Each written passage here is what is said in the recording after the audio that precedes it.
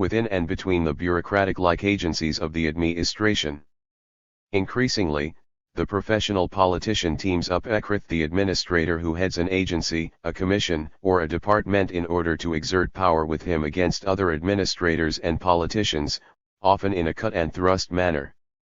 The traditional distinction between legislation as the making of policy and administration as its realization has broken down from both sides, insofar as the politician enters into the continuous policy-making of the modem political state. He does so less by voting for or against a bill than by entering into a clique that is in a position to exert influence upon and through the command posts of the executive administration, or by not investigating areas sensitive to certain clique interests.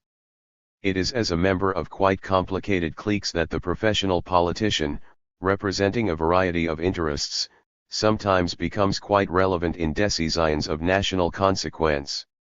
If governmental policy is the result of an interplay of group interests, we must ask, what interests outside the government are important and what agencies inside it serve them?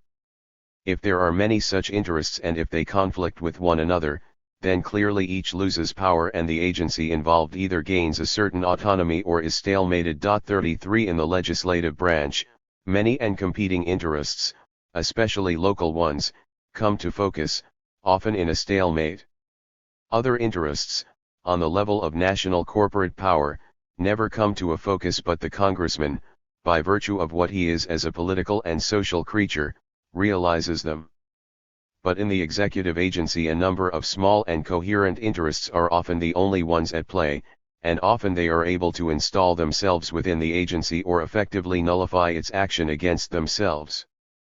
Thus regulatory agencies, as John Kenneth Galbraith has remarked, become, with some exceptions, either an arm of the industry they are regulating or servile. 3 The executive ascendancy, moreover, has either relegated legislative action and inaction to a subordinate role in the making of policy or bends it to the executive will. For enforcement now clearly involves the making of policy, and even legislation itself is often written by members of the executive branch. 259. In the course of American history, there have been several oscillations between presidential and congressional leadership. Congressional supremacy, for example, was quite plain during the last third of the 19th century. But in the middle third of the 20th century, with which we are concerned, the power of the executive, and the increased means of power at its disposal, is far greater than at any previous period, and there are no signs of its power diminishing. The executive supremacy means the relegation of the legislature to the middle levels of political power. It means the decline of the professional politician, for the major locale of the party politician is the legislature. It is also a prime indicator of the decline of the old balancing society. For insofar as the old balance was not entirely automaticide, was the politician, as a specialist in balance and a broker of contending pressures, who adjusted the balances, reached compromises, and maintained the grand equilibrium. That politician who best satisfied or held off a variety of interests could best gain power and hold it. But now the professional politician of the old balancing society has been relegated to a position among those also present, often noisy, or troublesome, or helpful to the ascendant outsiders, but not holding the keys to decision. For the old balancing society in which he flourished no longer prevails. 4.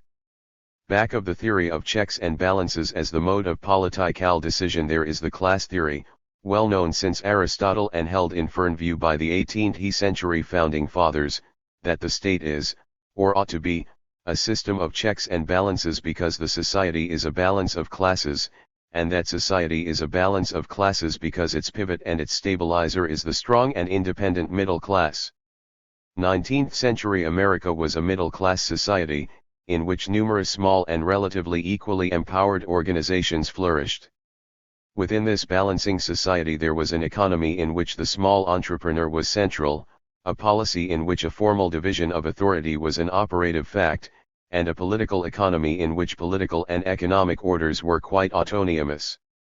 If at times it was not a world of small entrepreneurs, at least it was always a world in which small entrepreneurs had a 260 real part to play in the equilibrium of power.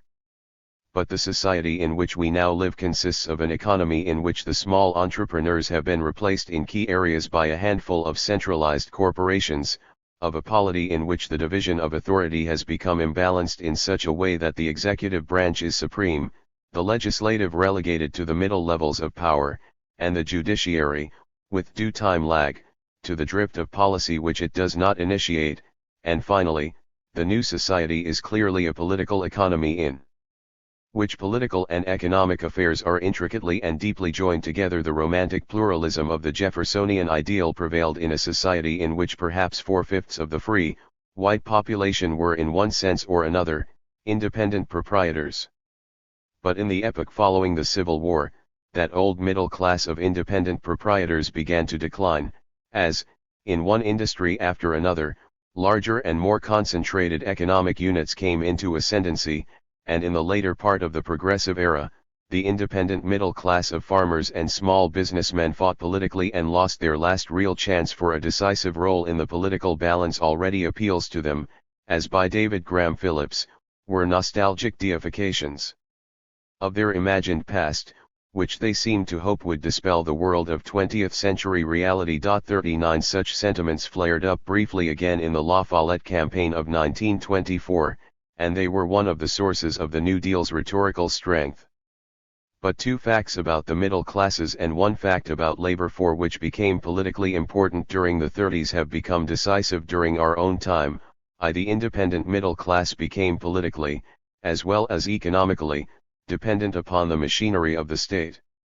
It is widely felt, for example, that the most successful lobby in the United States is the Fami bloc.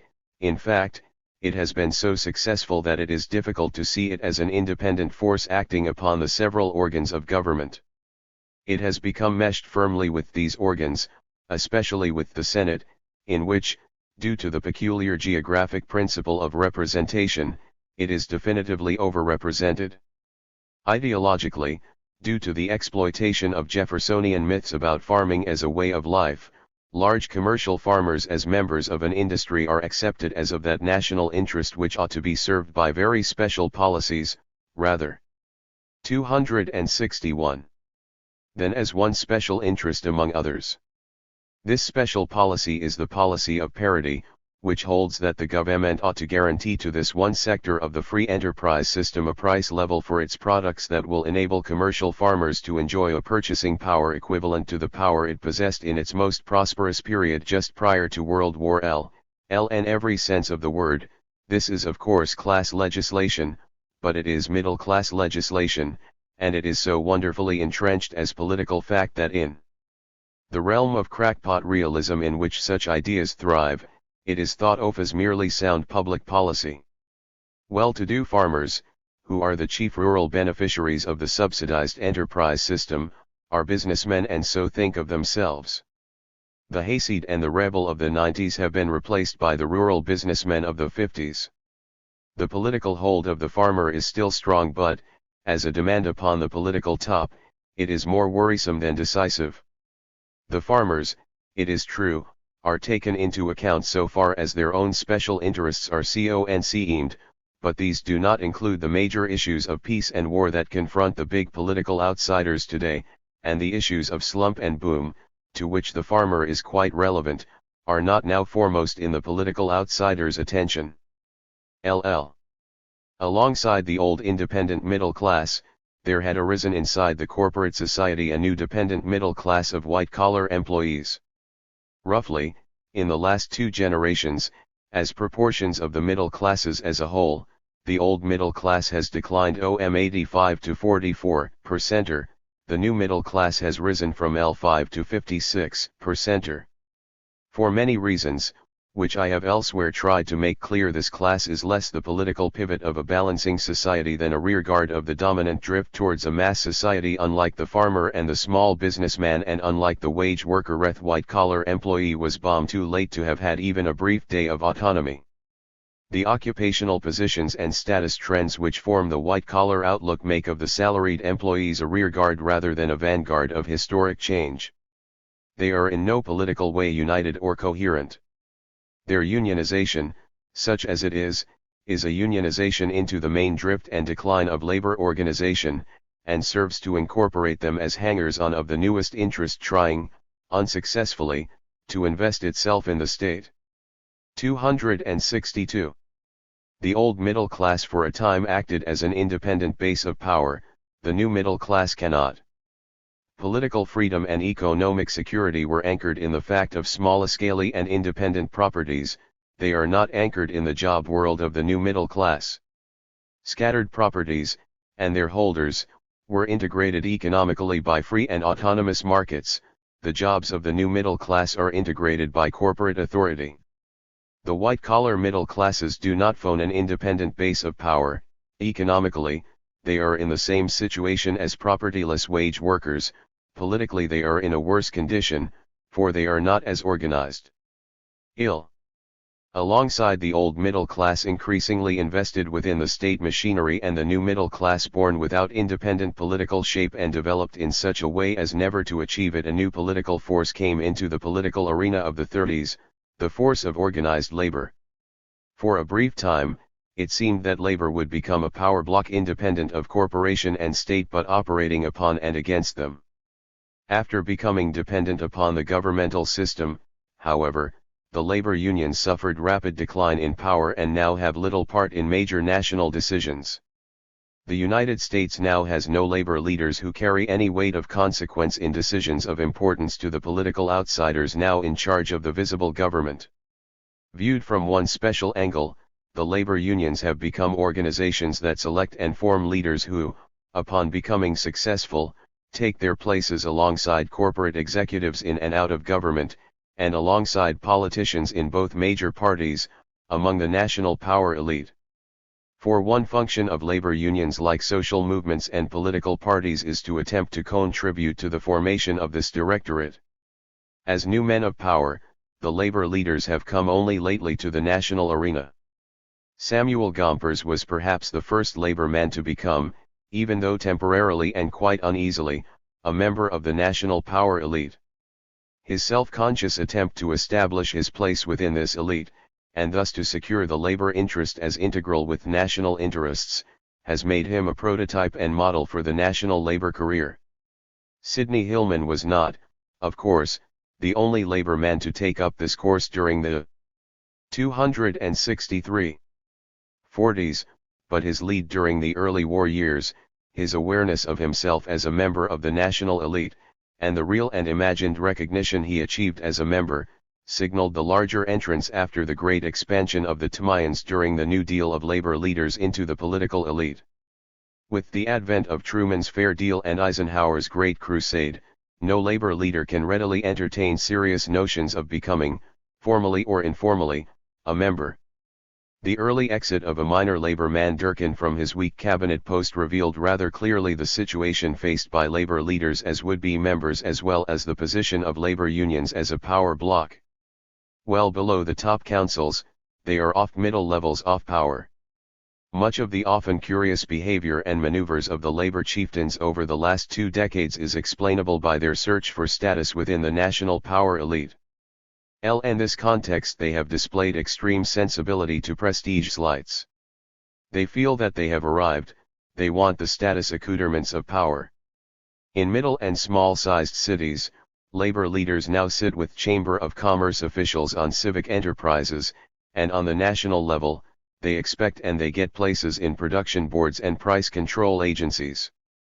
Their claim for status and power rests on their already increased P0W6Ti10T on property, income, or birth, and power in such situations as theirs is a source of uneasiness as well as a base of operations. LT is not yet a solidly bottomed, continuous base having the force of use and want and law. Their touchiness about prestige matters, especially on the national scene, has been due to their self-made character, and to the fact that their self-making was helped no end by government and the atmosphere it created in the decade after 1935. They are government-made men, and they have feared correctly, it turns out that they can be unmade by government. Their status tension is also due to the fact that they are simply new to the power elite and its ways, and that they feel a tension between their publics, their union members before whom it is politically dangerous to be too big a big shot or too closely associated with inherited enemies and their newly found companions and routines off life. Many observers mistake the status accoutrements of labor leaders for evidence of labor's power. In a way they are, but in a 264 way they are not. They are when they are based on and lead to power. They are not when they become status traps for leaders without resulting in power. In such matters, it is well to remember that this is no chicken and egg issue. The chicken is power, and comes first, the egg is status ***. Like the corporate rich, the labor leaders as a group are not wholly unified. Yet the often noted tendency of the other side to regard any move by some unit of one side as having significance in tens of the whole, indicates clearly that in the views, expectations, and demands of these men, they do form, even if unwillingly, blocks. They see one another as members of blocks, and in fact are interknit in various and quite intricate ways. Individual unions may lobby for particularistic interests, which is one key to such lack of unity as labor as a bracket displays. But increasingly the issues they face, and the contexts in which they must face them, are national in scope and effect, and so they must coordinate labor's line with reference to a national context, on pain of loss of power. The corporate executive, like the labor leader, is a practical man and an opportunist, but for him enduring means, developed for other purposes, are available for the conduct of his political as well as of his business labor affairs. The corporation is now a very stable basis of operation. In fact, it is more stable and more important for the continuance of the American arrangement than the lifetime family. The business member of the power elite can rely upon the corporation in the pursuit of his short-term goals and opportunistic maneuvering. But the union is often in a state of protest, it is on the defensive in a sometimes actually and always potentially hostile society. It does not provide such enduring means as are ready-made and at the business elite's disposal. If he wants such means, even for his little goals, the labor leader must himself build and maintain them. Moreover, the great organizing upsurge of the 30s showed that officers who were not sufficiently responsive to the demands of industrial workers could lose power. The corporation manager, on the other hand, in the context of his corporation, is not an elected official in the same sense. His power does not depend upon the loyalty of the men who work for him, and he does not usually lose his eye if a union successfully invades his plants. The upsurges of the 30s did not oust the managers. Their responsibilities are not to the workers whom they employ, but to themselves and their scattered stockholders. This difference in power situation means that the power of the business leader is likely to be more continuous and more assured than that of the labor leader. The labor leader is more likely to be insecure in his eye if he fails to deliver the goods. However it may be with the corporate and the political elite, there is nothing, it seems to me, in the makeup of the current labor leaders as individuals and as a group to lead us to believe that they can or will tran. 265. During the 30s, organized labor was emerging for the first time on an American scale. It had little need of any political sense of direction other than the slogan, "Organize the unorganized." This is no longer the case, but labor without the mandate of the slump still remains without political, or for that matter economic, direction. Like small business, its leaders have tried to follow the way of the farmer. Once this farmer was a source of insurgency. In the recent past, labor has seemed to be such. Now the large farmer is a unit in an organized bloc, entrenched within and pressuring the welfare state. Despite its greater objective antagonism to capitalism as a wage system, labor now struggles, fully, to go the same way. 5. In the old liberal society, a set of balances and compromises prevailed among congressional leaders, the executive branch of the government, and various pressure groups. The image of power and of decision is the image of a balancing society in which no unit of power is powerful enough to do more than edge forward a bit at a time, in compromised countervalence with other such forces, and in which, accordingly, there is no unity, much less coordination, among the higher circles. Some such image, combined with the doctrine of public opinion, is still the official view of the formal democratic system of power, the standard theory of most academic social scientists, and the underlying assumption of most literate citizens who are neither political spokesmen nor political analysts. But as historical conditions change, so do the meanings and political consequences of the mechanics of power. There is nothing magical or eternal about checks and balances. In time of revolution, checks and balances may be significant as a restraint upon the strategy of maximum adaptation. By this I mean that they react more than they lead, and that they do so to retain and to expand their position in the constellation of power and advantage. Certain things could happen that would cause the downfall of the present labor leadership or sections of it, and other types of leaders might then rise to union power, but the current crop of labor leaders is pretty well set up as a dependent variable in the main drift with no role in the power elite.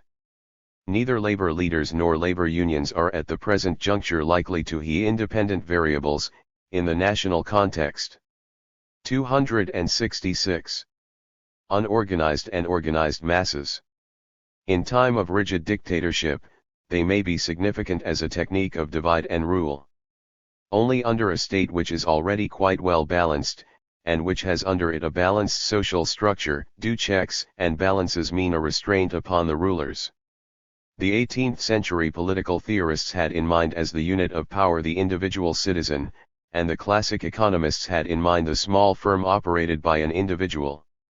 Since their time, the units of power, the relations between the units, and hence the meaning of the checks and balances, have changed.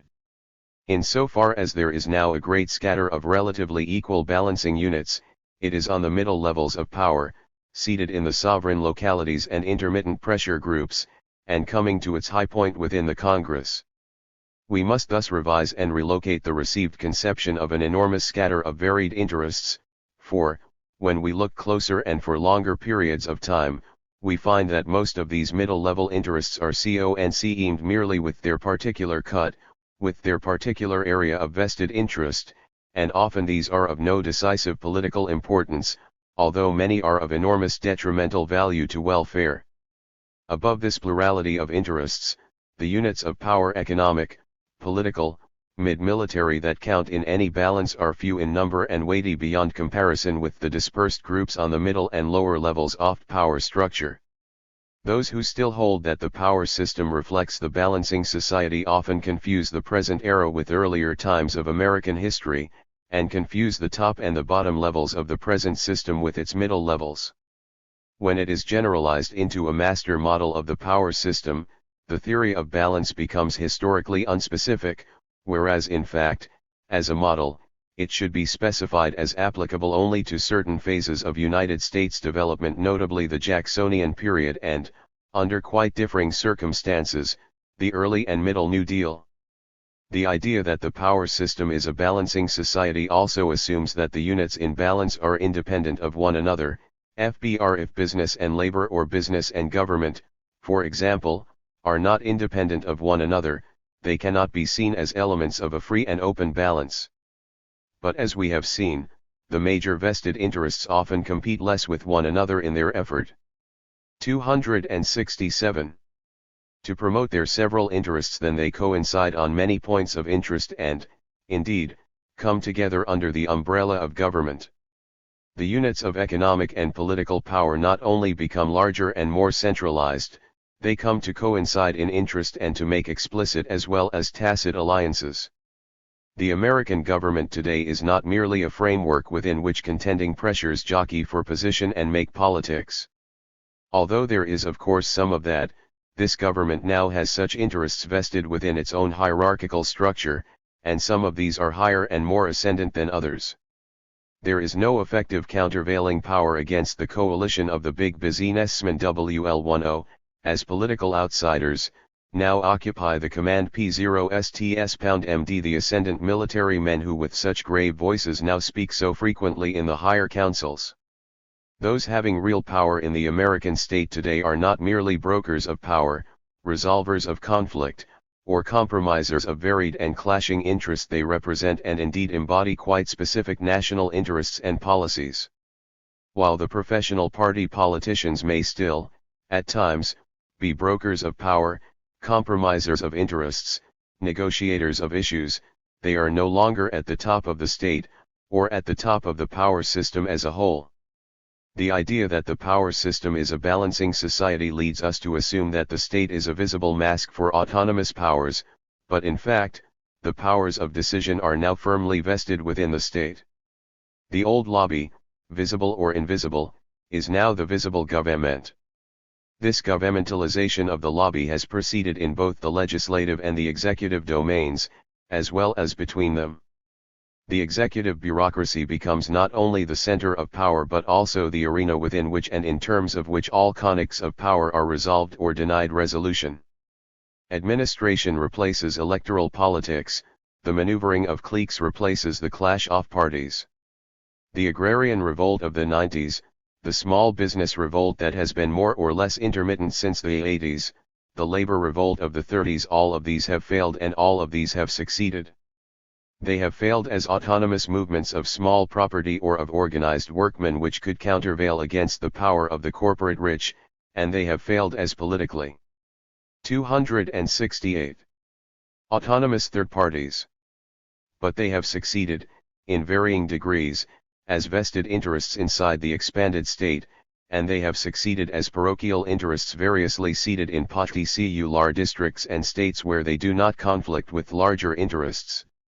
They are well-established features of the middle levels of balancing power. Among the plurality of these middle powers, in fact, are all those strata and interests which in the course of American history have been defeated in their bids for top power or which have never made such bids. They include rural small property, urban small property, the wage worker unions, all consumers, and all major white-collar groups. These are indeed still in an unromantic scatter, being structurally unable to unite among themselves. They do indeed balance one another in a system of semi-organized stalemate. They get in the way of the unified top, but no one of them has a chance to come into the top circles, where the political outsiders from corporate institution and military order are firmly in command. When the multifarious middle classes are a political balance wheel, the professional politician is the ascendant decision maker. When the middle classes decline as a set of autonomous political forces, the balancing society as a system of power declines, and the party politicians of the sovereign localities are relegated to the middle levels of national power. These structural trends came to political shape during the period of the New Deal, which was of course a time of slump. That our own immediate period has been a time of material prosperity has obscured these facts, but it has not altered them, and, as facts, they are important to the understanding of the power elite today. 12. The power elite. Except for the unsuccessful Civil War, changes in the power system of the United States have not involved important challenges to its basic legitimations. Even when they have been decisive enough to be called revolutions, they have not involved the resort to the guns of a cruiser, the dispersal of an elected assembly by bayonets, or the mechanisms of a police state. Nor have they involved, in any decisive way, any ideological struggle to control masses. Changes in the American structure of power have generally come about by institutional shifts in the relative positions of the political, the economic, and the military orders.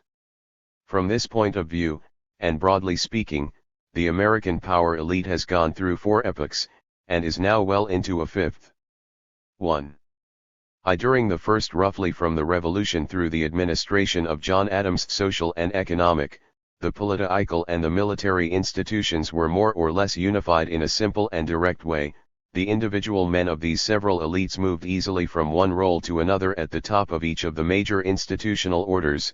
Many of them were many-a-side men who could take the part of legislator and merchant, frontiersman and soldier, scholar and surveyor until the downfall of the Congressional Caucus of I-824. Political institutions seemed quite central, political decisions, of great importance, many politicians, considered national statesmen of note. Society, as I first remember it, Henry Cabot Lodge once said. 269. 270. Speaking of the Boston of his early boyhood, was based on the old families, Dr. Holmes defines them in The Autocrat as the families which had held high position in the colony, the province, and during the Revolution and the early decades of the United States, they represented several generations of education and standing in the community. They had ancestors who had filled the pulpits, sat upon the bench, and taken part in the government under the crown, who had fought in the Revolution, helped to make the state and national constitutions and served in the army or navy, who had been members of the House or Senate in the early days of the Republic, and who had won success as mere chance, manufacturers, lawyers, or men of letters. Three such men of affairs, who as I have noted were the backbone of Mrs. John Jay's social list of 1787, definitely included political figures of note. The important fact about these early days is that social life, economic institutions, military establishment, and political order coincided, and men who were high politicians also played key roles in the economy and, with their families, were among those of the reputable who made up local society. In fact, this first period is marked by the leadership of men whose status does not rest exclusively upon their political position, although their political activities are important and the prestige of politicians high. And this prestige seems attached to the men who occupy congressional position as well as the cabinet. The elite are political men of education and of administrative experience, and, as Lord Bryce noted, possess a certain largeness of view and dignity of character/degree LL. During the early 19th century which followed Jefferson's political philosophy, but, in due course, Hamilton's economic principles, the economic and political and military orders fitted loosely into the great scatter of the American social structure. The broadening of the economic order which came to be seated in the individual property owner was dramatized by Jefferson's purchase of the Louisiana Territory and by the formation of the Democratic Republican Party as successor to the Federalists. In this society, the elite became a plurality of top groups, each in turn quite loosely made up. They overlap to be sure, but again quite loosely so. One definite key to the period, and certainly to our images of it, is the fact that the Jacksonian Revolution was much more of a status revolution than either an economic or a political one. The Metropolitan 400 could not truly flourish in the face of the status tides of Jacksonian democracy. Alongside it was a political elite in charge of the new party system. No set of men controlled centralized means of power, no small clique dominated economic, much less political, affairs. The economic order was ascendant over both social status and political power. Within the economic order, a quite sizable proportion of all the economic men were among those who decided. For this was the period roughly from Jefferson to Lincoln when the elite was at most a loose coalition. The period ended, of course, with the decisive split off Southern and Northern types. Official commentators like to contrast the ascendancy in totalitarian countries of a tightly organized clique with the American system of power. Such comments, however, are easier to sustain if one compares mid-20th century Russia with NID 19th century America, which is what is often done by Tocqueville quoting Americans making the contrast. But that was an America of a century ago, and in the century that has passed, the American elite have not remained as patrioteer essayists have described them to us. The loose cliques now had institutions of a scale and power not then existing and, especially since World War I, the loose cliques have tightened up. We are well beyond the era of romantic pluralism. The supremacy of corporate economic power began, in a formal way, with the congressional elections of I-866, and was consolidated by the Supreme Court decision of I-886 which declared that the 14th Amendment protected the corporation. That period witnessed the transfer of the center of initiative from government to corporation. Until the First World War this was an age of raids on the government by the economic elite, an age of simple corruption when senators and judges were simply bought up. Here, once upon a time, in the era of McKinley and Morgan, far removed from the undocumented complexities of our own time, many now believe, was the golden era of the American ruling class. 5 The military order of this period, as in the second, was subver. 272. Donate to the political, which in turn was subordinate to the economic. The military was thus off to the side of the main driving forces of United States history. Political institutions in the United States have never formed a centralized and autonomous domain of power. They have been enlarged and centralized only reluctantly in slow response to the public consequence of the CT_L3L.8 Euro CT11 TLY. In the post-Civil War era, that economy was the dynamic, the trusts as policies and events make amply clear could readily use the relatively weak governmental apparatus for their own ends. That both state and federal governments were decisively limited in their power to regulate, in fact meant that they were themselves regulatable by the larger moneyed interests. Their powers were scattered and unorganized, the powers of the industrial and financial corporations concentrated and interlocked. The Morgan interests alone held 34 directorships in LL2 corporations with an aggregate capitalization of over $22 billion, over 3 times the assessed value of all real and personal property in New England, with revenues greater and employees more numerous than those of many states. Corporations controlled parties, bought laws, and kept congressmen of the neutral state. And as private economic power overshadowed public political power, so the economic elite overshadowed the political. Yet even between I-896 and L9, events of importance tended to assume a political form, foreshadowing the shape of power which after the partial boom of the 20s was to prevail in the New Deal. Perhaps there has never been any period in American history so politically transparent as the progressive era of president-makers and muckrakers. RV. The New Deal did not reverse the political and economic relations of the Third Era, but it did create within the political arena, as well as in the corporate world itself, competing centers of power that challenged those of the corporate directors. As the New Deal directorate gained political power, the economic elite, which in the third period had fought against the G-toth of government while rating it for crafty privileges, belatedly attempted to underscore it on the higher levels. When they did so, they found themselves confronting other interests and men, for the places of decision were crowded. In due course, they did come to control and 273. To use for their own purposes the New Deal institutions whose creation they had so bitterly denounced. But during the 30s, the political order was still an instrument of small propertied farmers and businessmen, although they were weakened, having lost their last chance for real ascendancy in the progressive era. The struggle between big and small property flared up again, however, in the political realm of the New Deal era, and to this struggle there was added, as we have seen, the new struggle of organized labor and the unorganized unemployed.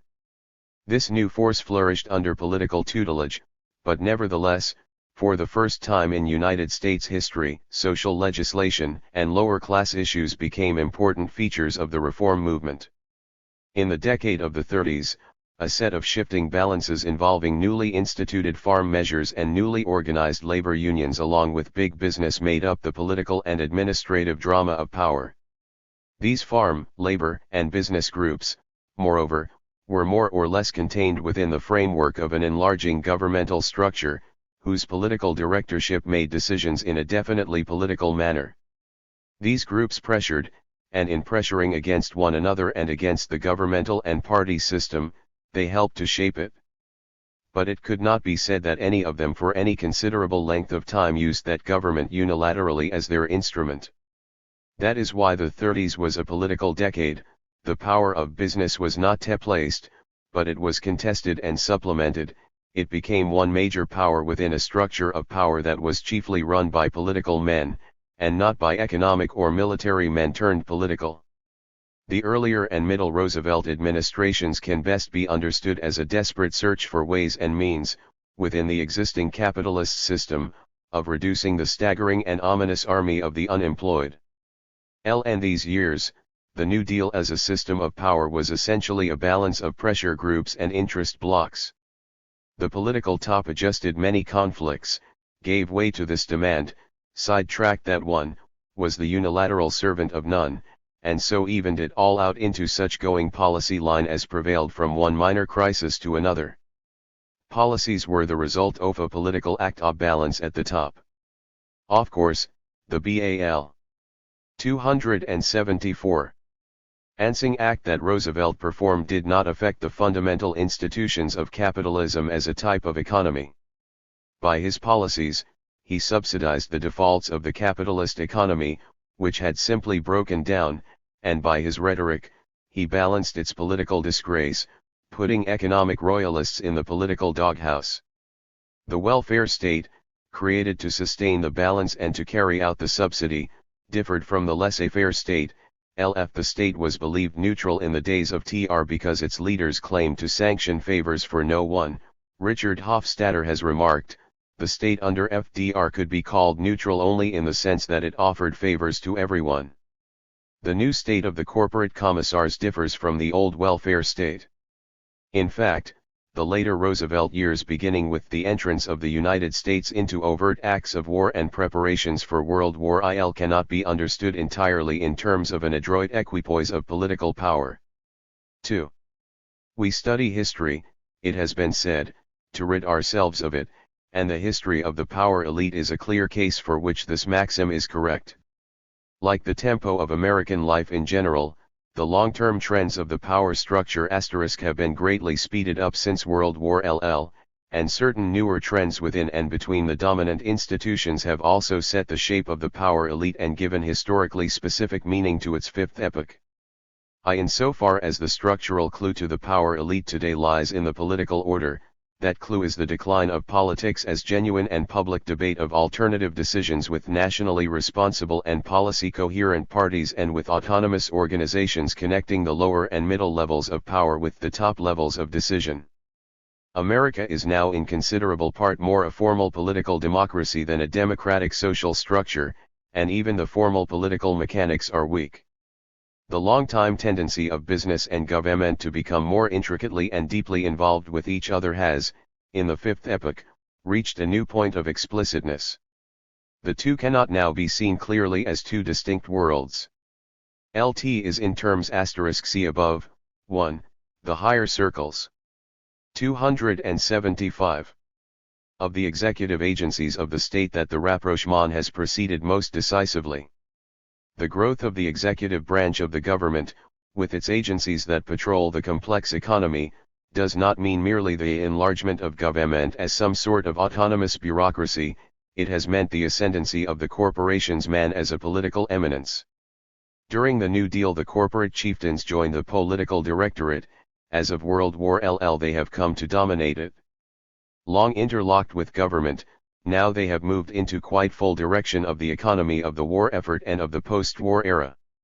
This shift of the corporation executives into the political directorate has accelerated the long-term relegation of the professional politicians in the Congress to the middle levels of power.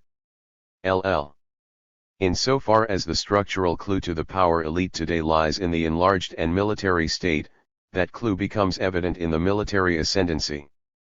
The warlords have gained decisive political relevance, and the military structure of America is now in considerable part a political structure. The seemingly permanent military threat places a premium on the military and upon their control of men, material, money, and power. Virtually all political and economic actions are now judged in terms of military definitions of reality.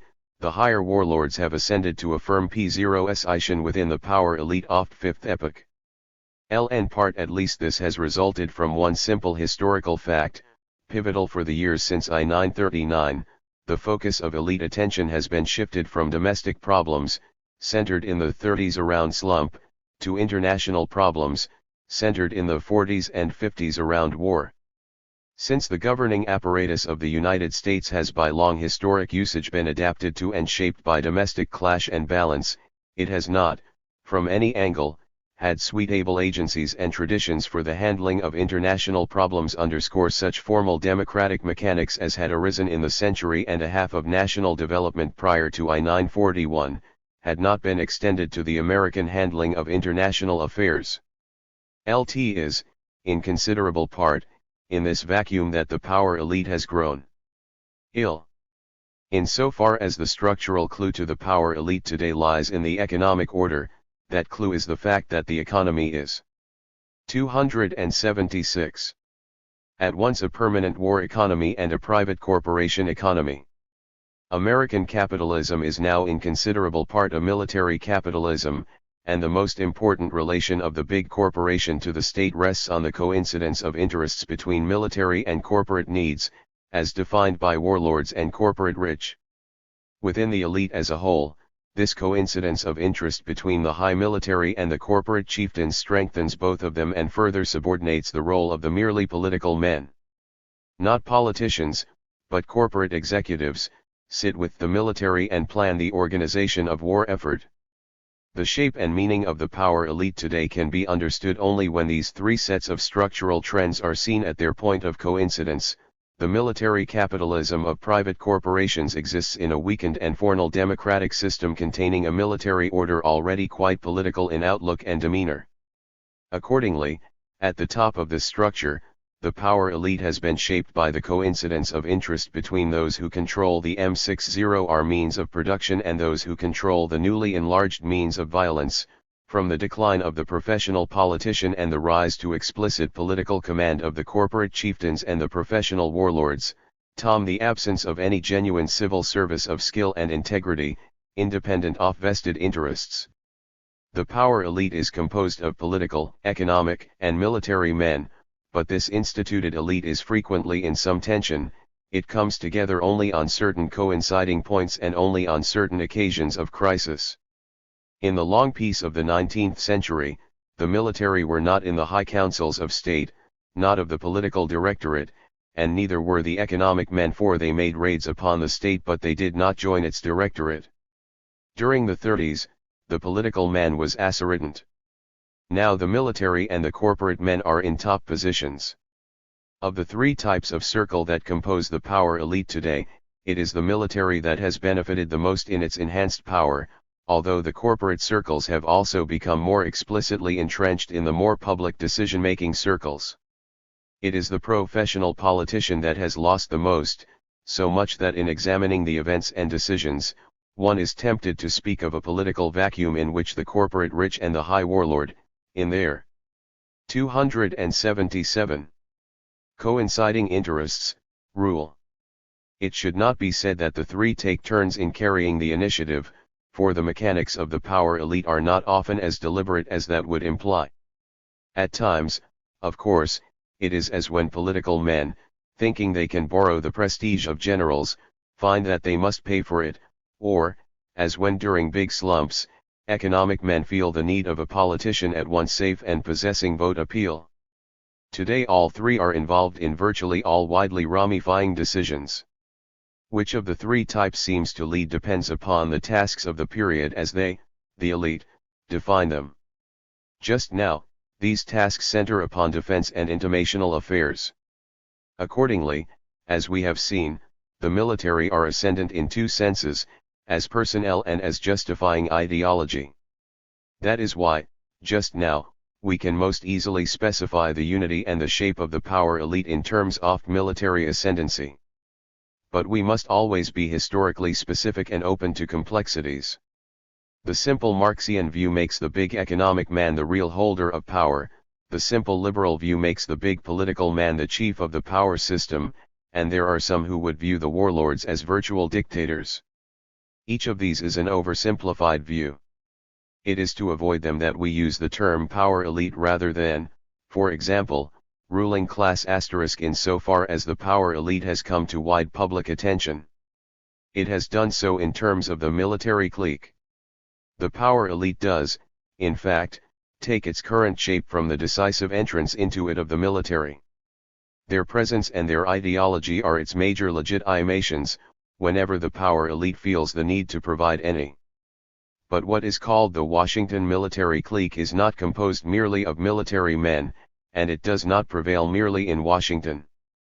Its members exist all over the country, and it is a coalition of generals in the roles of corporation executives, of politicians masquerading as admirals, of corporation executives acting like politicians, of civil servants who become majors, of vice admirals who are also the assistants to a cabinet officer, who is himself, by the way, really a member of managerial elite. Neither the idea of a ruling class nor of a simple monolithic rise of bureaucratic politicians nor of a military clique is adequate.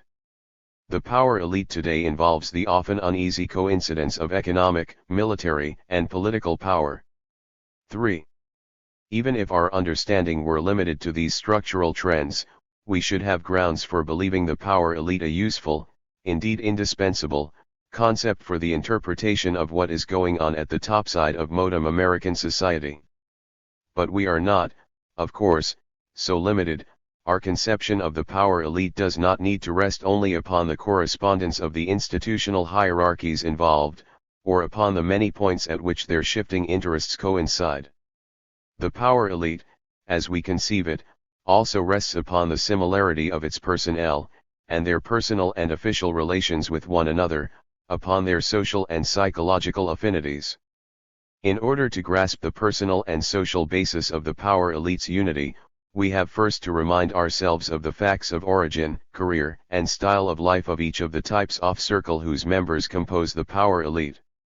The power elite is not an aristocracy, which is to say that it is not a political ruling group based upon a nobility of hereditary origin. It has no compact basis in a small circle of great families whose members can and do consistently occupy the top positions in the several higher circles which overlap as the power elite. But such nobility is only one possible basis of common origin. That it does not exist for the American elite does not mean that MEM 279 bears of this elite derive socially from the full range of strata composing American society. They derive in substantial proportions from the upper classes, both new and old, of local society and the metropolitan 400. The bulk of the very rich, the corporate executives, the political outsiders, the high military, derive from, at most, the upper third of the income and occupational pyramids. Their fathers were at least of the professional and business strata, and very frequently higher than that. They are native-born Americans of native parents, primarily from urban areas, and, with the exceptions of the politicians among them, overwhelmingly from the East. They are mainly Protestants, especially Episcopalian, or Presbyterian. In general, the higher the P0/0N, the greater the proportion of men within it who have derived TOM and who maintain connections with the upper classes. The generally similar origins of the members of the power elite are underlined and carried further by the fact of their increasingly common educational routine. Overwhelmingly college graduates, substantial proportions have attended LVY League colleges, although the education of the higher military, of course, differs from that of other members of the power elite. But what do these apparently simple facts about the social composition of the higher circles really mean? In particular, what do they mean for any attempt to understand the degree of unity, and the direction of policy and interest that may prevail among these several circles? Perhaps it is best to put this question in a deceptively simple way, in terms of origin and career: who or what do these men at the top represent? Of course, if they are elected politicians, they are supposed to represent those who elected them, and, if they are appointed, they are supposed to represent, indirectly, those who elected their appointers. But this is recognized as something of an abstraction, as a rhetorical formula by which all men of power in almost all systems of government nowadays justify their power of decision. At times it may be true, both in the sense of their motives and in the sense of who benefits from their decisions. Yet it would not be wise in any power system merely to assume it. The fact that members of the power elite come from near the top of the nation's class and status levels does not mean that they are necessarily representative of top levels only. And if they 280 were, as social types, representative of a cross-section of the population, that would not mean that a balanced democracy of interest and power would automatically be the going political fact. We cannot infer the direction of policy merely from the social origins and careers of the policy makers. The social and economic backgrounds of the men of power do not tell us all that we need to know in order to understand the distribution of social power. 4. Men from high places may be ideological representatives of the poor and humble. Men of humble origin, brightly self-made, may energetically serve the most vested and inherited interests. Moreover, not all men who effectively represent the interests of a stratum need in any way belong to it or personae ally benefit by policies that further its interests. Among the politicians, in short, there are sympathetic agents of given groups, conscious and unconscious, paid and unpaid. Finally, among the top decision makers we find men who have been chosen for their positions because of their expert knowledge. These are some of the obvious reasons why the social origins and careers of the power elite do not enable us to infer the class interests and policy directions of a modern system of power. Do the high social origin and careers of the top men mean nothing, then, about the distribution of power? By no means. They simply remind us that we must be careful of any simple and direct inference from origin and career to political character and policy, not that we must ignore them in our attempt at political understanding. They simply mean that we must analyze the political psychology and the actual decisions of the political directorate as well as its social composition. And they mean, above all, that we should control, as we have done here, any inference we make from the origin and careers of the political actors by close understanding of the institutional landscape in which they act out their drama. Otherwise we should be guilty of a rather simple-minded biographical theory of society and history. Just as we cannot rest the notion of the power elite solely upon the institutional mechanics that lead to its formation, so we cannot rest the notion solely upon the facts of the origin and career of its personnel. We need both, and we have both for as well as other bases, among them that oft status intermingling. But it is not only the similarities of social origin, religious affiliation, 281, nativity, and education that are important to the psychological and social affinities of the members of the power elite.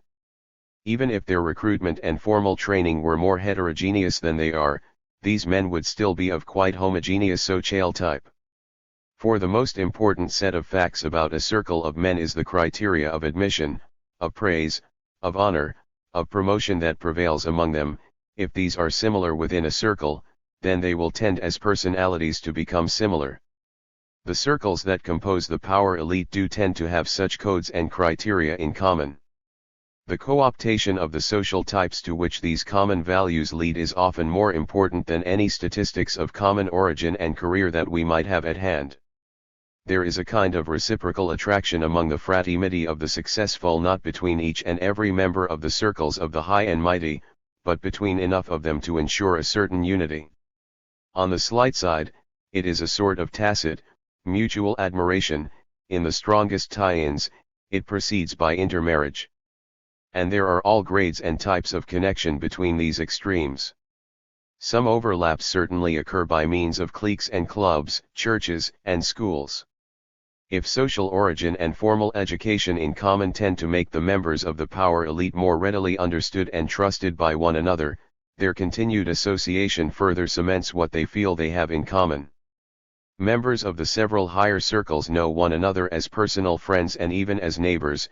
They mingle with one another on the golf course, in the gentlemen's clubs, at resorts, on transcontinental airplanes, and on ocean liners. They meet at the estates of mutual friends, face each other in front of the TV camera, or serve on the same philanthropic committee, and many are sure to cross one another's path in the columns of newspapers, if not in the exact cafes om which many of these columns originate. As we have seen, of the new 400 of Café Society, one chronicler has named 41 members of the very rich, 93 political leaders, and 79 chief executives of corporations. L did not know, I could not have dreamed, Whittaker Chambers has written, of the immense scope and power of Lois Politi *. See above. 4. The celebrities. 282.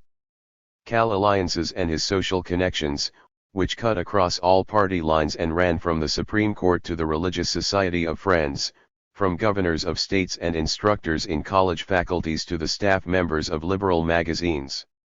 In the decade since I had last seen him, he had used his career, and, in particular, his identification with the cause of peace through his part in organizing the United Nations, to put down roots that made him one with the matted forest floor of American upper class, enlightened middle class, liberal and official life.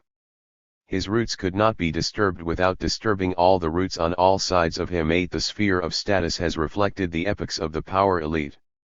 In the third epoch, for example, who could compete with big money? And in the fourth, with big politicians, or even the bright young men of the New Deal. And in the fifth, who can compete with the generals and the admirals and the corporate officials now so sympathetically portrayed on the stage, in the novel, and on the screen? Can one imagine Executive Suite as a successful motion picture in 1935? Or the Caine Mutiny? The multiplicity of high-prestige organizations to which the elite usually belong is revealed by even casual examination of the obituaries of the big businessman, the high-prestige lawyer, the top general and admiral, the key senator, usually, high-prestige church, business associations, plus high-prestige clubs, and often plus military rank. In the course of their lifetimes, the university president, the New York Stock Exchange chairman, the head of the bank, the old West Pointer mingle in the status sphere, within which they easily renew old friendships and draw upon them in an effort to understand through the experience of trusted others those contexts of power and decision in which they have not personally moved. In these diverse contexts, prestige accumulates in each of the higher circles, and the members of each borrow status from one another. Their self-images are fed by these accumulations and these borrowings, and accordingly, however segmental a given man's role may seem, he comes to feel himself a diffuse or generalized man of the higher circles, a broad-gauge man. Perhaps such inside experience is one feature of what is meant by judgment. 283. The key organizations, perhaps, are the major corporations themselves, for on the boards of directors we find a heavy overlapping among the members of these several elites. On the lighter side, again in the summer and winter resorts, we find that, in an intricate series of overlapping circles, in the course of time, each meets each or knows somebody who knows somebody who knows that one. The higher members of the military, economic, and political orders are able readily to take over one another's point of view, always in a sympathetic way, and often in a knowledgeable way as well. They define one another as among those who count, and who, accordingly, must be taken into account. Each of them as a member of the power elite comes to incorporate into his own integrity, his own honor, his own conscience, the viewpoint, the expectations, the values of the others. If there are no common ideals and standards among them that are based upon an explicitly aristocratic culture, that does not mean that they do not feel responsibility to one another. All the structural coincidence of their interests as well as the intricate, psychological facts of their origins and their education, their careers, and their associations make possible the psychological affinities that prevail among them, affinities that make it possible for them to say of one another, he is, of course, one of us. And all this points to the basic, psychological meaning of class consciousness. Nowhere in America is there as great a class consciousness as among the elite, nowhere is it organized as effectively as among the power elite. For by class consciousness, as a psychological fact, one means that the individual member of a class accepts only those accepted by his circle as among those who are significant to his own image of self. Within the higher circles of the power elite, factions do exist, there are conflicts of policy, individual ambitions do clash. There are still enough divisions of importance within the Republican Party, and even between Republicans and Democrats, to make for different methods of operation. But more powerful than these divisions are the internal discipline and the community of interests that bind the power elite together, even across the boundaries of nations at war. 284. 4. Yet we must give due weight to the other side of the case, which may not question the facts but only our interpretation of them. There is a set of objections that will inevitably be made to our whole conception of the power elite, but which has essentially to do with only the psychology of its members. It might well be put by liberals or by conservatives in some such way as this: to talk of a power L1T Euro1 SNT, this to characterize men by their origins and associations. LSNT, such characterization both unfair and untrue? Don't men modify themselves, especially Americans such as these, as they rise in stature to meet the demands of their jobs. Don't they arrive at a view and a line of policy that represents, so far as they in their human weaknesses can know, the interests of the nation as a whole? Aren't they merely honorable men who are doing their duty? What are we to reply to these 0L3 Euro CT1L1s? We are sure that they are honorable men. But what is honor? Honor can only mean living up to a code that one believes to be honorable.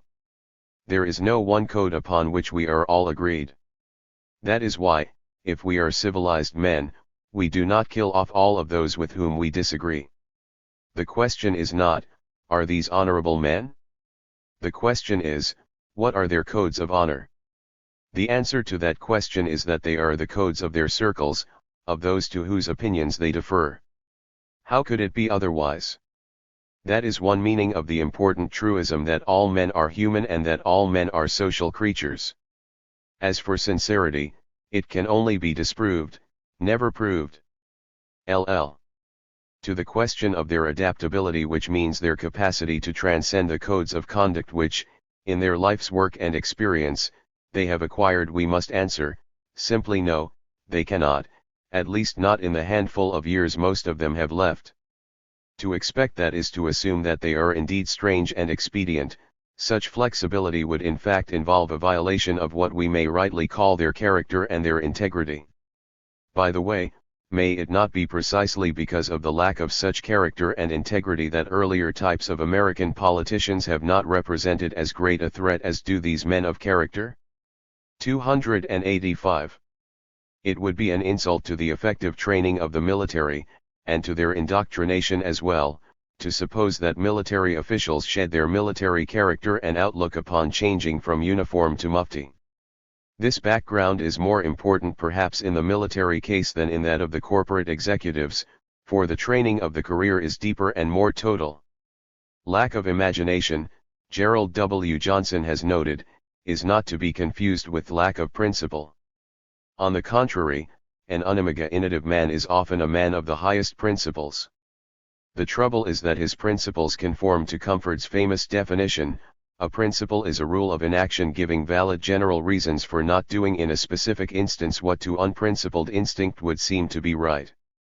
0. Would it not be ridiculous, for example, to believe seriously that, in psychological fact, Charles Irwin Wilson represented anyone or any interest other than those of the corporate world? This is not because he is dishonest, on the contrary, it is because he is probably a man of solid integrity as sound as a dollar. He is what he is and he cannot very well be anything else. He is a member of the professional corporation elite, just as are his colleagues, in the government and out of it. He represents the wealth of the higher corporate world, he represents its power, and he believes sincerely in his oft-quoted remark that what is good for the United States is good for the General Motors Corporation and vice versa. The revealing point about the pitiful hearings on the confirmation of such men for political posts is not the cynicism toward the law and toward the lawmakers on the middle levels of power which they display, nor their reluctance to dispose of their personal stock. The interesting point is how impossible it is for such men to divest themselves of their engagement with the corporate world in general and with their own corporations in particular. Not only their money, but their friends, their interests, their training, their lives in short are deeply involved in this world. The disposal of stock is, of course, merely a purifying ritual. The point is not so much financial or personal interests in a given corporation, but identification with the corporate world. To ask a man suddenly to divest himself of these interests and sensibilities is almost like asking a man to become a woman. 286. Ill. To the question of their patriotism, of their desire to serve the nation as a whole, we must answer first that, like codes of honor, feelings of patriotism and views of what is to the whole nation's good, are not ultimate facts but matters upon which there exists a great variety of opinion. Furthermore, patriotic opinions too are rooted in and are sustained by what a man has become by virtue of how and with whom he has lived. This is no simple mechanical determination of individual character by social conditions, it is an intricate process, well established in the major tradition of modern social study. One can only wonder why more social scientists do not use it systematically in speculating about politics. 4. The elite cannot be truly thought of as men who are merely doing their duty. They are the ones who determine their duty, as well as the duties of those beneath them. They are not merely following orders, they give the orders. They are not merely bureaucrats, they command bureaucracies. They may try to disguise these facts from others and from themselves by appeals to traditions of which they imagine themselves the instruments, but there are many traditions, and they must choose which ones they will serve. They face decisions for which there simply are no traditions. Now, to what do these several answers add up? To the fact that we cannot reason about public events and historical trends merely from knowledge about the motives and character of the men or the small groups who sit in the seats of the high and mighty. This fact, in turn, does not mean that we should be intimidated by accusations that in taking up our problem in the way we have, we are impugning the honor, the integrity, or the ability of those who are in high office. For it is not, in the first instance, a question of individual character, and if, in further instances, we find that it is, we should not hesitate to say so plainly. In the meantime, we must judge men of power by the standards of power, by what they do as decision makers, and not by who they are or what they may do in private life. Our interest is not in that, we are interested in their policies and in the consequences of their conduct of office. We must remember that these men of the power elite now occupy the strategic places in the structure of American society, that they command the dominant institutions of a dominant nation, that 287. As a set of men, they are in a position to make decisions with tenable consequences for the underlying populations of the world. 5. Despite their social similarity and psychological affinities, the members of the power elite do not constitute a club having a permanent membership with fixed and formal boundaries. LT is of the nature of the power elite that within it there is a good deal of shifting about, and that it thus does not consist of one small set of the same men in the same positions in the same hierarchies. Because men know each other personally does not mean that among them there is a unity of policy, and because they do not know each other personally does not mean that among them there is a disunity. The conception of the power elite does not rest, as I have repeatedly said, primarily upon personal friendship. As the requirements of the top places in each of the major hierarchies become similar, the types of men occupying these roles at the top by selection and by training in the jobs become similar. This is no mere deduction from structure to personnel. That it is a fact is revealed by the heavy traffic that has been going on between the three structures, often in very intricate patterns. The chief executives, the warlords, and selected politicians came into contact with one another in an intimate, working way during World War LL. After that war ended, they continued their associations, out of common beliefs, social congeniality, and coinciding interests. Noticeable proportions of top men from the military, the economic, and the political worlds have during the last 15 years occupied positions in one or both of the other worlds. Between these higher circles there is an interchangeability of position, based formally upon the supposed transferability of executive ability, based in substance upon the co-optation by cliques of insiders.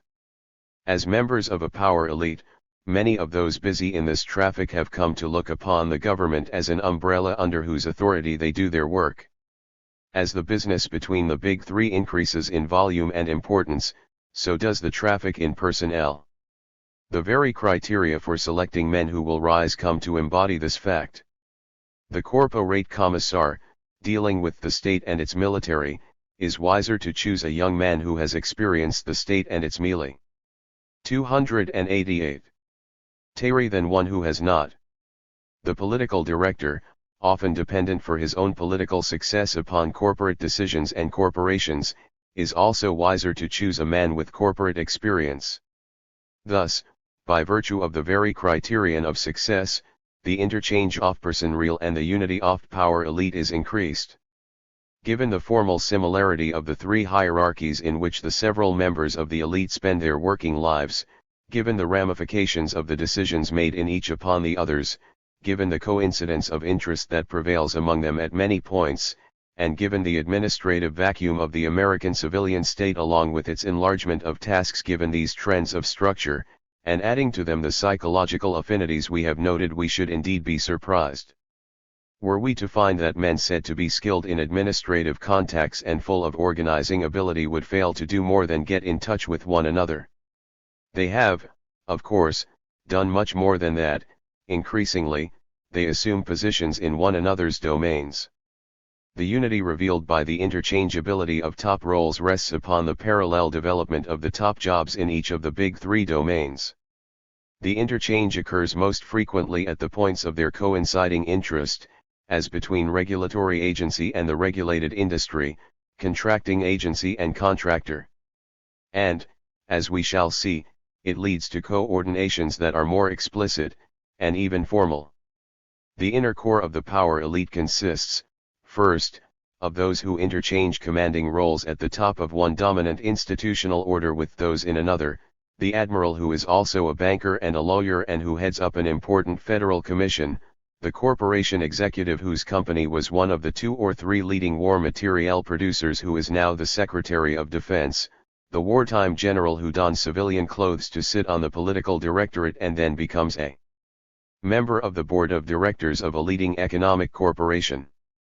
Although the executive who becomes a general, the general who becomes a statesman, the statesman who becomes a banker, see much more than ordinary men in their ordinary environments, still the perspectives of even such men often remain tied to their dominant locales. In their very career, however, they interchange roles within the big three and thus readily transcend the particular. 239. Larity of interest in any one of these institutional milieux. By their very careers and activities, they lace the 3 types of milieu together. They are, accordingly, the core members of power elite. These men are not necessarily familiar with every major arena of power. We refer to one man who moves in and between perhaps 2 circles, say the industrial and the military, and to another man who moves in the military and the political, and to a third who moves in the political as well as among opinion makers. These in-between types most closely display our image of the power elite structure and operation, even of behind-the-scenes operations. To the extent that there is any invisible elite, these advisory and liaison types are its core.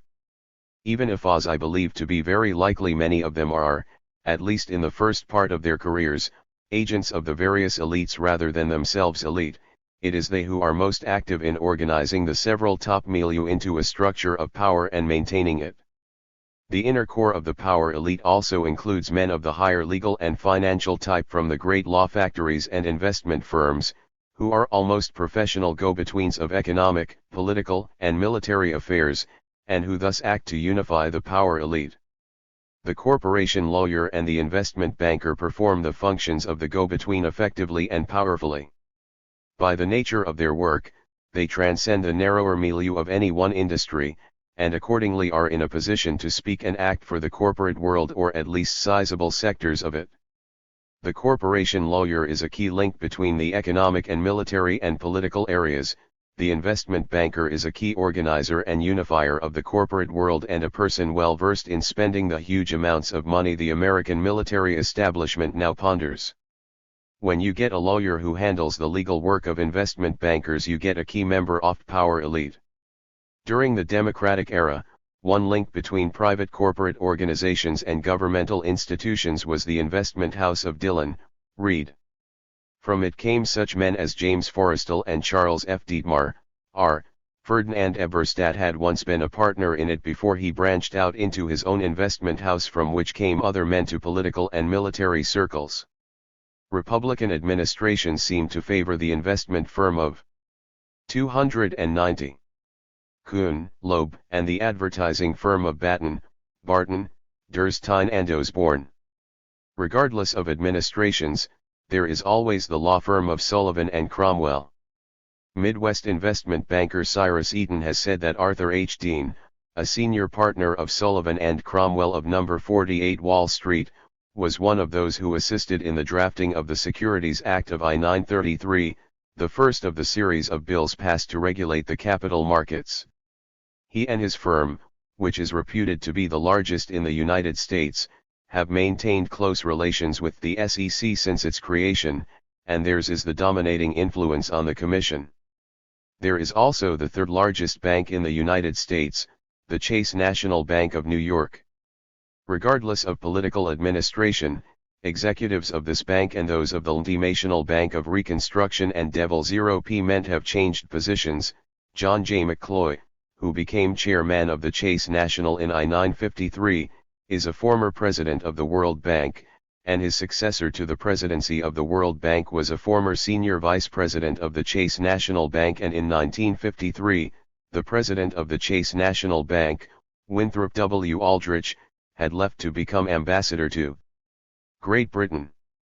The outermost fringes of the power elite, which change more than its core, consist of those who count even though they may not be in on given decisions of consequence nor in their career move between the hierarchies. Each member of the power elite need not be a man who personally decides every decision that is to be ascribed to the power elite. Each member, in the decisions that he does make, takes the others seriously into account. They not only make decisions in the several idiot areas of war and peace, they are the men who, in decisions in which they take no direct part, are taken into decisive account by those who are directly in charge. On the ingas and below them, somewhat to the side of the lower echelons, the power elite fades off into the middle levels of power, into the rank and file of the Congress, the pressure groups that are not vested in the power elite itself, as well as a multiplicity of regional and state and local interests. If all the men on the middle levels are not among those who count, they sometimes 291 must be taken into account, handled, cajoled, broken or raised to higher circles. When the power elite HND that in order to get things done they must reach below their own realms, as is the case when it is necessary to get bills passed through Congress, they themselves must exert some PRUSSUTE. But among the power elite, the name for such high-level lobbying is liaison work. There are liaison military men with Congress, with certain wayward sections of industry, with practically every important element not directly concerned with the power elite. The two men on the White House staff who are named liaison men are both experienced in military matters. One of them is a former investment banker and lawyer as well as a general. Not the trade associations but the higher cliques of lawyers and investment bankers are the active political heads of the corporate rich and the members of the power elite. While it is generally assumed that the national associations carry tremendous weight in formulating public opinion and directing the course of national policy, there is some evidence to indicate that interaction between associations on a formal level is not a very tight-knit affair. The general tendency within associations seems to be to stimulate activities around the specific interests of the organization, and more effort is made to educate its members rather than to spend much time in trying to influence other associations on the issue at hand as media for stating and restating the overall value structure of the nation. They are important. But when issues are firmly drawn, individuals related to the larger corporate interests are called upon to exert pressure in the proper places at the strategic time. The national associations may act as media for coordinating such pressures, but a great volume of intercommunication between members at the apex of power of the larger corporate interests seems to be the decisive factor in final policy determination. Conventional lobbying, carried on by trade associations, still exists, although it usually concerns the middle levels of power, usually being targeted at Congress and, of course, its own rank and file members.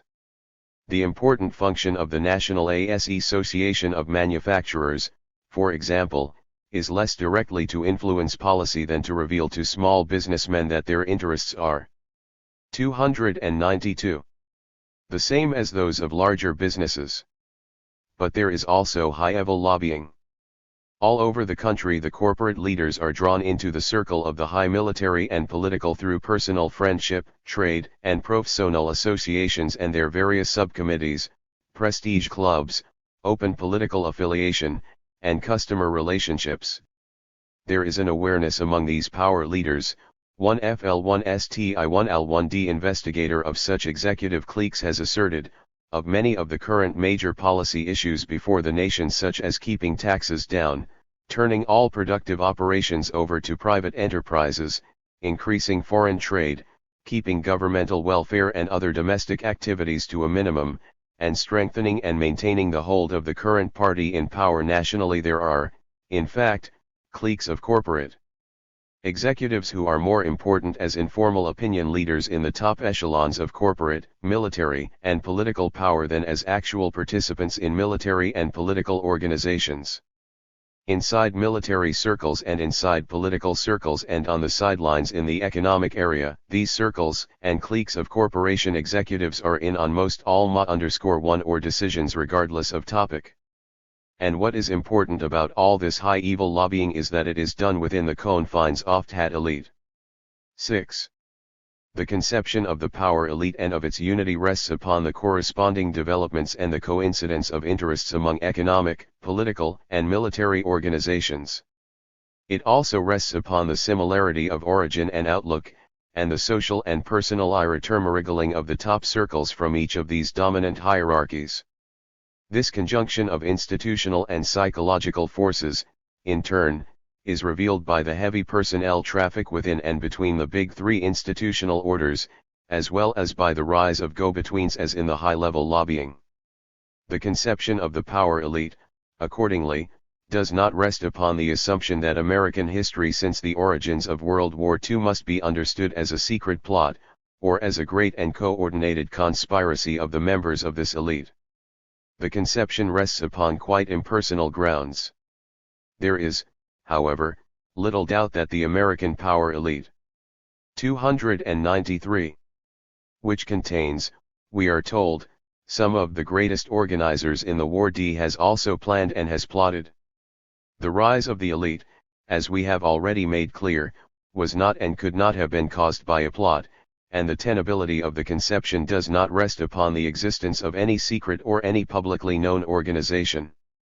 But, once the conjunction of structural trend and of the personal will to utilize it gave rise to the power elite, then plans and ptogtams did occur to its members, and indeed it is not P054 to interpret many events and official policies of the fifth epoch without reference to the power elite. There is a great difference, Richard Hofstadter has remarked, between locating conspiracies in history and saying that history is, in effect, a conspiracy. 1. The structural trends of institutions become defined as opportunities by those who occupy their command posts. Once such zero-p-port unities are recognized, men may avail themselves of them. Certain types of men from each of the dominant institutional areas, more far-sighted than others, have actively promoted the liaison before it took its truly modem shape. They have often done so for reasons not shared by their partners, although not objected to by them either, and often the outcome of their liaison has had consequences which none of them foresaw, much less shaped, and which only later in the course of development came under explicit control.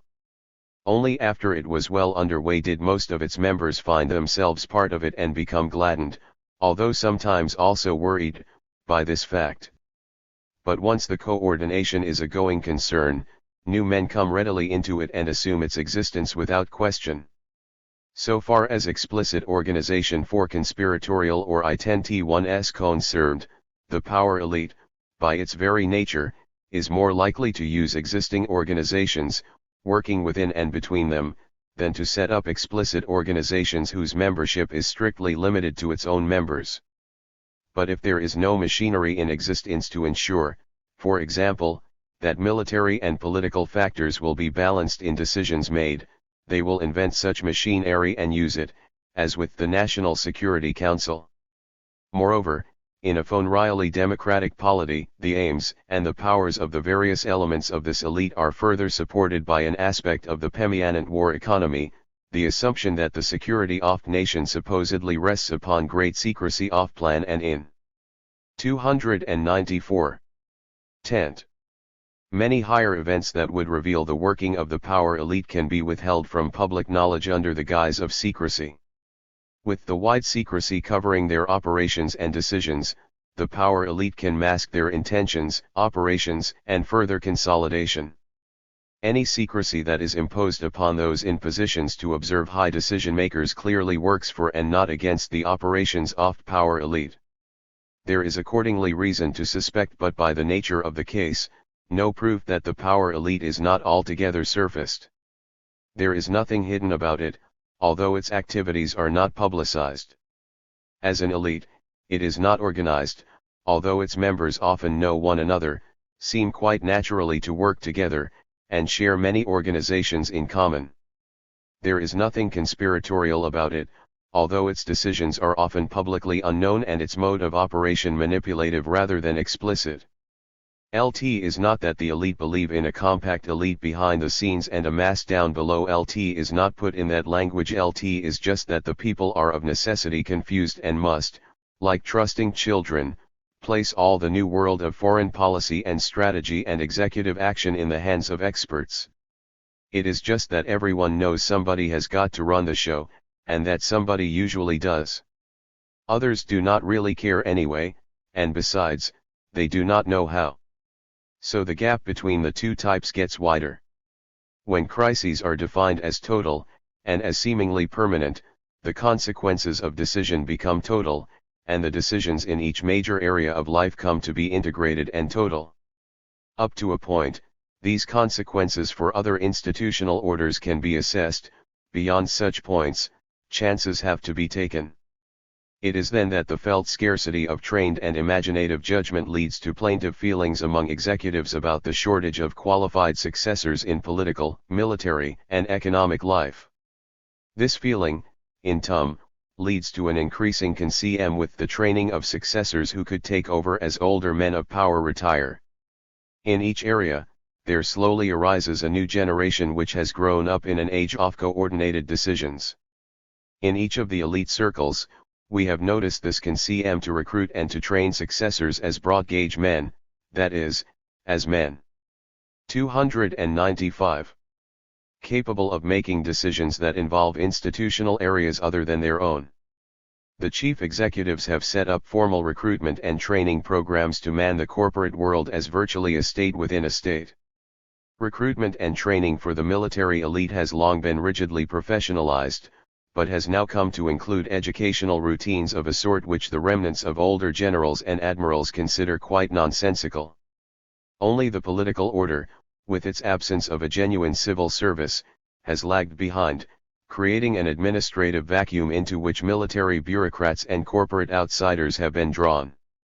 But even in this domain, since World War II, there have been repeated attempts, by elite men of such vision as the late James Forrestal's, to inaugurate a career service that would include periods in the corporate world as well as in the governmental. What is lacking is a truly common elite program of recruitment and training, for the prep school, LVY League College, and law school sequence of the Metropolitan 400 is not up to the demands now made upon members of the power elite * degree Britishers.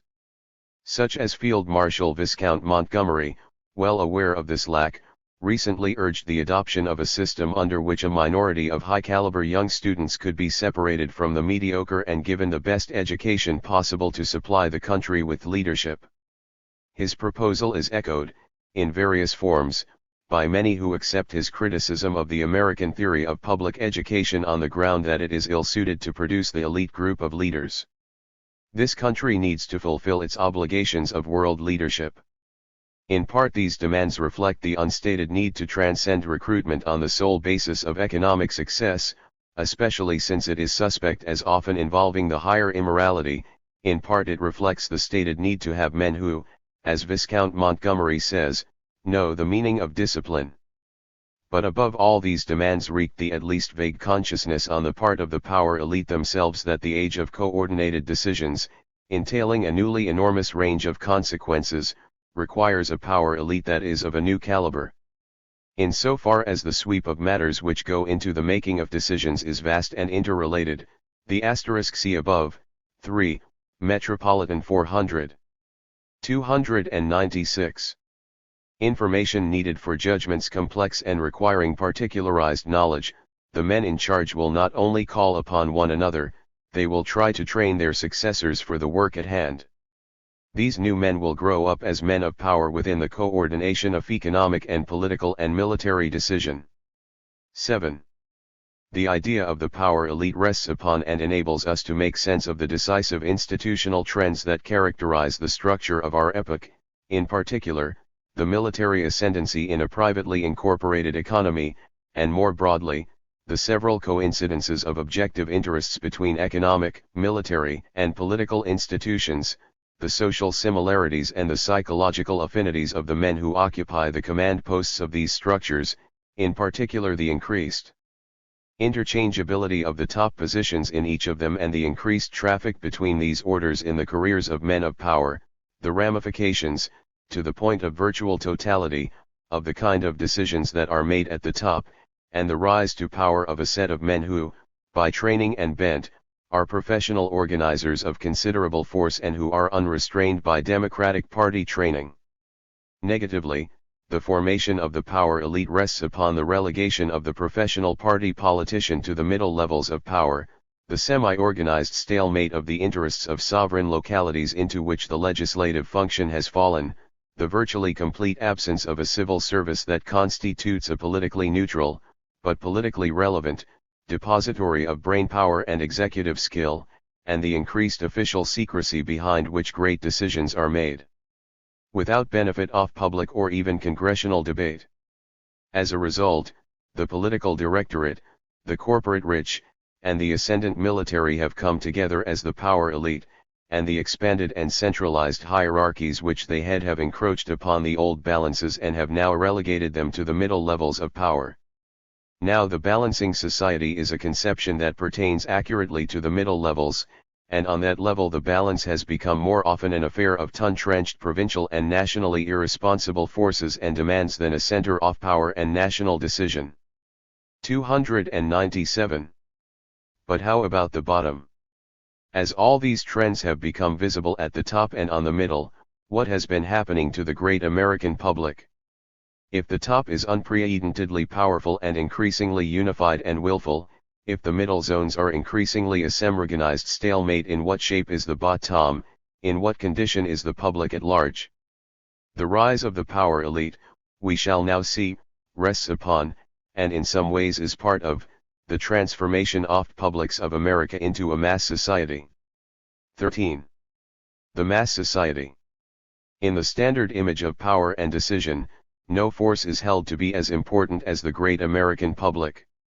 More than merely another check and balance, this public is thought to be the seat of all legitimate power. In official life as in popular folklore, it is held to be the very balance wheel of democratic power. In the end, all liberal theorists rest their notions of the power system upon the political role of this public. All official decisions, as well as private decisions of consequence, are justified as in the public's welfare. All formal proclamations are in its name. 1. Let us therefore consider the classic public of democratic theory in the generous spirit in which Rousseau once cried, "Opinion, queen of the world, is not subject to the power of kings, they are themselves its first slaves." The most important feature of the public of opinion, which the rise of the democratic middle class initiates, is the free ebb and flow of discussion. The possibilities of answering back, of organizing autonomous organs of public opinion, of realizing opinion in action, are held to be established by democratic institutions. The opinion that results from public discussion is understood to be a resolution that is then carried out by public action. It is, in one version, the general will of the people, which the legislative organ enacts into law, thus lending to it legal force. Congress, or Parliament, as an institution, crowns all the scattered publics. It is. 298. 299. The archetype for each of the little circles of face-to-face citizens discussing their public business. This 18th century idea of the public of public opinion parallels the economic idea of the market of the free economy. Here is the market composed of freely competing entrepreneurs, there is the public composed of discussion circles of opinion peers. As price is the result of anonymous, equally weighted, bargaining individuals, so public opinion is the result of each man's having thought things out for himself and contributing his voice to the great chorus. To be sure, some might have more influence on the state of opinion than others, but no one group monopolizes the discussion, or by itself determines the opinions that prevail. Innumerable discussion circles are knit together by mobile people who carry opinions from one to another, and struggle for the power of larger command. The public is thus organized into associations and parties, each representing a set of viewpoints, each trying to acquire a place in the Congress, where the discussion continues. Out of the little circles of people talking with one another, the larger forces of social movements and political parties develop, and the discussion of opinion is the important phase in a total act by which public affairs are conducted. The autonomy of these discussions is an important element in the idea of public opinion as a democratic legitimation. The opinions formed are actively realized within the prevailing institutions of power. All authoritative agents are made or broken by the prevailing opinions of these publics and, insofar as the public is frustrated in realizing its demands, its members may go beyond criticism of specific policies, they may question the very legitimations of legal authority.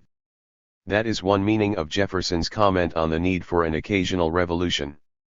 The public, so conceived, is the loom of classic, 18th-century democracy. Discussion is at once the threads and the shuttle tying the discussion circles together. It lies at the root of the conception of authority by discussion, and it is based upon the hope that truth and justice will somehow come out of society as a great apparatus of free discussion. The people are presented with PROBLEMs. They discuss them. They decide on them. They formulate viewpoints. These viewpoints are organized, and they compete. One viewpoint wins out. Then the people act out this view, or 300. Their representatives are instructed to act it out, and this they promptly do. Such are the images of the public of classic democracy which are still used as the working justifications of power in American society. But now we must recognize this description as a set of images out of a fairy tale. They are not adequate even as an approximate model of how the American system of power works. The issues that now shape man's fate are neither raised nor decided by the public at large. The idea of the community of publics is not a description of fact, but an assertion of an ideal, an assertion of a legitimation masquerading as legitimations are now apt to do as fact. For now the public of public opinion is recognized by all those who have considered it carefully as something less than it once was. These doubts are asserted positively in the statement that the classic community of publics is being transformed into a society of masses. This transformation, in fact, is one of the keys to the social and psychological meaning of modern life in America. In the democratic society of publics it was assumed, with John Locke, that the individual conscience was the ultimate seat of judgment and hence the final court of appeal. But this principle was challenged as E.H. Ken has put it when Rousseau for the first time thought in terms of the sovereignty of the whole people, and faced the issue of mass democracy. 2. In the democratic society of publics it was assumed that among the individuals who composed it there was a natural and peaceful harmony of interests.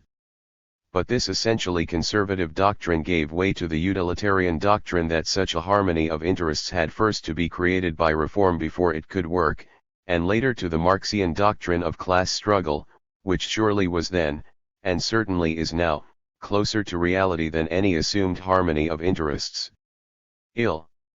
In the democratic society of publics it was assumed that public action would be taken, there would be rational discussion between individuals which would determine the action, and that, accordingly, the public opinion that resulted would be the infallible voice of reason. But this has been challenged not only by the assumed need for experts to decide delicate and 301 intricate issues, but by the discovery as by Freud of the irrationality of the man in the street, and by the disco/Airy as by Marti of the socially conditioned nature of what was once assumed to be autonomous reason. 4. In the democratic society of publics it was assumed that after determining what is true and right and just, the public would act accordingly or see that its representatives did so. In the long run, public opinion will not only be right, but public opinion will prevail. This assumption has been upset by the great gap now existing between the underlying population and those who make decisions in its name, decisions of enormous consequence which the public often does not even know are being made until well after the fact.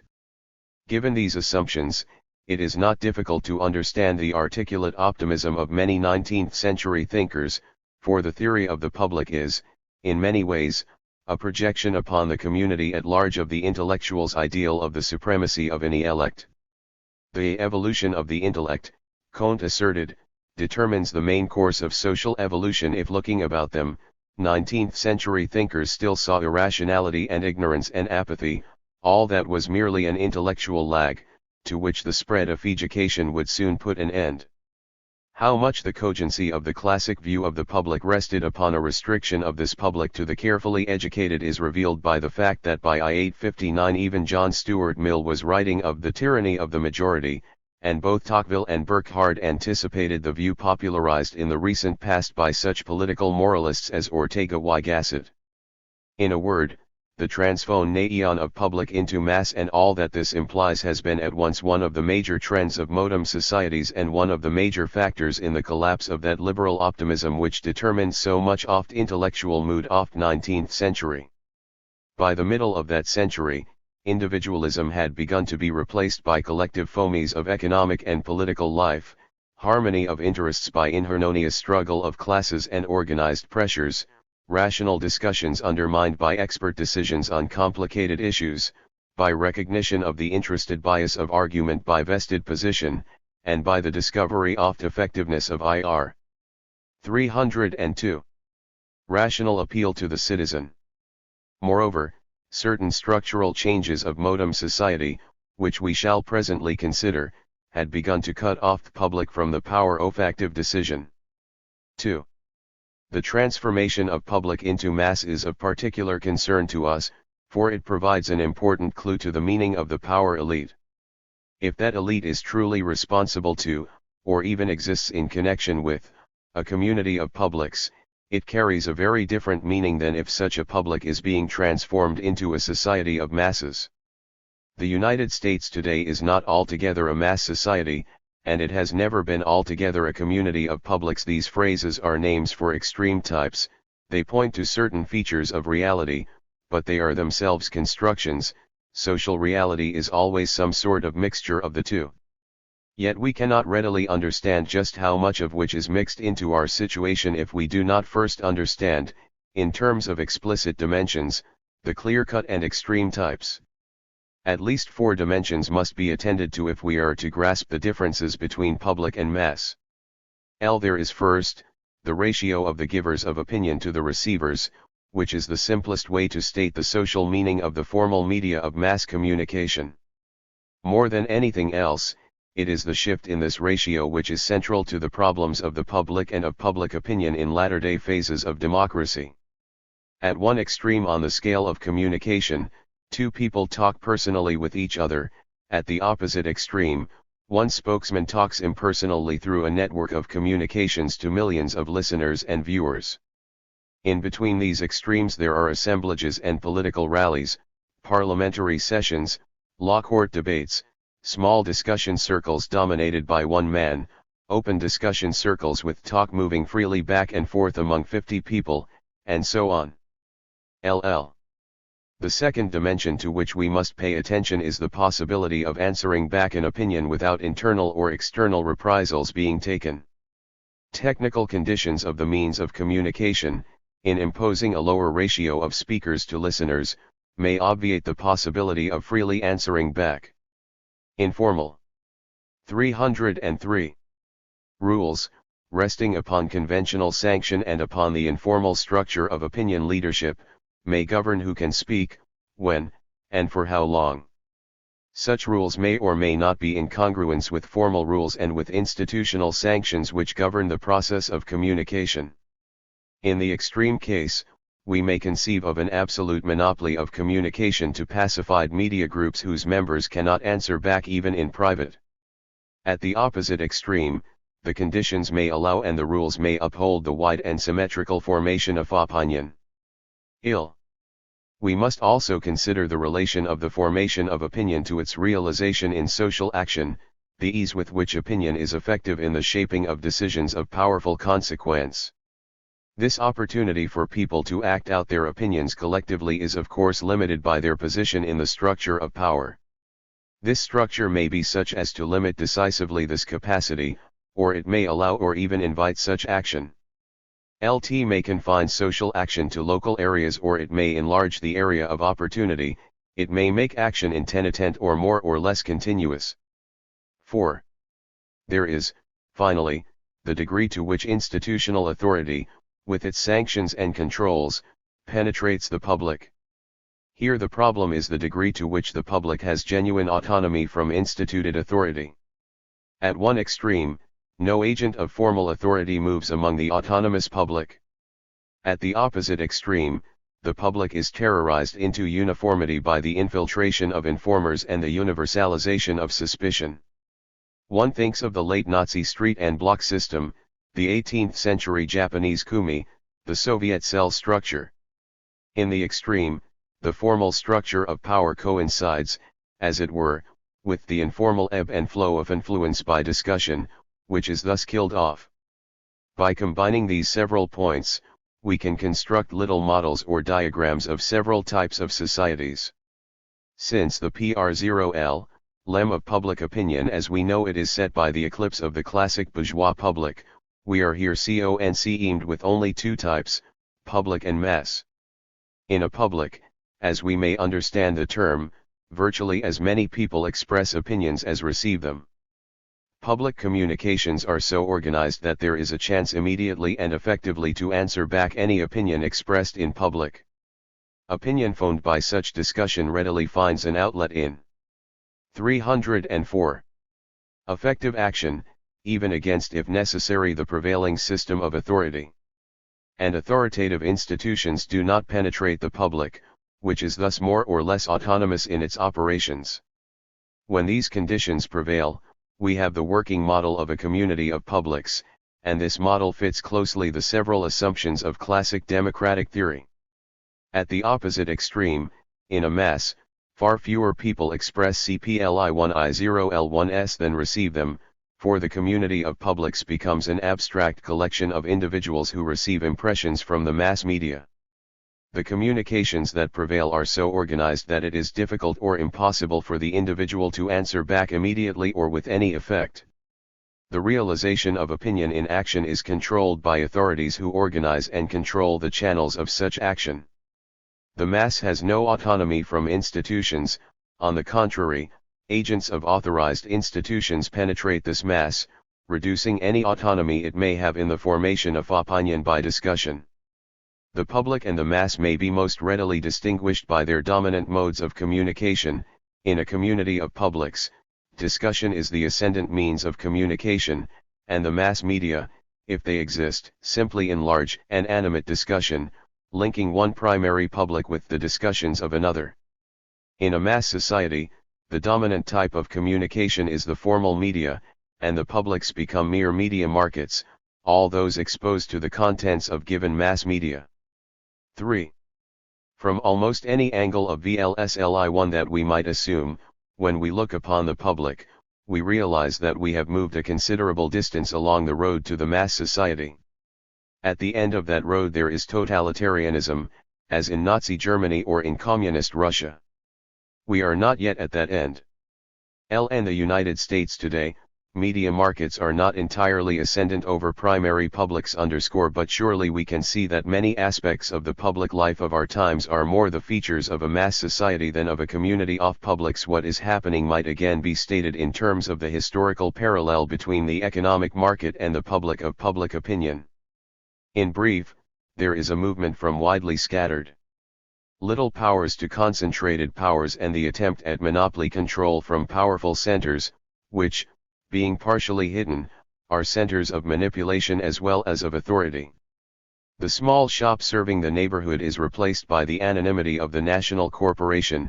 Mass advertisement replaces the personal influence of opinion between merchant and customer. The political leader hooks up his speech to a national network and speaks, with appropriate personal touches, to a million people he never saw and never will see. Entire brackets of professions and industries are in the opinion business, impersonally manipulating the public for hire. In the primary public the competition of opinions goes on between people holding views in the service of their interests and their reasoning. but in the mass society of media markets, competition, if any, goes on between the manipulators with their mass media on the one hand, and the people receiving their propaganda on the other.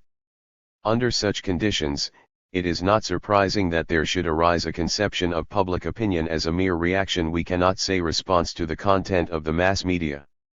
In this view, the public is merely the collectivity of individuals, each rather passively exposed to the mass media and rather helplessly opened up to the suggestions and manipulations that flow from these media. The fact of manipulation from centralized points of control constitutes, as it were, an expropriation of the old multitude of little opinion producers and consumers operating in a free and balanced market in official circles. The very term itself, the public, as Walter Lippmann noted 30 years ago, has come to have a phantom meaning, which dramatically reveals its eclipse. From the standpoint of the deciding elite, some of those who clamor publicly can be identified as labor, others as business, still others as farmer. Those who cannot readily be so identified make up the public in this usage. The public is composed of the unidentified and the nonpartisan in a world of defined and partisan interests.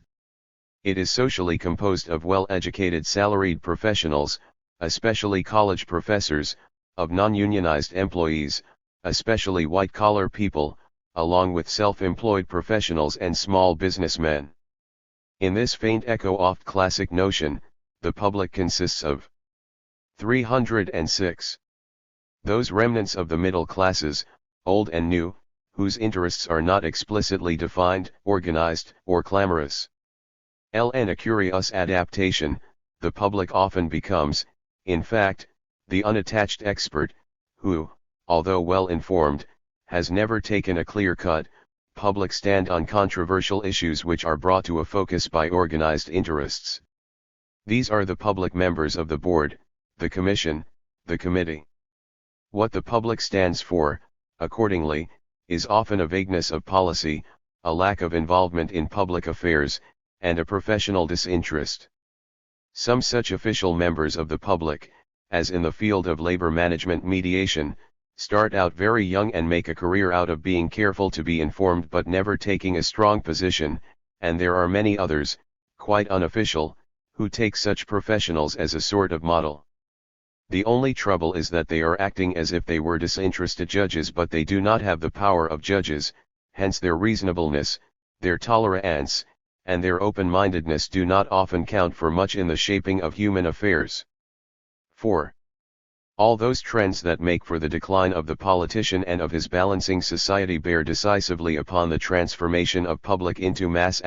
One of the most important of the structural transformations involved is the decline of the voluntary association as a genuine instrument of the public. As we have already seen, the executive ascendancy in economic, military, and political institutions has lowered the effective use of all those voluntary associations which operate between the state and the economy on the one hand, and the family and the individual in the primary group on the other.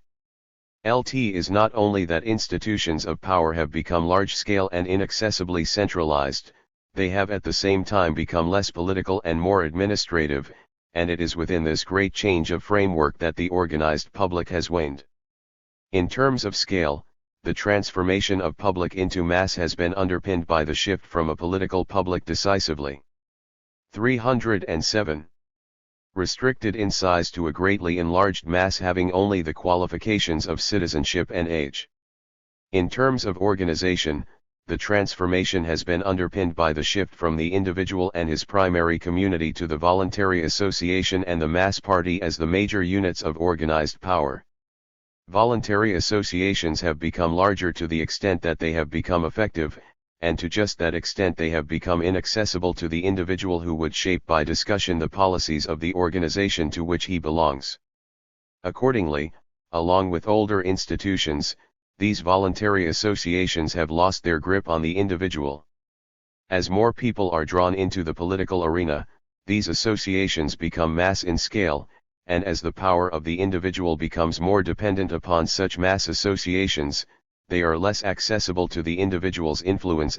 Mass democracy means the struggle of powerful and large SCAE interest groups and associations, which stand between the big decisions that are made by state, corporation, army, and the will of the individual citizen as a member of the public. Since these middle-level associations are the citizen's major link with decision, his relation to them is of decisive importance. For it is only through them that he exercises such power as he may have. The gap between the members and the leaders of the mass association is becoming increasingly wider. As soon as a man gets to be a leader of an association large enough to count, he readily becomes lost as an instrument of that société. He does so in the interests of maintaining his leading position in, or rather over, his mass association, and he does so because he comes to see himself not as a mere delegate, instructed or not, of the mass association he represents, but as a member of an elite composed of such men as himself. These facts, in sum, lead to the big gap between the terms in which issues are debated and resolved among members of these elite, and the terms in which they are presented. 308. To the members of the various mass associations. For the decisions that are made must take into account those who are important other elites, but they must be sold to the mass memberships. The gap between speaker and listener, between power and public, leads less to any iron law of oligarchy than to the law of spokesmanship. As the pressure group expands, its leaders come to organize the opinions they represent. So elections, as we have seen, become contests between two giant and unwieldy parties, neither of which the individual can truly feel that he influences, and neither of which is capable of winning psychologically impressive or politically decisive majorities. And, in all this, the parties are of same general form as other mass associations. When we say that man in the mass is without any sense of political belonging, we have in mind a political fact rather than merely a style of feeling. We have in mind a certain way of belonging to a certain land of organization. The way of belonging here implied rests upon a belief in the purposes and in the leaders of an organization, and thus enables men and women freely to be at home within it. To belong in this way is to make the human association a psychological center of one's self, to take into our conscience, deliberately and freely, its rules of conduct and its purposes, which we thus shape and which in turn shape us. We do not have this kind of belonging to any political organization. LL. The kind of organization we have in mind is a voluntary association which has three decisive characteristics.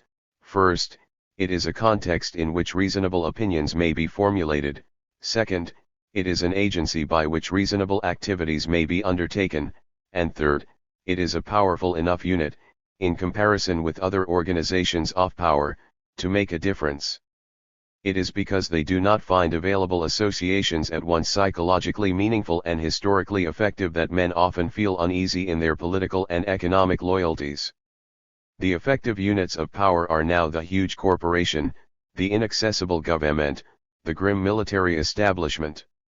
Between these, on the one hand, and the family and the small community on the other, we find no intermediate associations in which men feel secure and with which they feel powerful. There is little live political struggle. Instead, there is administration from above, and the political 30. Vacuum below.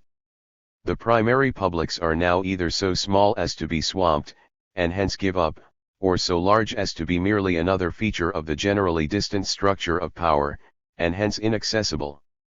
Public opinion exists when people who are not in the government of a country claim the right to express political opinions easily and publicly, and the right that these opinions should influence or determine the policies, personnel, and actions of their government. In this formal sense there has been and there is a definite public opinion in the United States. And yet, with modern developments, this formal right, when it does still exist as a right, does not mean what it once did. The older world of voluntary organization was as different from the world of the mass organization, as was Tom Paine's world of pamphleteering from the world of the mass media. Since the French Revolution, conservative thinkers have viewed with alarm the rise of the public, which they called the masses, or something to that effect. The populace is sovereign, and the tide of barbarism mounts, wrote Gustave Le Bon. The divine right of the masses is about to replace the divine right of kings, and already the destinies of nations are elaborated at present in the heart of the masses, and no longer in the councils of princes, During the 20th century, liberal and even socialist thinkers have followed suit, with more explicit reference to what we have called the society of masses. From L. E. Bone to Emile Lederer and Ortega y Gasset, they have held that the influence of the mass is unfortunately increasing. But surely those who have supposed the masses to be all-powerful, or at least well on their way to triumph, are wrong. In our time, as Chuck Hudden knew, the influence of autonomous collectivities within political life is in fact diminishing. Furthermore, such influence as they do have is guided. They must now be seen not as publics acting autonomously, but as masses manipulated at focal points into crowds of demonstrators. For as publics become masses, masses sometimes become crowds, and, in crowds, the psychical rape by the mass media is supplemented up close by the harsh and sudden harangue. Then the people in the crowd disperse again as atomized and submissive masses. 31d. In all modern societies, the autonomous associations standing between the various classes and the state tend to lose their effectiveness as vehicles of reasoned opinion and instruments for the rational exertion of political will. Such associations can be deliberately broken up and thus turned into passive instruments of rule, or they can more slowly wither away from lack of use in the face of centralized means of power. But whether they are destroyed in a week, or wither in a generation, such associations are replaced in virtually every sphere of life by centralized organizations, and it is such organizations with all their new means of power that take charge of the terrorized, or as the case may be merely intimidated, society of masses. 5. The institutional trends that make for a society of masses are to a considerable extent a matter of impersonal drift, but the remnants of the public are also exposed to more personal and intentional forces with the broadening of the base of politics within the context of a folklore of democratic decision-making, and with the increased means of mass persuasion that are available, the public of public opinion has become the object of intensive efforts to control, manage, manipulate, and increasingly intimidate. In political, military, economic realms, power becomes, in varying degrees, uneasy before the suspected opinions of masses, and, accordingly, opinion-making becomes an accepted technique of power-holding and power-getting. The minority electorate of the propertied and the educated is replaced by the total suffrage and intensive campaigns for the vote. The small 18th-century professional army is replaced by the mass army of conscripts and by the problems of nationalist morale. The small shop is replaced by the mass production industry and the national advertisement. As the scale of institutions has become larger and more centralized, so has the range and intensity of the opinion makers' efforts. The means of opinion making, in fact, have paralleled in range and efficiency the other institutions of greater scale that cradle the modern society of masses. Accordingly, in addition to their enlarged and centralized means of administration, exploitation, and violence, the modern elite have had placed within their grasp historically unique instruments of psychic management mid-manipulation. 311. Lation, which include universal compulsory education as well as the media of mass communication. Early observers believed that the increase in the range and volume of the formal means of communication would enlarge and animate the primary public. And such optimistic views written before radio and television and movies, the formal media are understood as simply multiplying the scope and pace of personal discussion. Modern conditions, Charles Cooley wrote, enlarge indefinitely the competition of ideas, and whatever has owed its persistence merely to lack of comparison is likely to go, for that which is really congenial to the choosing mind will be all the more cherished and increased. 6. Still excited by the breakup of the conventional consensus of the local community, he saw the new means of communication as furthering the conversational dynamic of classic democracy, and with it the growth of rational and free individuality. No one really knows all the functions of the mass media, for in their entirety these functions are probably so pervasive and so subtle that they cannot be caught by the means of social research now available. But we do now have reason to believe that these media have helped less to enlarge and animate the discussions of primary publics than to transform them into a set of media markets in mass-like society. I do not refer merely to the higher ratio of deliverers of opinion to receivers and to the decreased chance to answer back, nor do I refer merely to the violent banalization and stereotyping of our very sense organs in terms of which these media now compete for attention. I have in mind a sort of psychological illiteracy that is facilitated by the media, and that is expressed in several ways. Very little of what we think we know of the social realities of the world have we found out. FLLSTL1LCL. Most of the pictures in our heads we have gained from these media, even to the point where we often do not really believe what we see before us until we read about it in the paper or hear about it on the radio. Point 7. The media not only give us information, they guide our very experiences. Our standards of credulity, our standards of reality, tend to be set by these media rather than by our own fragmentary experience. 312. Accordingly, even if the individual has direct, personal experience of events, it is not really direct and primary, it is organized in stereotypes. It takes long and skillful training to so uproot such stereotypes that an individual sees things freshly, in an unstereotyped manner. One might suppose, for example, that if all the people went through a depression they would all experience it, and in terms of this experience, that they would all debunk or reject or at least refract what the media say about it. But experience of such a structural shift has to be organized and interpreted if it is to count in the making of opinion. The kind of experience, in short, that might serve as a basis for resistance to mass media is not an experience of raw events, but the experience of meanings. The fleck of interpretation must be there in the experience if we are to use the word experience seriously. And the capacity for such experience is socially implanted. The individual does not trust his own experience, as I have said, until it is confirmed by others or by the media. Usually such direct exposure is not accepted if it disturbs loyalties and beliefs that the individual already holds. To be accepted, it must relieve or justify the feelings that often lie in the back of his mind as key features of his ideological loyalties. Stereotypes of loyalty underlie beliefs and feelings about given symbols and emblems. They are the very ways in which men see the social world and in terms of which men make up their specific opinions and views of events. They are the results of previous experience, which affect present and future experience. It goes without saying that men are often unaware of these loyalties, that often they could not formulate them explicitly.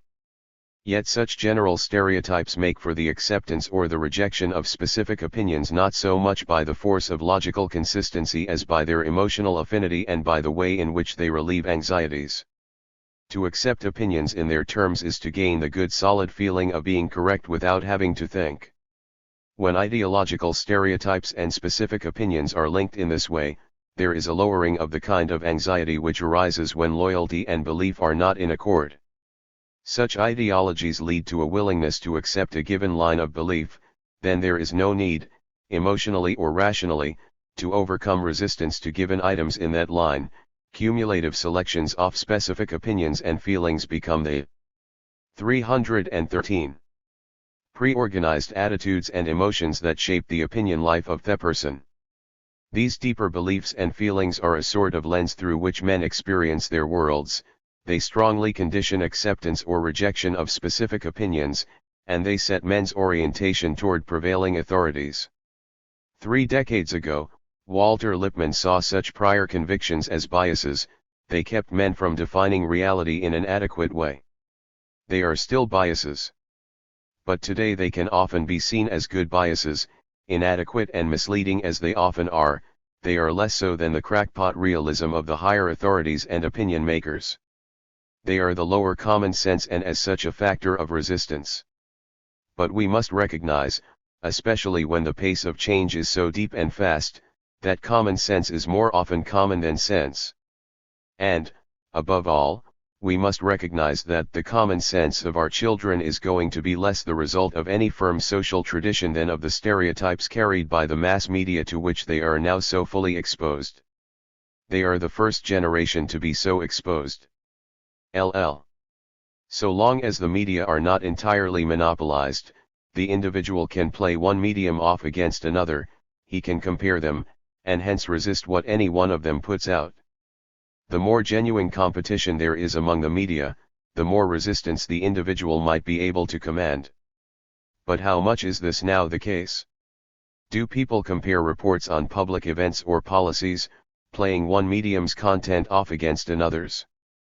The answer is, generally no, very few do.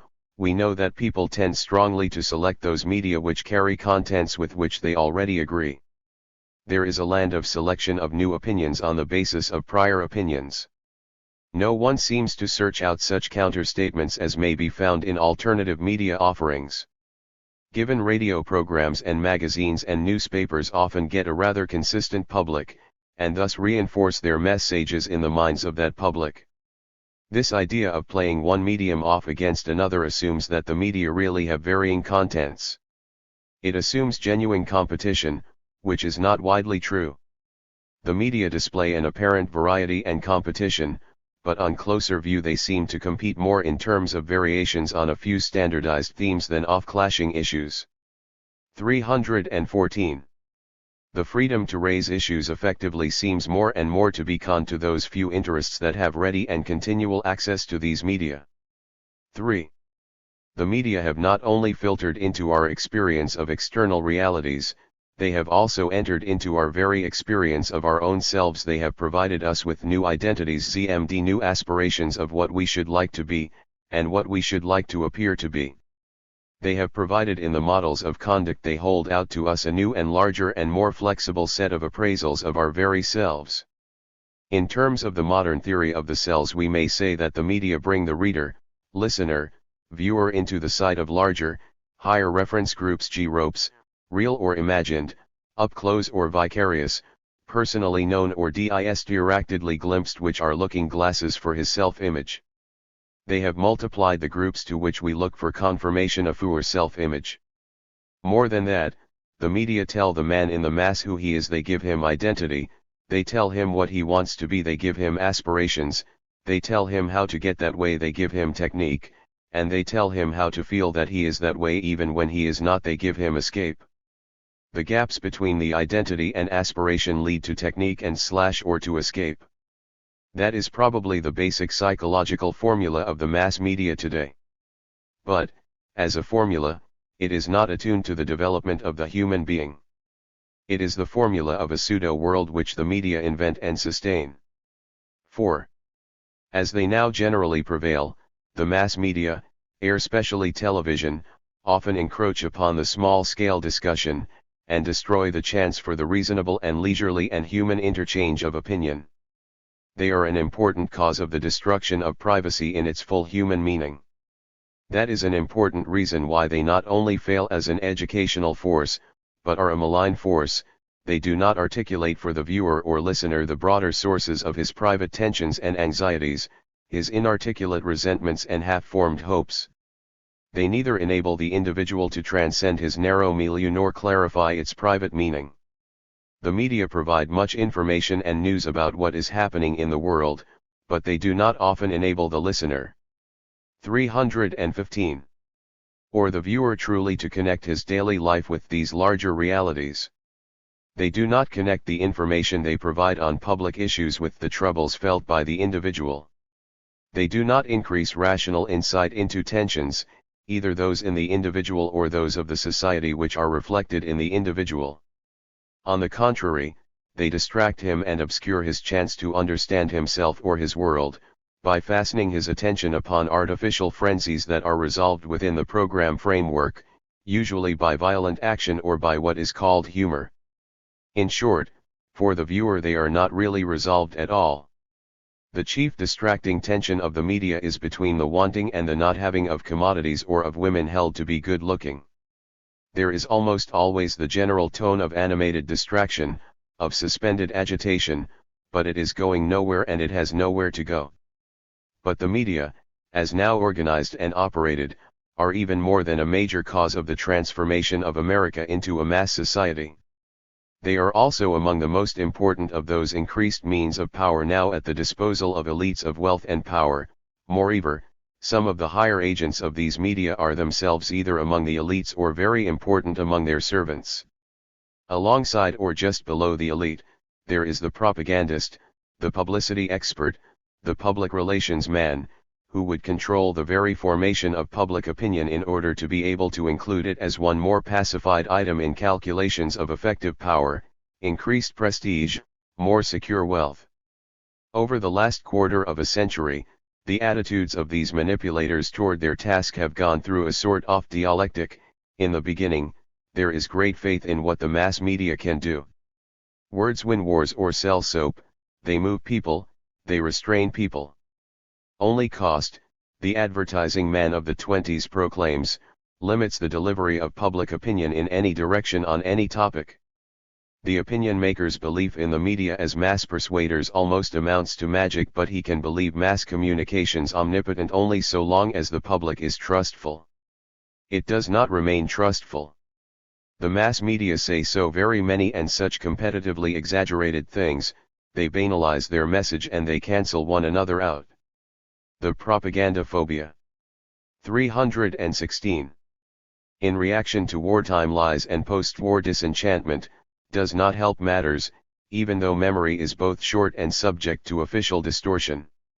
This distrust of the magic of media is translated into a slogan among the opinion managers. Across their banners they write, "Mass persuasion ls not enough." Frustrated, they reason, and reasoning, they come to accept the principle of social context. To change opinion and activity, they say to one another, we must pay close attention to the full context and lives of the people to be managed. Along with mass persuasion, we must somehow use personal influence, we must reach people in their life context and through other people, their daily associates, those whom they trust, we must get at them by some kind of personal persuasion. We must not show our hand directly, rather than merely advise or command, we must manipulate. Now this live and immediate social context in which people live and which exerts a steady expectation upon them is of course what we have called the primary public. Anyone who has seen the inside of an advertising agency or public relations office knows that the primary public is still the great unsolved problem of the PLT Li1 MK6LS. Negatively, their recognition of the influence of social context upon opinion and public activity implies that the articulate public resists and refracts the communications of the mass media. Positively, this recognition implies that the public is not composed of isolated individuals, but rather of persons who not only have prior opinions that must be reckoned with, but who continually influence each other in complex and intimate, indirect, and continual ways. And their attempts to neutralize or to come to their own use the articulate public, the opinion makers try to make it a relay neat work for their views.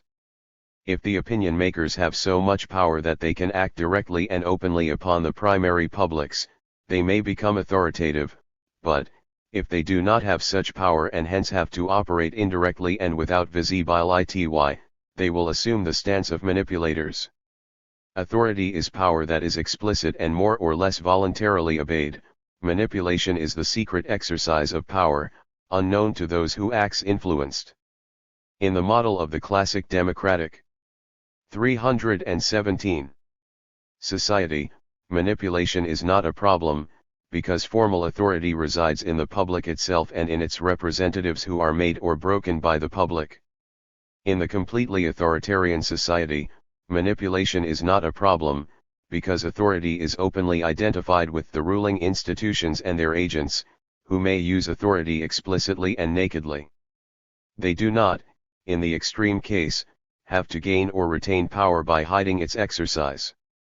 Manipulation becomes a problem wherever men have power that is concentrated and willful but do not have authority, or when, for any reason, they do not wish to use their power openly. Then the powerful seek to rule without showing their powerfulness.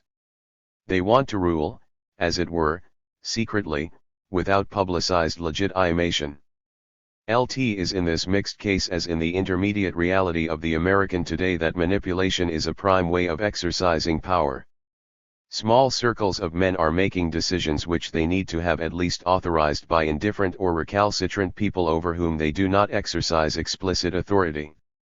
So the small circle tries to manipulate these people into willing acceptance or cheerful support of their decisions or opinions, or at least to the rejection of possible counter-opinions. Authority formally resides in the people, but the power of initiation is in fact held by small circles of men.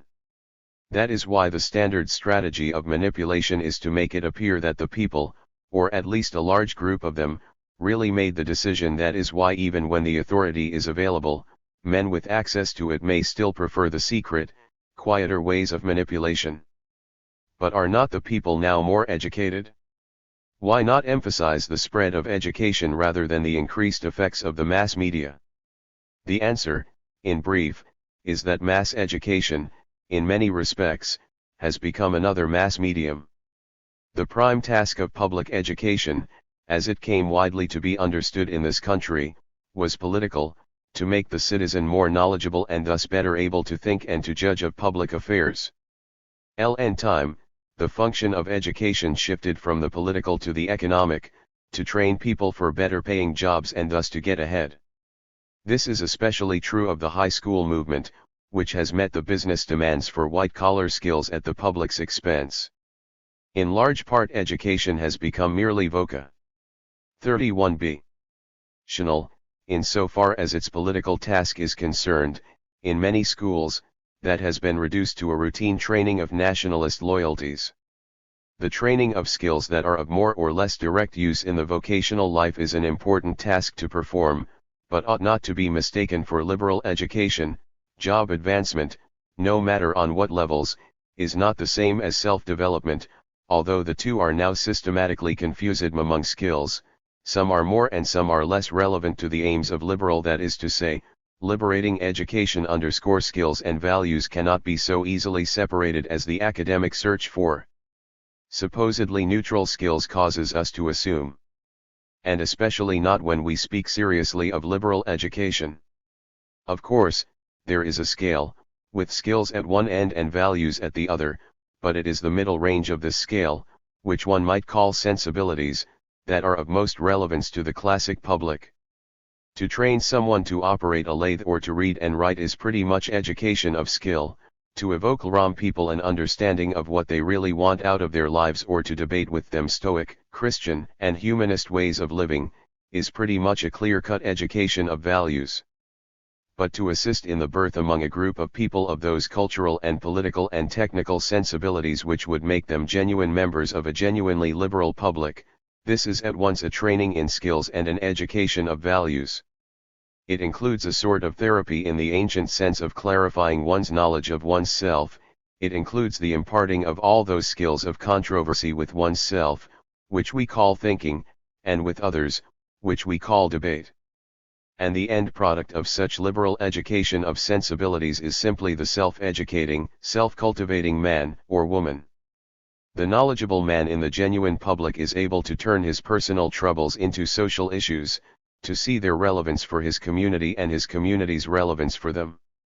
He understands that what he thinks and feels as personal troubles are very often not only that but problems shared by others, and indeed not subject to solution by any one individual but only by modifications of the structure of the groups in which he lives, and sometimes the structure of the entire society. Men in masses are gripped by personal troubles, but they are not aware of their true meaning and source. Men in public con. 319. Front issues, and they are aware of their turns. It is the task of the liberal institution, as of the liberally educated man, continually to translate troubles into issues and issues into the terms of their human meaning for the individual. In the absence of deep and wide political debate, schools for adults and adolescents could perhaps become hospitable frameworks for just such debate. In a community of publics, the task of liberal education would be, to keep the public from being overwhelmed, to help produce the disciplined and informed mind that cannot be overwhelmed, to help develop the bold and sensible individual that cannot be sunk by the burdens of mass life. But educational practice has not made knowledge directly relevant to the human need of the troubled person of the 20th century or to the social practices of the citizen. This citizen cannot now see the roots of his own biases and frustrations, nor think clearly about himself, nor for that matter about anything else. He does not see the frustration of idea, of intellect, by the present organization of society, and he is not able to meet the tasks now confronting the intelligent citizen. Educational institutions have not done these things and, except in rare instances, they are not doing them. They have become mere elevators of occupational and social ascent, and, on all levels, they have become politically timid.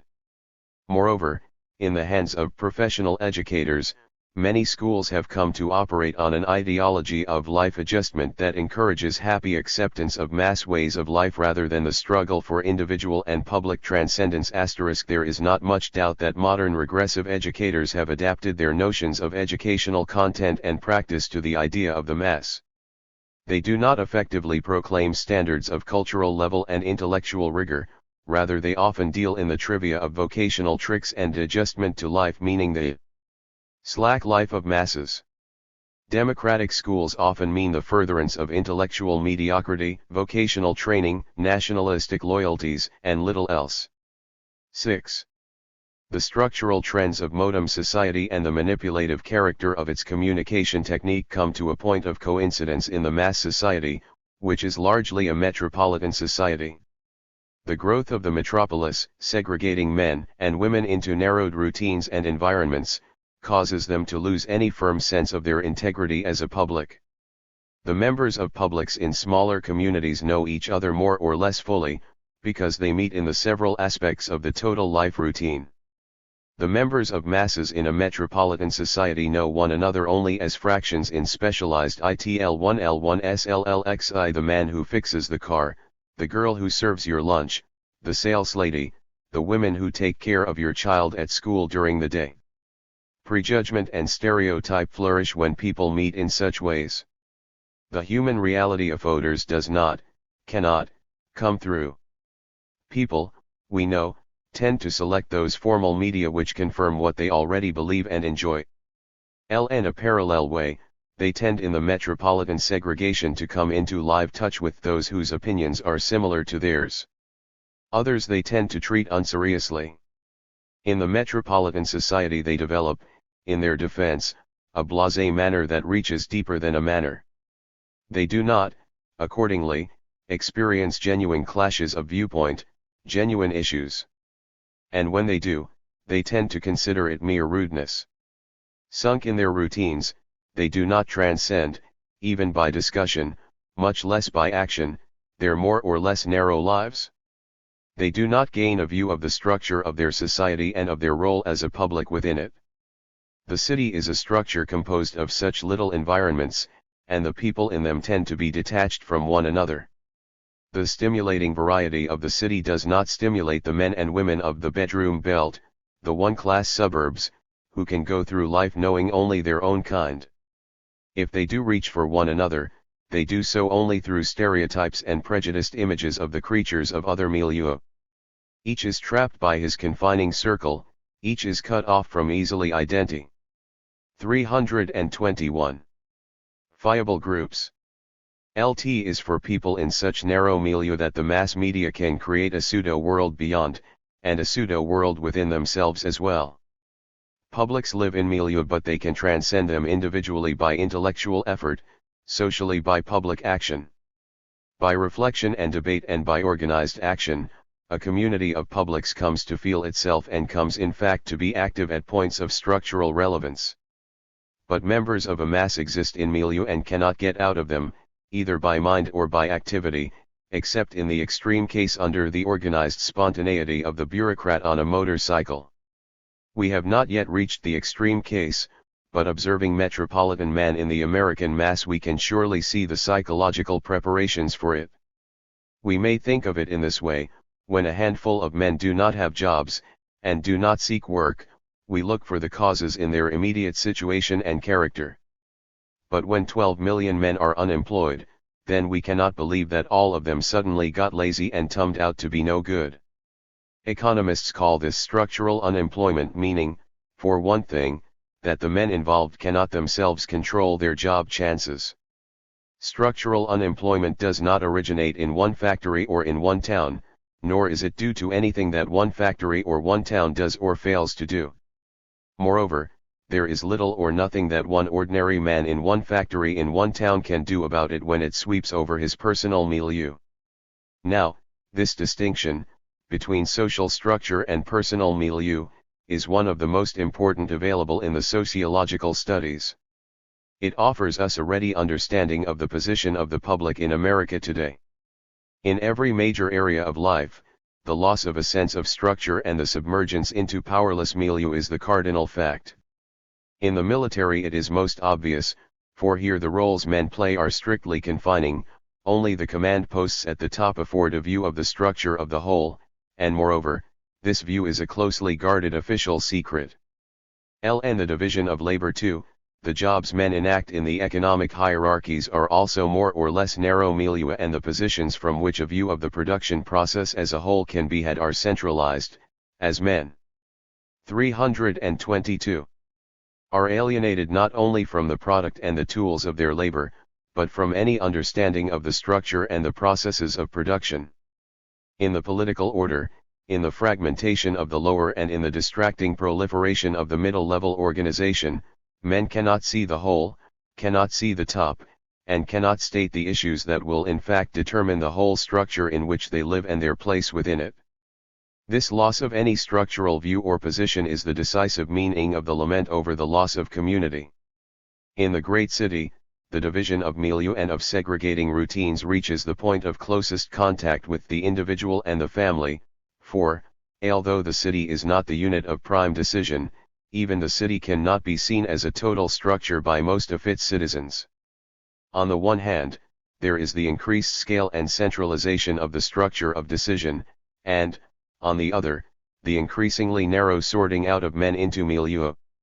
From both sides, there is the increased dependence upon the formal media of communication, including those of education itself.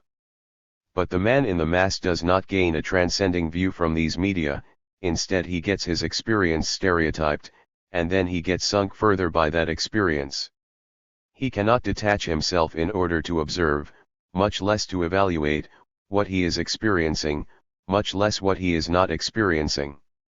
Rather than that internal discussion we call reflection, he is accompanied through his life experience with a sort of unconscious, echoing monologue. He has no projects of his own, he fulfills the routines that exist, he does not transcend whatever he is at any moment, because he cannot, transcend his daily milieu.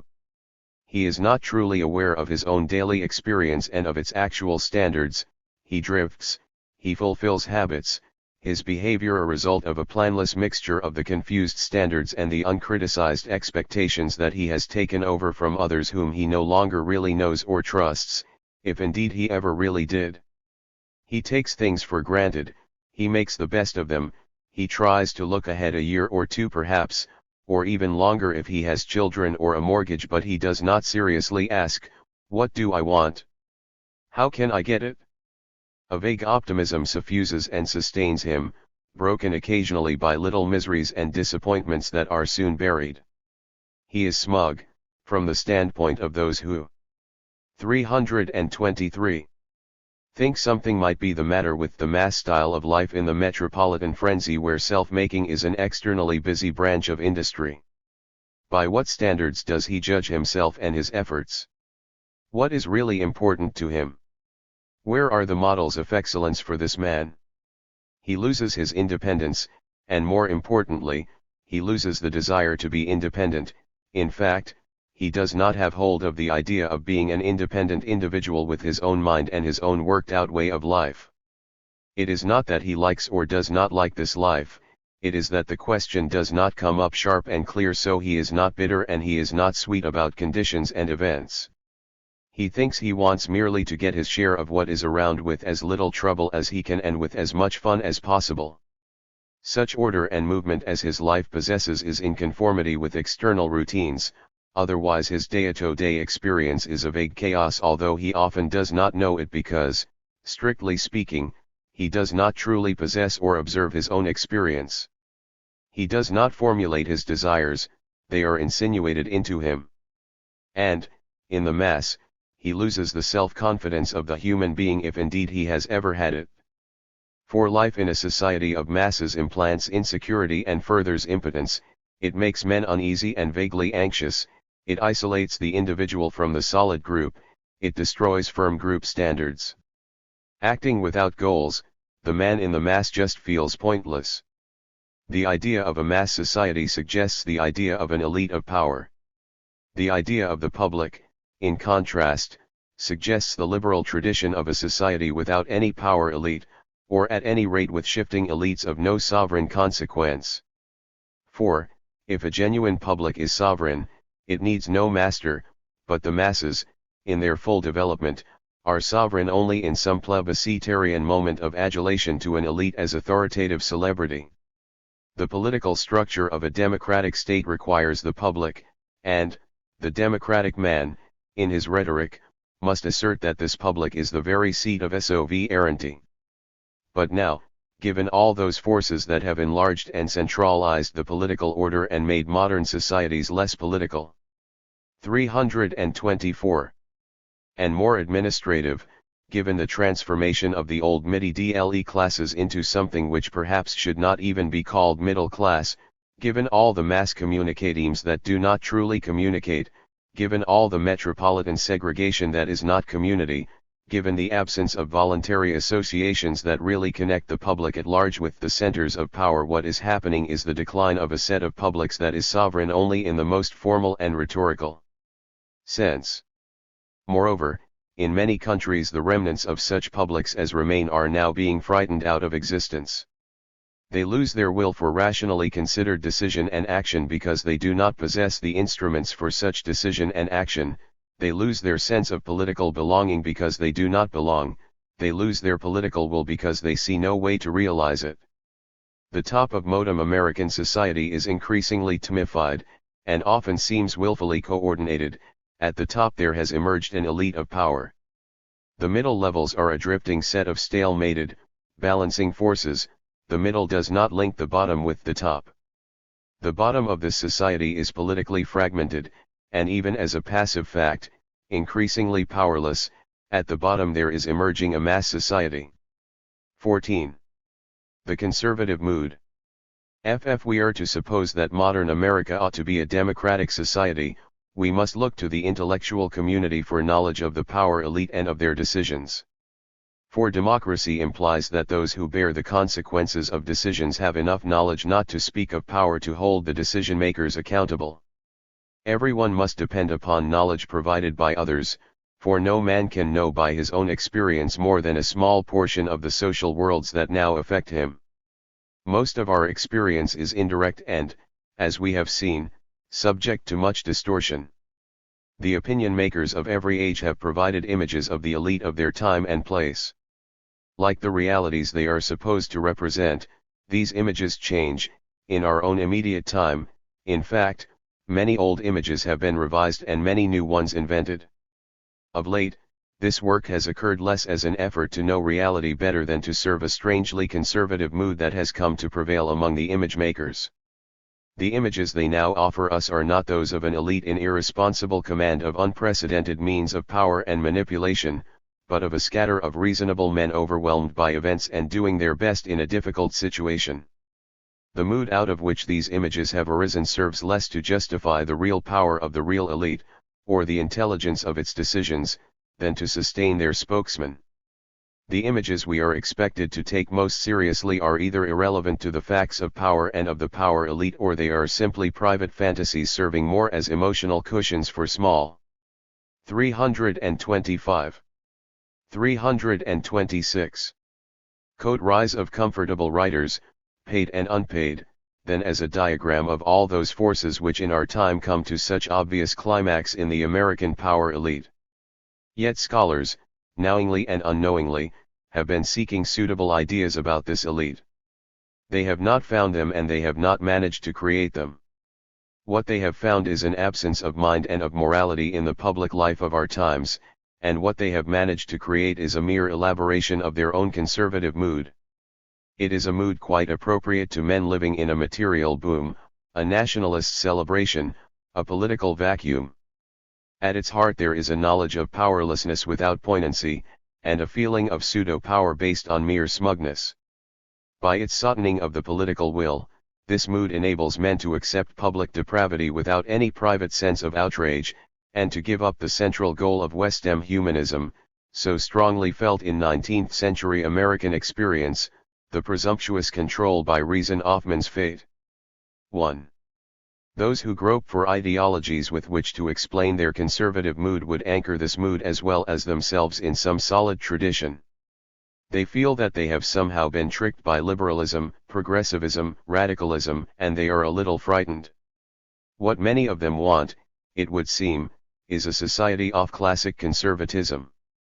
Conservatism in its classic form is of course traditionalism become self-conscious and elaborated, argumentative and rationalized. It also involves some natural aristocracy.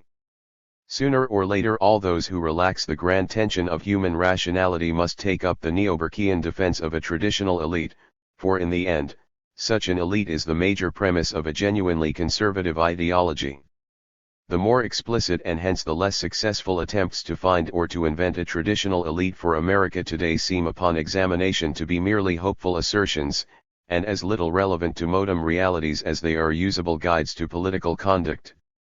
The conservative Mr. Russell Kirk tells us believes that divine intent rules society, man being incapable of grasping by his reason the great forces that prevail. Accordingly, change must. 327. Be slow, for providence is the proper instrument for change, and the test of a statesman is his cognizance of the real tendency of providential social forces. The conservative has an affection for the variety and mystery of traditional life, perhaps most of all because he believes that tradition and sound prejudice check man's presumptuous will and archaic impulse. Moreover, society longs for leadership, and the conservative holds that there are natural distinctions among men which form a natural order of classes and P0 whereas Z tradition is sacred, through it the real social tendencies of providence are displayed, therefore, tradition must be our guide. Whatever is traditional represents the accumulated wisdom of the ages, and more, it exists by divine intent. Naturally we must ask how we are to know which traditions are instruments of providence. Which of the events and changes all around us are by divine intent? At what moment did the highly conscious contrivances of the Founding Fathers become traditional and thus sanctified?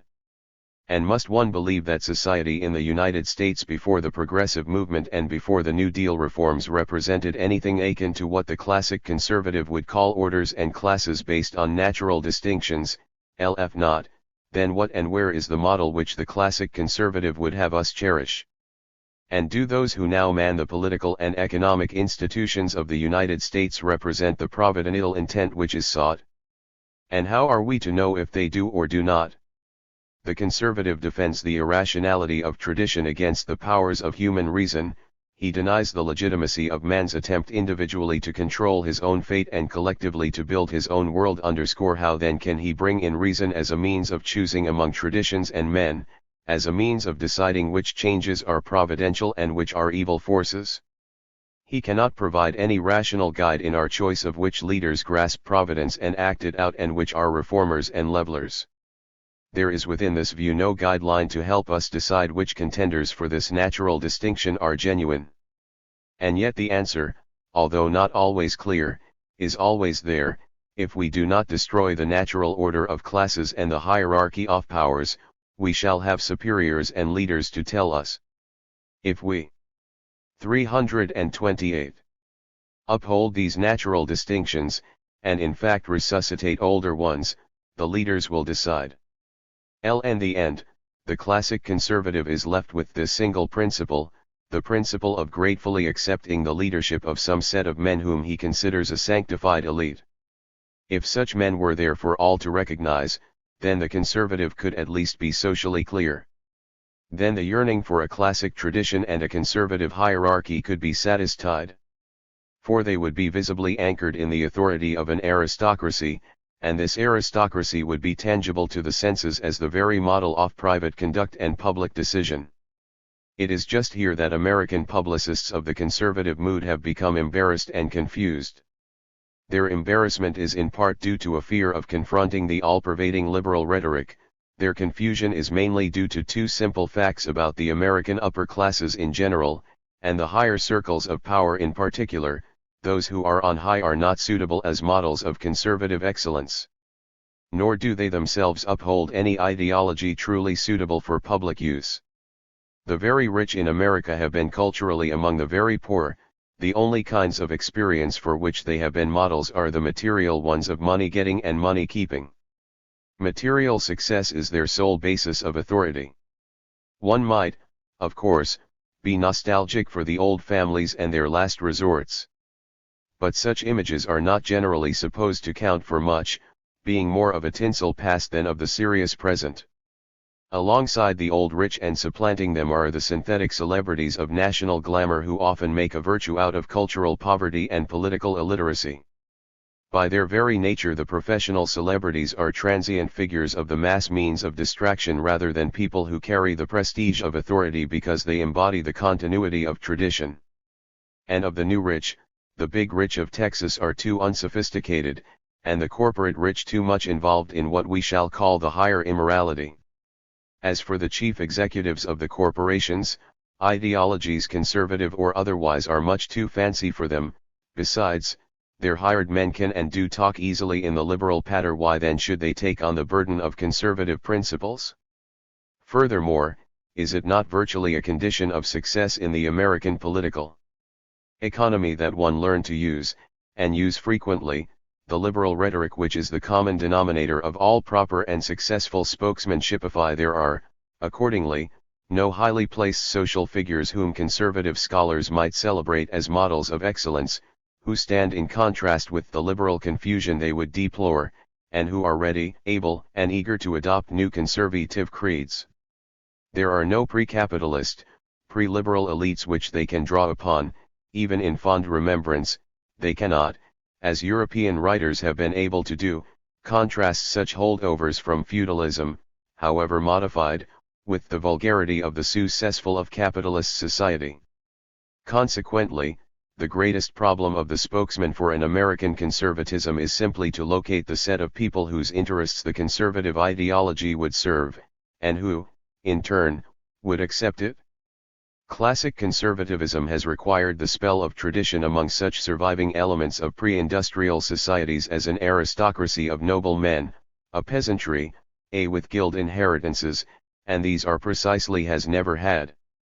For in America, the bourgeoisie dominant from its beginnings in class, in status, in America, there has not been and there can be petty B0 URG Euro 0 ISIE what America has been PR Euro and in power. No conservative ideology oft classic type.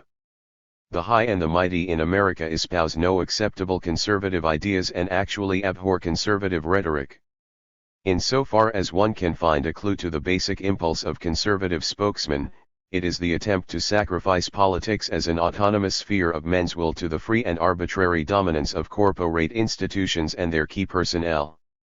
They have no connection with those fountainheads of modern conservative thought with which many American intellectuals have been so hopefully seeking to associate them. Neither Burke nor Locke is the source of such ideology as the American elite have found truly congenial. Their ideological source is Horatio Alger. The maxims of work and win, of strive and succeed have sustained them in their noble game of grab. They have not elaborated such awareness of their newer power into any conscious ideology. They have not had to confront any opposition based upon ideas that stand in challenging contrast to the liberal rhetoric which they too employ as standard. 330. Public relations. Perhaps it is easiest to be conservative when there is no true sense of the conservative present as one alternative to what the future might be.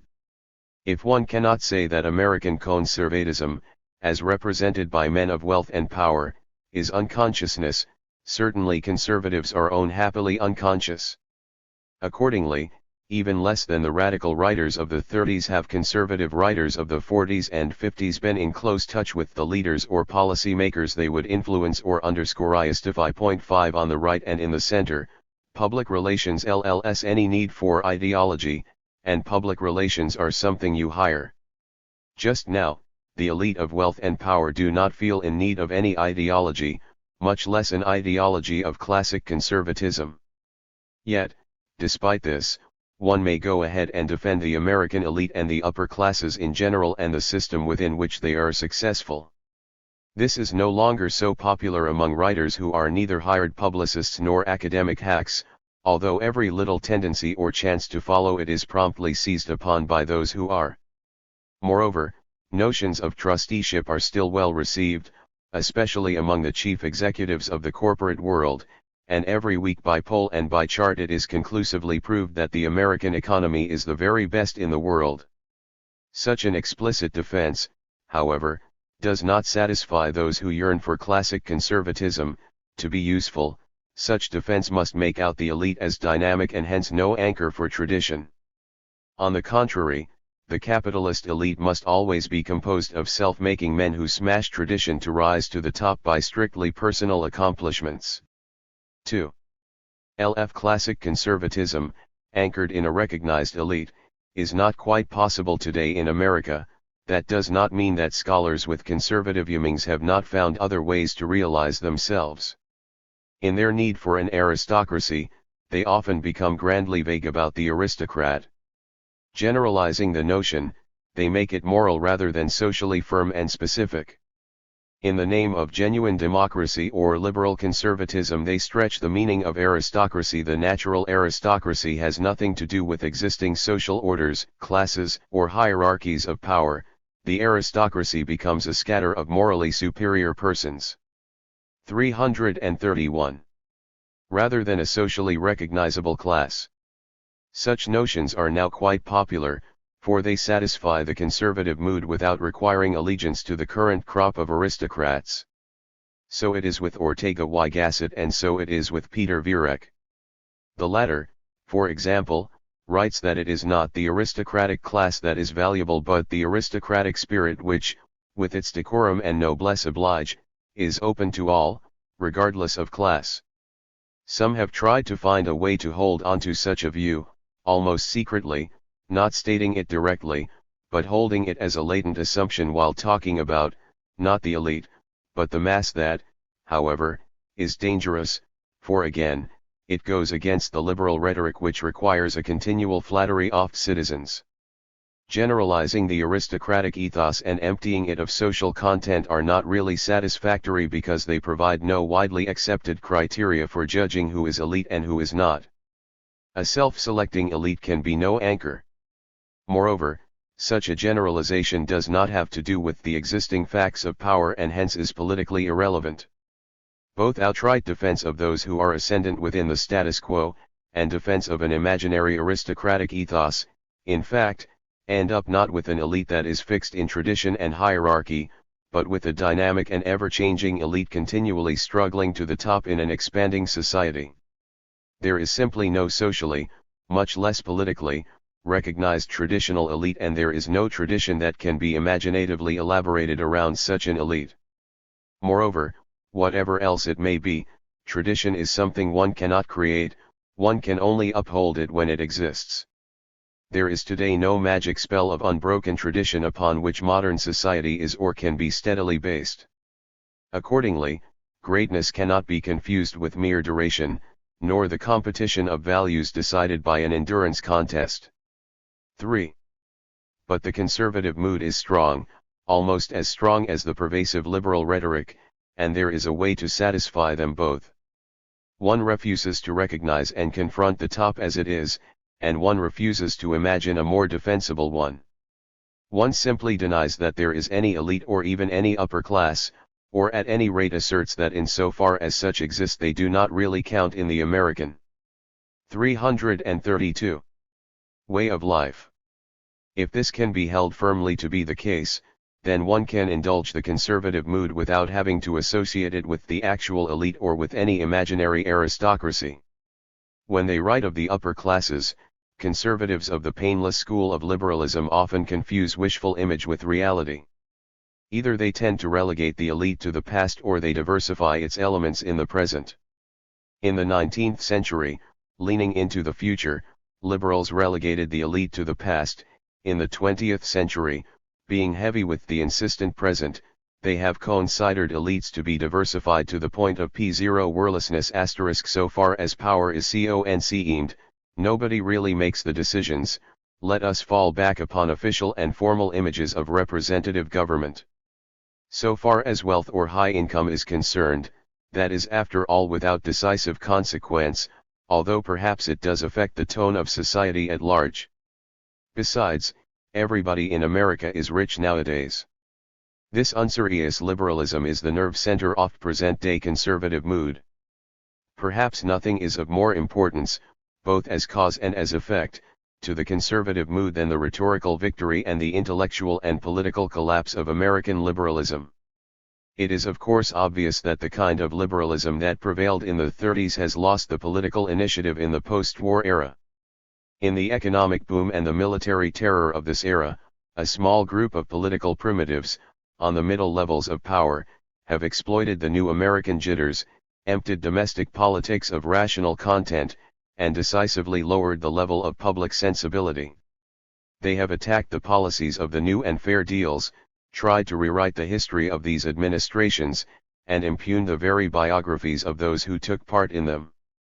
They have done all this in a manner that reveals clearly their appeal to the rankling status resentment of those newly prosperous classes which, having achieved considerable wealth during and after World War II, have not received the prestige or gained the power they have felt to be their due. The petty right have appealed less to the economically discon *1 have already presented and analyzed this romantic pluralism. See above 11, the theory of balance. See above, 2, local society. 333. Tended then to the status frustrated.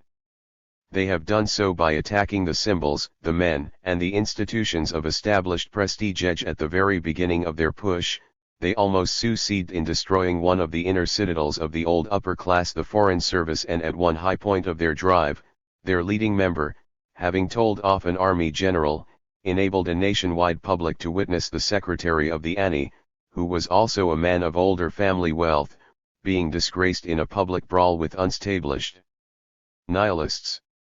They have brought to wide attention a new conception of national loyalty, as loyalty to individual gangs who placed themselves above the established legitimations of the state and invited its personnel to do likewise.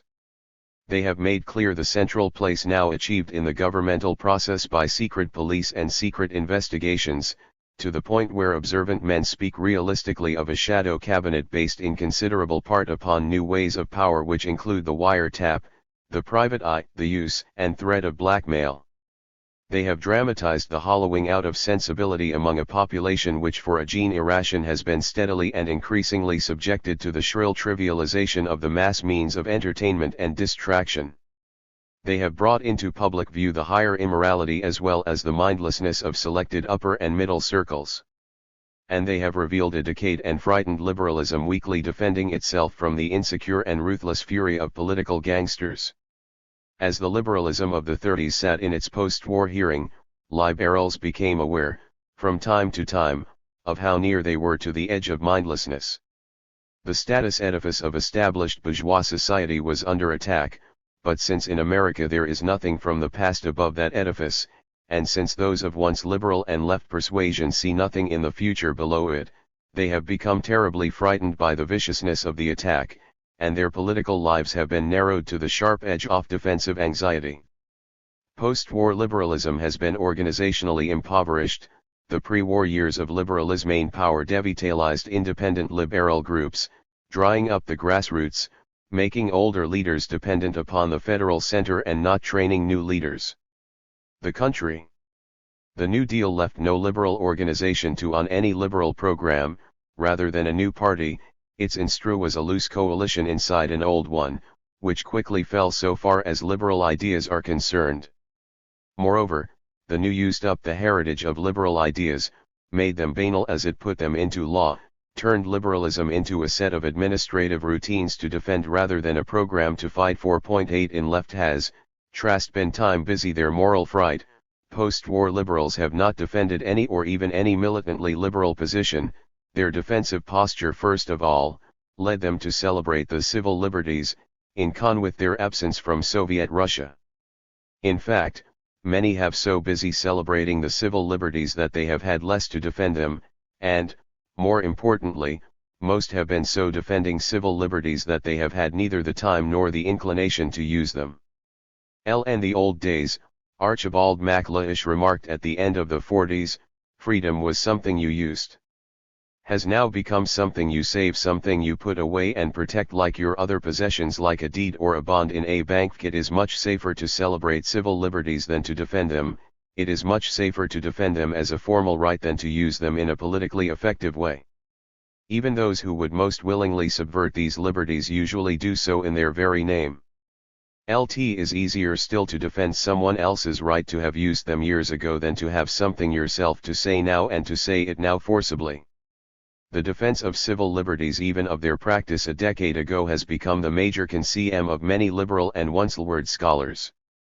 All of which is a safe way of diverting intellectual effort from the sphere of political reflection and demand. The defensive posture of the post-war liberals has also involved them in the very nervous center of elite and plebeian anxieties about the position of America in the world today.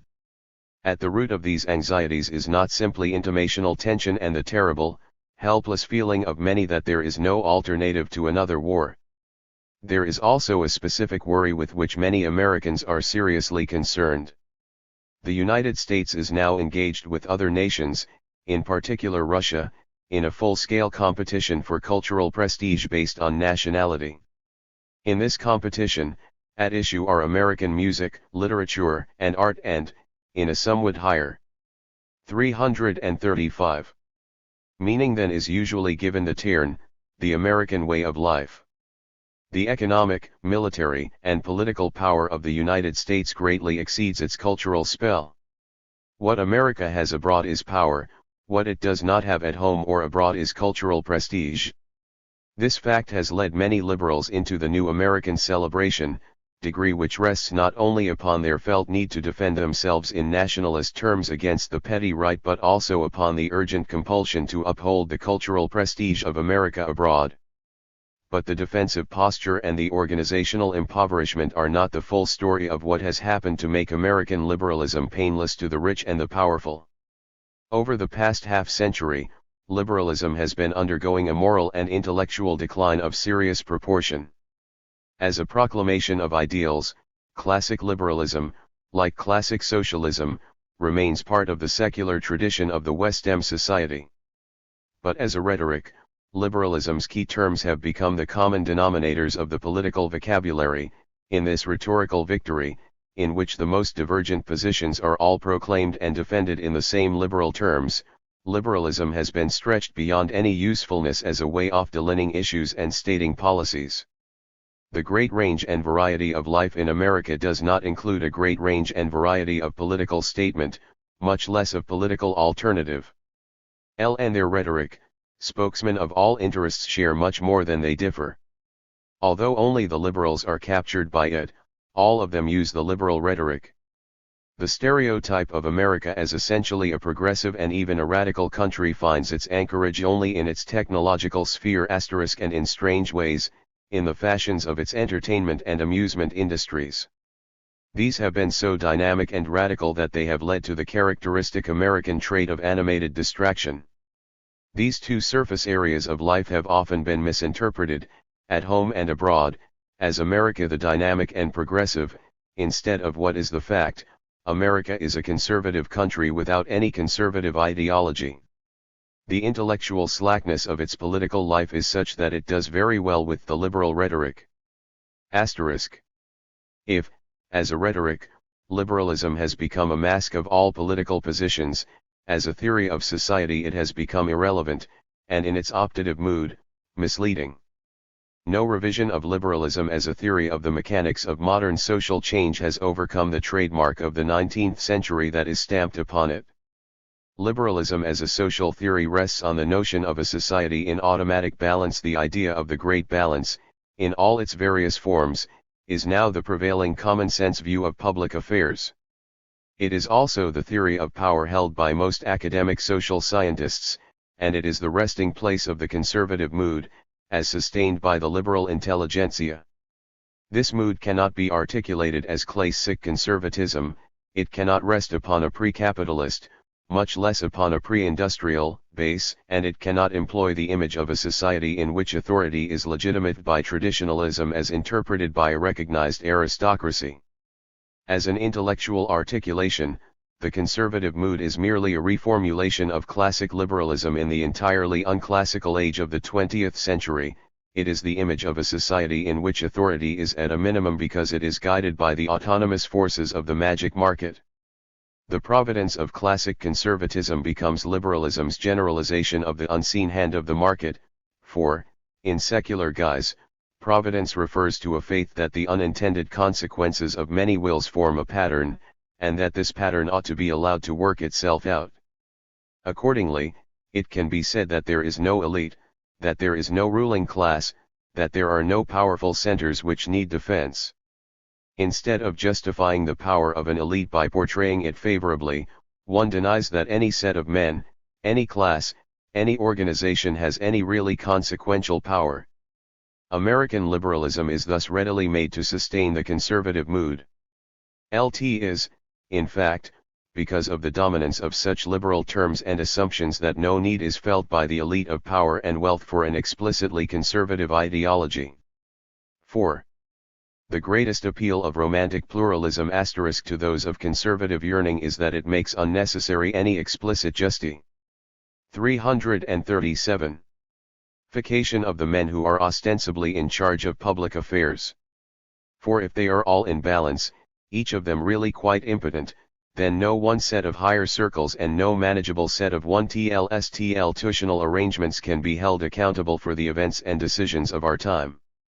Therefore, all serious political effort is really a delusion which sensible men may observe with interest but which they certainly do not allow to engage them morally. That is the political meaning of the conservative mood of today. In the end, it is an irresponsible style of pretentious smugness. Curiously enough, for a conservative mood, it is not a snobbery linked with nostalgia, but, on the contrary, with what is just one step ahead of the very latest thing, which is to say that it is a snobbery based not on tradition but on fashion and fad. Those involved are not thinking for a nation, or even about a nation, they are thinking of and for themselves. In self-selected coteries, they confirm one another's mood, which thus becomes snobbishly closed and quite out of the mainstream of the practice of decision and the reality of power. One may thus suppose, quite correctly, that the conservative mood is a playful little fashion toyed with in a period of material prosperity by a few comfortable writers. Certainly it is not a serifus effort to work out a coherent view of the world in which we live and the demands we might make upon it as political men, conservative, liberal or radical. Neither an intellectual community nor a set of liberal publics is providing the thème of those issues and conflicts, decisions and policies that make up the history of our time. The combination of the liberal rhetoric and the conservative mood, in fact, has obfuscated hard issues and made possible historical development without benefit of idea. The prevalence of this mood and this rhetoric means that thought, in any wide meaning of the term, has become largely irrelevant to such politics as have been visible, and that in post-war America mind has been divorced from reality. The petty conservatives, of course, have no more won political power than administrative liberals have retained it. While these two camps have been engaged in wordy battle on the middle levels of power, on the upper levels, less noisy and more sophisticated conservatives have assumed political power. Accordingly, in their imbroglio with the noisy right, liberal and once-lee forces have in 338 effect defended these established conservatives. Even as they have been absorbed by conflict with their own leftward pasts, and have lost any point of effective defense against the outrageous accusations of the petty right. The elite of corporation, army, and state have benefited politically and economically and militarily by the antics of the petty right, who have become, often unwittingly, their political shock troops. It is in this context of material prosperity, with the demagogic right setting the tone of public sensibility, the more sophisticated conservatives silently achieving established power in a largely undebated victory, with liberal ideas made official in the 30s, now stolen and banalized by alien use, with liberal hopes carefully adjusted to mere rhetoric by 30 years of rhetorical victory, with radicalism deflated and radical hope stoned to death by 30 years of defeat. It is in this context that the conservative mood has set in among the observant scholars. Among them there is no demand and no dissent, and no opposition to the monstrous decisions that are being made without deep or widespread debate, in fact with no debate at all. There is no opposition to the undemocratically impudent manner in which policies of high military and civilian authority are simply turned out as facts accomplished. There is no opposition to public mindlessness in all its forms, nor to all those forces and men that would further it. But above all, among the men of knowledge there is little or no opposition to the divorce of knowledge from power, of sensibilities from men of power, no opposition to the divorce of mind from reality. Contemporary men of power, accordingly, are able to command without any ideological cloak. Political decisions occur without benefit of political discussion or political ideas, and the higher circles of America have come to be the embodiment of the American system of organized irresponsibility. 5. It should not be supposed that such few and small publics as still exist, or even the American masses, share the conservative mood of the intellectuals. But neither should it be supposed that they have firmly in mind adequate images of the American elite. Their images are ambiguous, they are mainly in terms of status. 339. And wealth rather than of power, and they are quite moral in a politically petty way. Moral distrust of the high and mighty is of course an old American custom. Sometimes, as during the 30s, it is primarily of the corporate rich Athen called economic royalists, sometimes, as between wars, of admirals and generals, and, all the time it is, at least a little bit, of politicians. One must, of course, discount the wonderful make-believe and easy accusation of campaign oratory. And yet, the rather persistent attention paid to such matters as corruption in business and government expresses a widespread concern with public morality and personal integrity in high places, and signifies that it has been an underlying worry in almost every area of American life. These areas include military and political as well as directly economic institutions. They include the elite as the heads of these major institutions as well as the elite as a set of private individuals. Many little disclosures, spurring the moral worry of those still capable of such concern, have indicated how widespread public immorality might be. Flush of the post-Korean crime increase. The world bankers have formed an association to fight the rise of embezzlement. Put bluntly, reports the New York Times, more people are stealing more money from banks. Narcotics and hijacking, embezzlements and counterfeiting, tax cheating and shoplifting all have paid off handsomely. Put bluntly, crime, if organized on a proper business-like basis, pays. American gangsters, we now know, are the specialized personnel of nationwide businesses, having syndicated connections with one another and with local public authorities. But more important than the fact that illegal businesses are now well-organized industries is the fact that the hoods of the 20s have in the 40s and 50s become businessmen who own hotels and distilleries, resorts and trucking companies. Among such members of the fraternity of success, to have a police record means merely that you did not know the right people. Organized crime in the underworld raises to an extreme the individualistic philosophy of predatory success, the indifference to the public will, the fetish of the profit motive and of the laissez-faire state.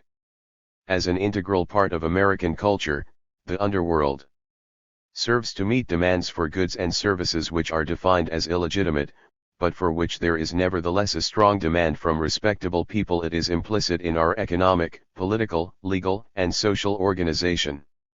LT is in the sense that we have the criminals we deserve. Degree. For the New Jersey banker, Harold G. Hoffman, crime paid. He became mayor, congressman, governor of his state. Only upon his death in I-954 was it discovered that for over a decade he had gotten away with $300,000 of state funds and in addition, in the morality play of state politics, had been deep in a network of corruption involving respected banks, insurance companies, and highly placed individuals. Army PXs have sold such unmilitary items as mink coats and expensive jewelry at prices well below retail levels. Charities have been discovered to be rackets for private profit. 18 persons and 7 corporations were indicted in February I-954 on charges of defrauding the government in surplus ship deals, among them Julia C. Holmes, former minister in the United States Embassy in London and special assistant to the Secretary of State. Czars of local labor unions have enriched themselves by extortion and shakedown, by bribery, and the Union Welfare Fund. Respected administrators of private hospitals have bought aspirin in wholesale lots for $9.83, selling it to patients for $600. Major General Roderick Allen in March I-954 caused $1,200 Army money to be spent on a doghouse for his Siberian Huskies. Those who read business manuals, in addition to newspapers, know that, by I-954, some 2L4 Internal Revenue employees and friends of the middle 40s had been indicted, 100 convicted including the head tax collector of the federal government. And all over the country, upper middle and upper class tax dodgers personally treat each spring as an invitation to a game of ingenious lying and skillful deception. Revelations from the upper depths reached some sort of climax during the spring of 1954 when the secretary of the 341. What element of the higher circles what would be element the such immorality not touched? Perhaps all those cases that come briefly to public attention are but marginal or, at any rate, those that were caught. But then, there is the feeling that the bigger you are, the less likely you are to be caught. There is the feeling that all the petty cases seem to signify something grander, that they go deeper and that their roots are now well organized in the higher and middle American ways of life. But among the mass distractions this feeling soon passes harmlessly away. For the American distrust of the high and mighty is a distrust without doctrine and without political focus, it is a distrust felt by the mass public as a series of more or less cynically expected disclosures. Corruption and immoralities, petty and grand, are facts about the higher circles, often even characteristic facts about many of them. But the immoral tone of American society today also involves the lack of public sensibility when confronted with these facts. Effective moral indignation is not evoked by the corrupt public life of our time. The old middle-class moralities have been replaced in America by the higher immorality. The exploiting plutocrat and the corrupted machine of the 90s were replaced in public imagery by the uncultivated Philistine and provincial of the 20s, who, in turn, were replaced by the economic royalists and their cohorts of the 30s. All these were negative images, the first of urban greed as seen through an indignant and rural moral optic, the second of mindless baby-try as seen by urban strata for whom moral principles have been replaced by BLGCLLY ways, and the third, somewhat less clearly, of the old plutocrat turned more systematic and impersonal. But the corporate rich of the 40s and 50s, in their economic and in their political aspects there are no such stereotypes of them, they are rather cynically accepted, and even secretly admired by members of the mass society. No negative stereotype has been widely formed of corporate rich and the political army and his assistants tangled with the senator and his assistants, the McCarthy Army hearings, as we have already noted, stripped from high officials and a number of senators all dignity and status.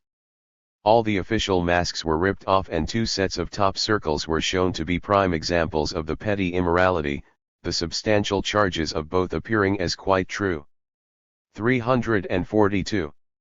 Outsider, and if 1 or 2 should crop up in popular imagery, they are soon vanquished by the forward-looking, energetic, clean-cut American boy as executive.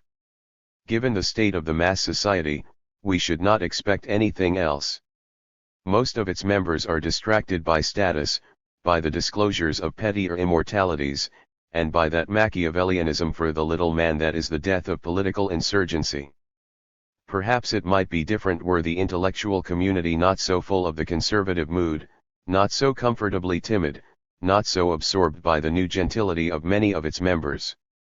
But given these conditions of mass society and intellectual community, we can readily understand why the power elite of America has no ideology and feels the need of none, why its rule is naked of ideas, its manipulation without attempted justification.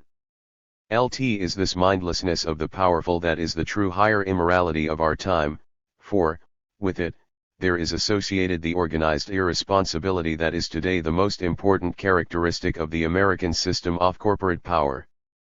15. The morally higher immorality can neither be narrowed to the political sphere nor understood as primarily a matter of corrupt men in fundamentally sound institutions. Political corruption is one aspect of a more general immorality. The level of moral sensibility that now prevails is not merely a matter of corrupt men. The higher immorality is a systematic feature of the American elite. Its general acceptance is an essential feature of the mass society. Of course, there may be corrupt men in sound institutions, but when institutions are corrupting, many of the men who live and work in them are necessarily corrupted. In the corporate era, economic relations become impersonal and the executive feels less personal responsibility. Within the corporate worlds of business, war-making and politics, the private conscience is attenuated and the higher immorality is institutionalized. It is not merely a question of a corrupt administration in corporation, army, or state, it is a feature of the corporate rich, as a capitalist stratum, deeply intertwined with the politics of the military state. From this point of view, the most important question, for instance, about the campaign funds of ambitious young politicians is not whether the politicians are morally insensitive, but whether or not any young man in American politics, who has come so far and so fast, could very well have done so today without possessing or acquiring a somewhat blunted moral sensibility. Many of the problems of white-collar crime and of relaxed public morality, of high-priced vice and of fading personal integrity, are problems of structural immorality. They are not merely the problem of 343. 344. Small character twisted by the bad milieu. And many people are at least vaguely aware that this is so. As news of higher immoralities breaks, they say, well, another one got caught today, thereby implying that the cases disclosed are not odd events involving occasional characters but symptoms of a widespread condition. There is good probative evidence that they are right. But what is the underlying condition of which all these instances are symptoms? 1.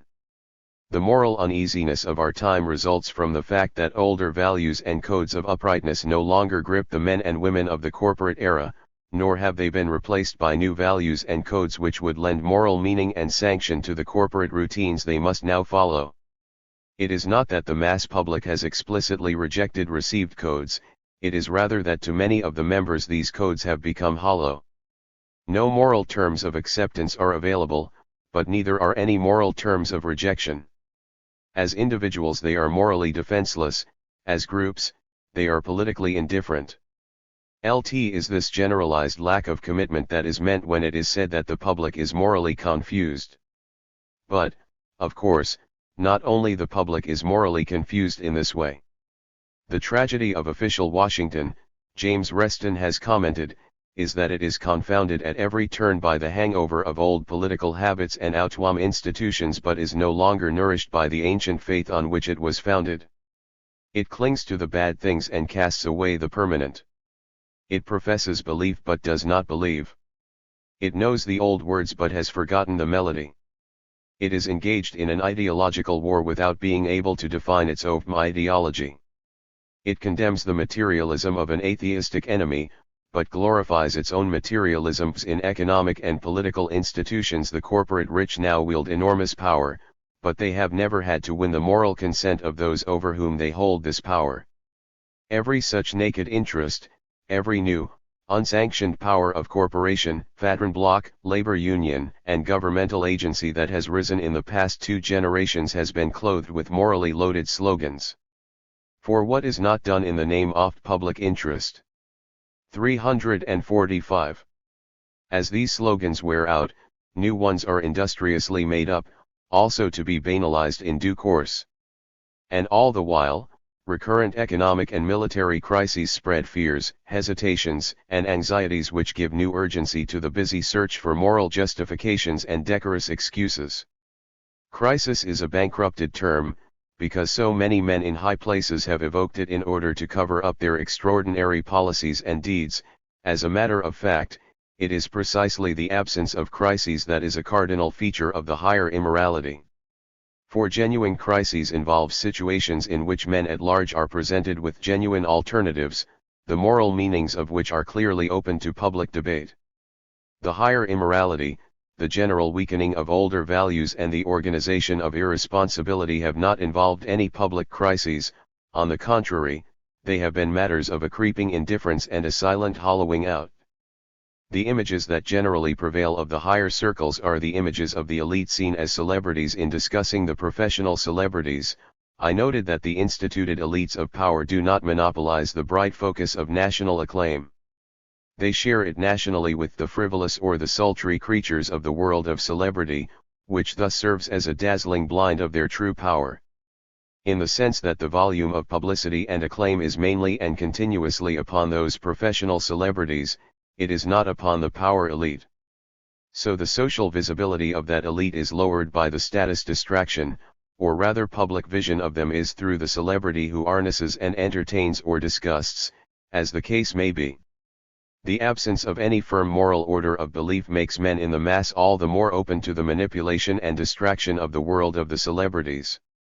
In due course, such a turnover of appeals and codes and values as they are subjected to leads them to distrust and cynicism, to a sort of Machiavellianism for the little man.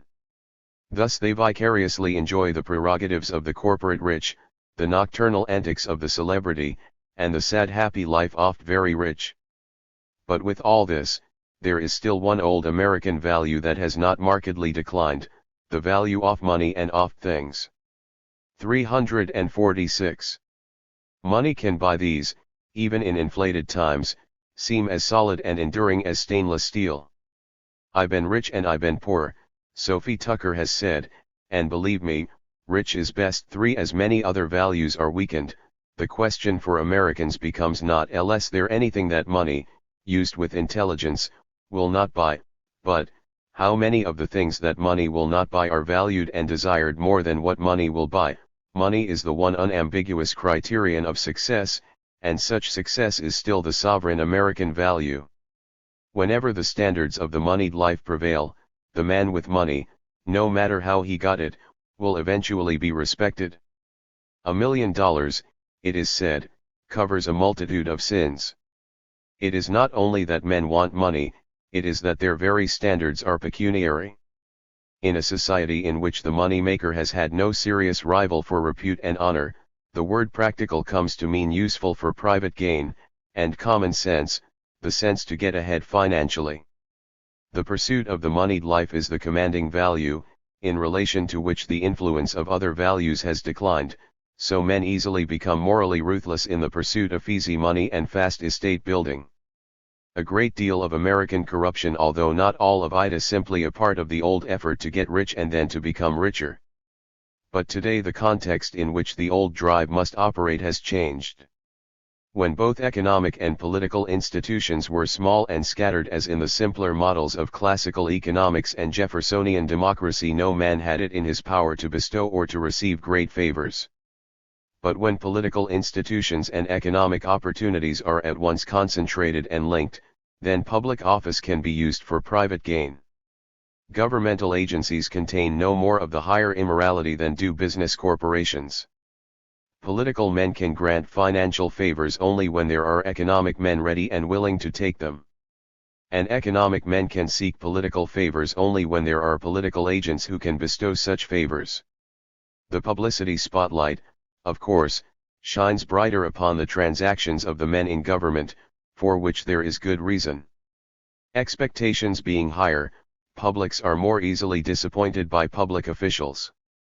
Businessmen are supposed to be out for themselves, and if they successfully skate on legally thin ice, Americans 347 generally honor them for having gotten away with it. But in a civilization so thoroughly business penetrated as America, the rules of business are carried over into government, especially when so many businessmen have gone into government.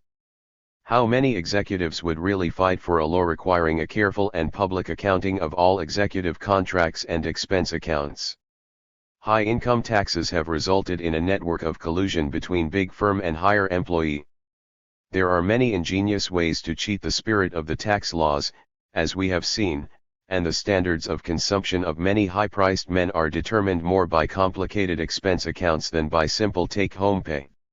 Like prohibition, the laws of income taxes and the regulations of wartime exist without the support of firm business convention. It is merely illegal to cheat them, but it is smart to get away with it. Laws without supporting moral conventions invite crime, but much more importantly, they spur the growth of an expedient, amoral attitude. A society that is in its higher circles and on its middle levels widely believed to be a network of smart rackets does not produce men with an inner moral sense. A society that is merely expedient does not produce men of conscience. A society that narrows the meaning of success to the big money and in its terms condemns failure as the chief vice, raising money to the plane of absolute value, will produce the sharp operator and the shady deal. Blessed are the cynical, for only they have what it takes to succeed. 2. In the corporate world, in the political directorate, and increasingly in the ascendant military, the heads of the big hierarchies and power machines are seen not only as men who have succeeded, but as wielders of the patronage of success. They interpret and they apply to individuals the criteria of success. Those immediately below them are usually members of their clique, of their clientele, sound men as they themselves are sound. But the hierarchies are intricately related to one another, and inside each clique are some whose loyalties are to other cliques. There are personal loyalties as well as official ones, personal as well as impersonal criteria for advancement. As we trace the career of the individual member of various higher circles, we are also tracing 348. The history of his loyalties, for the first and overshadowing fact about the higher circles, from the standpoint of what it takes to succeed within them, is that they are based upon self-co-optation. The second fact about these hierarchies of success is that they do not form one monolithic structure, they are a COITLPL-X set of variously related and often antagonistic cliques. The third fact we must recognize is that, in any such world, younger men who would succeed attempt to relate themselves to those in charge of their selection as successes. Accordingly, the American literature of practical aspiration, which carries the great fetish of success, has undergone a significant shift in its advice about what it takes to succeed. The sober, personal virtues of willpower and honesty, of high-mindedness, and the constitutional inability to say yes to the easy road of women, tobacco, and wine. This later N1TI Euro T Euro Euro L1T L10F is supposed to rest upon statistical rituals whereby it is shown that varying proportions of the men at the top are sons of men of lower rank. We have already seen the proportions of given elite circles composed of the men who have risen. But what is more important than the proportions of the sons of wage workers among these higher circles is the criteria of admission to them, and the question of who applies these criteria. We cannot from upward mobility infer higher merit even. 349. If the rough figures that now generally hold were reversed, and 90% of the elite were sons of wage workers, but the criteria of co-optation by the elite remained what they now are, we could not from that mobility necessarily infer merit. Only if the criteria of the top positions were merit 0 L1 US, and only if they were self-applied, as in a purely entrepreneurial manner, could we smuggle merit into such statistics from any statistics of mobility. The idea that the self-made man is somehow good and that the family-made man is not good makes moral sense only when the career is independent, when one is on one's own as an entrepreneur. It would also make sense in a strict bureaucracy where examinations control advancement. LT makes little sense in the system of corporate co-optation. There is, in psychological fact, no such thing as a self-made man. No man makes himself, least of all the members of the American elite. In a world of corporate hierarchies, men are selected by those above them in the hierarchy in accordance with whatever criteria they use. In connection with the corporations of America, we have seen the current criteria. Men shape themselves to fit them, and are thus made by the criteria, the social premiums that prevail. If there is no such thing as a cell-made man, there is such a thing as a cell-used man, and there are many such men among the American elite. Under such conditions of success, there is no virtue in starting out poor and becoming rich. Only where the ways of becoming rich are such as to require virtue or to lead to virtue does personal enrichment imply virtue. In a system of co-optation from above, whether you began rich or poor seems less relevant in revealing what kind of man you are when you have arrived than in revealing the principles of those in charge of selecting the ones who succeed. All this is sensed by enough people below the higher circles to lead to cynical views of the lack of connection between merit and mobility, between virtue and success. It is a sense of the immorality of accomplishment, and it is revealed in the prevalence of such views as, "It's all just another racket, and it's not what you know but who you know." Considerable numbers of people now accept the immorality of accomplishment as a going fact. 350. Some observers are led by their sense of the immorality of accomplishment to the ideology, obliquely set forth by academic social science, of human relations in 1 ndlst 5 still others to the solace of mind provided by the newer literature of resignation, of peace of mind, which in some quiescent circles replaces the old literature of frenzied aspiration, of how to get ahead. But, regardless of the particular style of reaction, the sense of the immorality of accomplishment often feeds into that level of public sensibility which we have called the higher immorality. The old self-made man's is a tarnished image, and no other image of success has taken its once bright place. Success itself, as the American model of excellence, declines as it becomes one more feature of the higher immorality. 3. Moral distrust of the American elite as well as the fact of organized irresponsibility rests upon the higher immorality, but also upon vague feelings about the higher ignorance. Once upon a time in the United States, men of affairs were also men of sensibility. To a considerable extent the elite of power and the elite of culture coincided, and where they did not coincide they often overlapped as circles. Within the compass of a knowledgeable and effective public, knowledge and power were in effective touch, and more than that, this public decided much that was decided. Nothing is more revealing, James Reston has written, than to read the debate in the House of Representatives in the 1830s on Greece's fight with Turkey for independence and the Greek-Turkish debate in the Congress in I-947.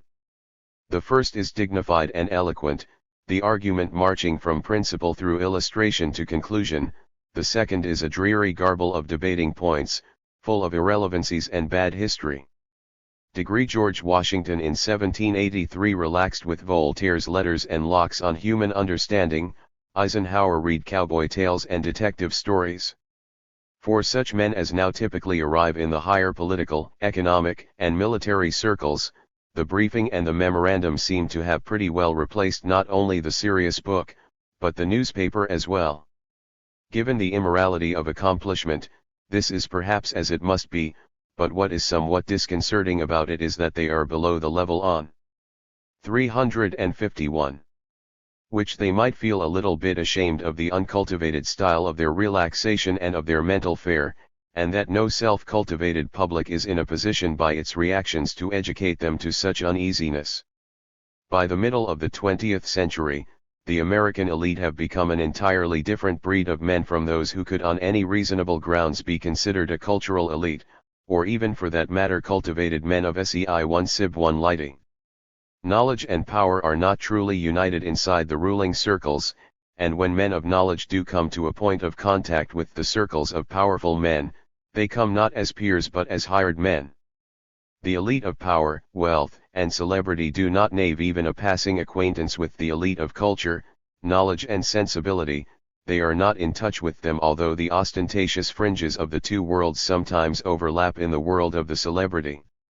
Most men are encouraged to assume that, in general, the most powerful and the wealthiest are also the most knowledgeable or, as they might say, the smartest. Such ideas are propped up by many little slogans about those who teach because they can't do, and about if you're so smart, why aren't you rich? But all that such wisecracks mean is that those who use them assume that power and wealth are sovereign values for all men and especially for men who are smart. They assume also that knowledge always pays off in such ways, or surely ought to, and that the test of genuine knowledge is just such payoffs. The powerful and the wealthy must be the men of most knowledge, otherwise how could they be where they are? But to say that those who succeed to power must be smart, is to say that power is knowledge. To say that those who succeed to wealth must be smart, is to say that wealth is knowledge. The prevalence of such assumptions does reveal something that is true, that ordinary men, even today, are prone to explain and 352. To justify power and wealth in terms of knowledge or ability. Such assumptions also reveal something of what has happened to the kind of experience that knowledge has come to be. Knowledge is no longer widely felt as an ideal, it is seen as an instrument. In a society of power and wealth, knowledge is valued as an instrument of power and wealth, and also, of course, as an ornament in conversation. What knowledge does to a man, that is the personal ideal of knowledge. What knowledge does to a civilization, that is the social ideal of knowledge. But today, the personal and the social ideals of knowledge have coincided in what knowledge does for the smart guy: it gets him ahead, and for the wise nation it lends cultural prestige, sanctifying power with authority. Knowledge seldom lends power to the man of knowledge. But the supposed, and secret, knowledge of some men one at make, and their very free use thereof, has consequence for other men who have not the power of defense. Knowledge, of course, is neither good nor bad, nor is its use good or bad. Bad men increase in knowledge as fast as good men, John Adams wrote, and science, arts, taste, sense, and letters, are employed for the purpose of justice as well as for virtue/q. That was in I-790, today we have good reason to know that it is so. The problem of knowledge and power is, and always has been, the problem of the relations of men of knowledge with men of power. Suppose we were to select the 100 most powerful men, from all fields of power, in America today and line them up. And then, suppose we selected the 100 most knowledgeable men, from all fields of social knowledge, and lined them up. How many men would be in both our lineups? Of course our selection would depend upon what we mean by power and what we mean by knowledge, especially what we mean by knowledge. But, if we mean what the words seem to mean, surely we would find few if any men in America today who were in both groups, and surely we could find many more at the time the nation was founded than we could find today. For, in the 18th century, even in this colonial outpost, men of power pursued 353. Learning, and men of learning were often in positions of power. In these respects we have, I believe, suffered grievous decline. Degree there is little union in the same persons of knowledge and power, but persons of power do surround themselves with men of some knowledge, or at least with men who are experienced in shrewd dealings. The man of knowledge has not become a philosopher king, but he has often become a consultant, and moreover a consultant to a man who is neither king-like nor philosophical. It is, of course, true that the chairman of the pulp writers section of the Authors League helped a leading senator polish up the speeches he delivered in the I-952 senatorial campaign, but it is not natural in the course of their careers for men of knowledge to meet with those of power. The links between university and government are weak, and when they do occur, the man of knowledge appears as an expert, which usually means as a hired technician. Like most others in this society, the man of knowledge is himself dependent for his livelihood upon the job, which nowadays is a prime sanction of thought control. Where getting ahead requires the good opinions of more powerful others, their judgments become prime ob_ex of concern. Accordingly, in so far as intellectuals serve power directly in a job hierarchy, they often do so unfreely. The democratic man assumes the existence of a public, and in his rhetoric asserts that this public is the very seat of sovereignty. Two things are needed in a democracy: articulate and knowledgeable publics, and political leaders who, if not men of reason, are at least reasonably responsible to such knowledgeable publics as exist. Only where publics and leaders are responsive and responsible, are human affairs in democratic order, and only when knowledge has public relevance is this order possible. Only when mind has an autonomous basis, independent of power, but powerfully related to it, can mind exert its force in the shaping of human affairs. This is democratically possible only when there exists a free and knowledgeable public, to which men of knowledge may address themselves, and to which men of power are truly responsible. Such a public and such men either of power or of knowledge do not now prevail, and accordingly, knowledge does not now have democratic relevance in America. The characteristic member of the higher circles today is an 354. Intellectual mediocrity, sometimes a conscientious one, but still a mediocrity. His intelligence is revealed only by his occasional realization that he is not up to the decisions he sometimes feels called upon to confront. But usually he keeps such feelings private, his public utterances being pious and sentimental, grim and brave, cheerful and emph in their universal generality. He is open only to abbreviated and vulgarized, predigested and slanted ideas. He is a commander of the age of the phone call, the memo, and the briefing. By the mindlessness and mediocrity of men of affairs, I do not, of course, mean that these men are not sometimes intelligent, although that is by no means automatically the case.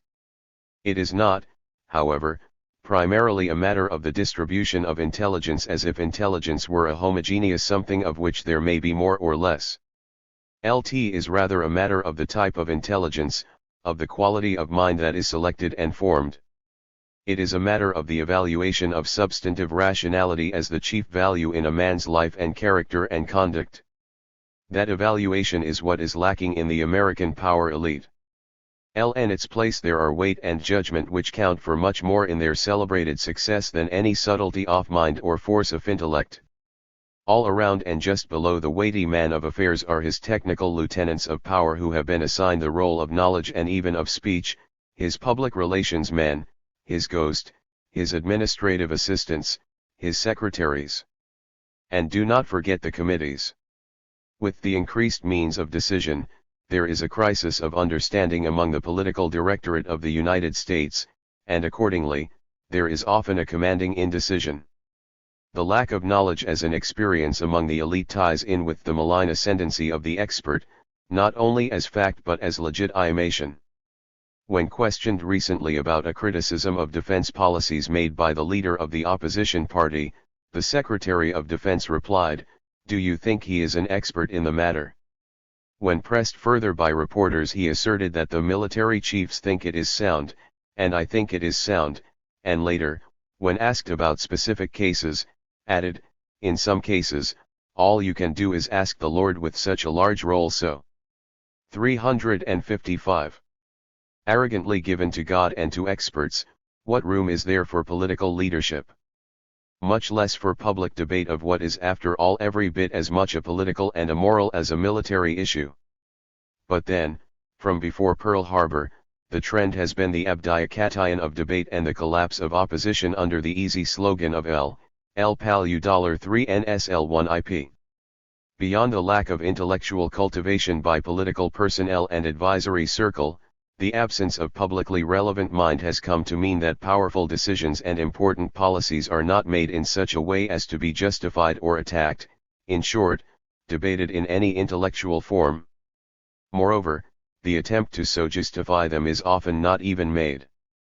Public relations displace reasoned argument, manipulation and undebated decisions of power replace democratic authority, more and more, since the 19th century.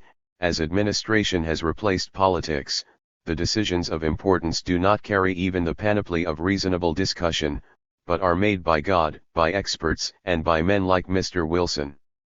More and more the area of the official secret expands, as well as the area of the secret listening in on those who might divulge in public what the public, not being composed of experts with Q clearance, is not to know.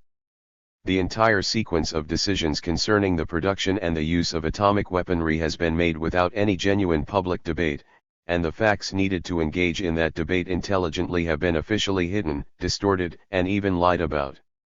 As the decisions become more fateful, not only for Americans but literally for mankind, the sources of information are closed up, and the relevant facts needed for decision are, as politically convenient official secrets, withheld from the heavily laden channels of information. In those channels, meanwhile, political rhetoric seems to slide lower and lower down the scale of cultivation and sensibility. The height of such mindless communications to masses, or what are thought to be masses, is probably the demagogic assumption that suspicion and accusation, if repeated often enough, somehow equal proof of guilt, just as repeated claims about toothpaste or brands of cigarettes are assumed to equal facts. The greatest kind of propaganda with which America is beset, the greatest at least. 356. In terms of volume and loudness, is commercial propaganda for soap and cigarettes and automobiles. It is to such things, or rather to their names, that this society most frequently sings its loudest praises. What is important about this is that by implication and omission, by emphasis and sometimes by flat statement, this astounding volume of propaganda for commodities is often untruthful and misleading, and is addressed more often to the belly or to the groin than to the head or to the heart. Public communications those who make powerful decisions, or who would have us vote them into such decision-making places, more and more take on those qualities of mindlessness and myth which commercial propaganda and advertising have come to exemplify. In America today, men of affairs are not so much dogmatic as they are mindless. Dogma has usually meant some more or less elaborated justification of ideas and values, and thus has had some features of mind, of intellect, of reason. Nowadays what we are up against is precisely the absence of mind of any sort as a public force. What we are up against is a disinterest in and a fear of knowledge that might have liberating public relevance. What this makes possible are decisions having no rational justifications which the intellect could confront and engage in debate. It is not the barbarous irrationality of dour political primitives that is the American danger, it is the respected judgments of secretaries of state, the earnest platitudes of presidents, the fearful self-righteousness of sincere young American politicians from sunny California.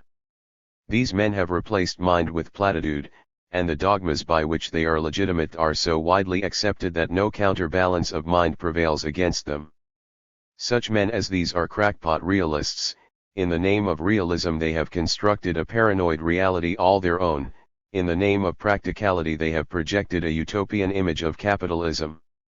They have replaced the responsible interpretation of events with the disguise of events by a maze of public relations, respect for public debate with unshrewd notions of psychological warfare, intellectual ability with agility of the sound, mediocre judgment, the capacity to elaborate alternatives and gauge their consequences with the executive stance. 357. 4. Despite perhaps because of the ostracism of mind from public affairs, the immorality of accomplishment, and the general prevalence of organized irresponsibility, the men of the higher circles benefit from the total power of the institutional domains over which they rule. For the power of these institutions, actual or potential, is ascribed to them as the ostensible decision-makers. Their positions and their activities, and even their persons, are hallowed by these ascriptions, and, around all the high places of power, there is a penumbra of prestige in which the political directorate, the corporate rich, the admirals and generals are bathed. The elite of a society, however modest its individual member, embodies the prestige of the society's power. Moreover, few individuals in positions of such authority can long resist the temptation to base their self-images, at least in part, upon the sounding board of the collectivity which they head. Acting as the representative of his nation, his corporation, his army, in due course, he comes to consider himself and what he says and believes as expressive of the historically accumulated glory of the great institutions with which he comes to identify himself. When he speaks in the name of his country or its cause, its past glory also echoes in his ears. Status, no longer rooted primarily in local communities, follows the big hierarchies, which are on a national scale. Status follows the big money, even if it has a touch of the gangster about it. Status follows power, even if it be without background. Below, in the mass society, old moral and traditional barriers to status break down and Americans look for standards of excellence among the circles above them, in tatums of which to model themselves and judge their self-esteem. Yet nowadays, it seems easier for Americans to recognize such representative men in the past than in the present. Whether this is due to a real historical difference or merely to the political ease and expediency of hindsight is very difficult to tell. At any rate, it is a fact that in the political assignments of prestige there is little disparagement of Washington, Jefferson, and Lincoln, but much disagreement about current figures. Representative men seem more easily recognizable after they have died. Contemporary political leaders are merely politicians, they may be big or little, but they are not great, and increasingly they are seen in terms oft higher immorality. Now again status follows power, and older types of exemplary figures have been replaced by the fraternity of the successful, the professional executives who have become the political elite, and who are now the official representative men. It remains to be seen whether they will become representative men in the images and aspirations of the mass public, or whether they will endure any longer than the displaced liberals of the 30s. Their images are controversial, deeply involved in the immorality of assimilatives, ls, but it is clear that for our contemporaries we must consider them, since precisely this reaction has led to a sometimes frenzied and always expensive practice of what is known as public relations. Those who have both power and status are perhaps best off when they do not actively have to seek acclaim. The truly proud old families will not seek in the professional celebrities, are specialists in seeking it actively. Increasingly, the political, economic, and military elite, as we have S-ER1AC0MP-TE with the celebrities, and seek to borrow their status. Perhaps those who have unprecedented power without the aura of status, will always seek it, even if uneasily, among those who have publicity without power. For the mass public, there is the status distraction of the celebrity, as well as the economic distraction of war prosperity. For the liberal intellectual, who does look to the political arena, there is the political distraction of the sovereign localities and of the middle levels of power, which sustain the illusion that America is still a self-balancing society. The mass media focus on the professional celebrities, the liberal intellectuals, especially the academic social scientists among them, focus upon the noisy middle levels. Professional celebrities and middle-level politicians. 360. Are the most visible figures of the system. In fact, together they tend to monopolize the communicated or public scene that is visible to the members of the mass society, and thus to obscure and to distract attention from the power elite. The higher circles in America today contain, on the one hand, the laughing, erotic, dazzling glamour of the professional celebrity, and, on the other, the prestige aura of power, of authority, of might and wealth. These two pinnacles are not unrelated.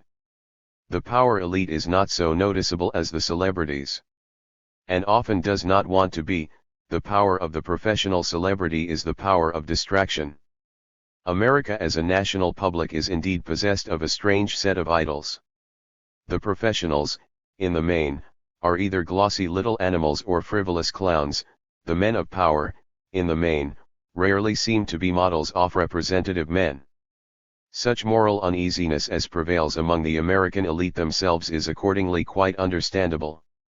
LT's existence is amply confirmed by the more serious among those who have come to feel that they represent America abroad. There, the double-faced character of the American celebrity is reflected both by the types of Americans who travel to play or to work, and in the images many literate and articulate Europeans hold of Americans. Public honor in America tends now to be either frivolous or grim, either altogether trivial or portentous of a greatly tightened-up system of prestige. The American elite is not composed of representative men whose conduct and character constitute models for American imitation and aspiration. There is no set of men with whom members of the mass public can rightfully and gladly identify. In this fundamental sense, America is indeed without leaders. Yet such is the nature of the mass public's morally cynical and politically unspecified distrust that it is readily drained off without real political effect. That this is so, after the men and events of the last 30 years, is further proof of the extreme difficulty of finding and of using in America today the political means of sanity for morally sane objectives. America, a conservative country without any conservative ideology, appears now before the world a naked and arbitrary power, as, in the name of realism, Its men of decision enforce their often crackpot definitions upon world reality. The second rate. 361. Mind is in command of the ponderously spoken platitude. L. and the liberal rhetoric, vagueness, and in the conservative mood, irrationality, are raised to principle. Public relations and the official secret, the trivializing campaign and the terrible fact clumsily accomplished, are replacing the reasoned debate of political ideas in the privately incorporated economy, the military ascendancy, and the political vacuum of modern America. The men of the higher circles are not representative men, their high position is not a result of moral virtue, their fabulous success is not firmly connected with meritorious ability. Those who sit in the seats of the high and the mighty are selected and formed by the means of power, the sources of wealth, the mechanics of celebrity, which prevail in their society. They are not men selected and formed by a civil service that is linked with the world of knowledge and sensibility.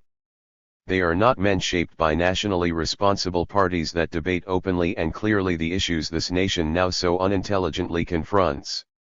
They are not men held in responsible check by a plurality of voluntary associations which connect debating publics with the pinnacles of decision.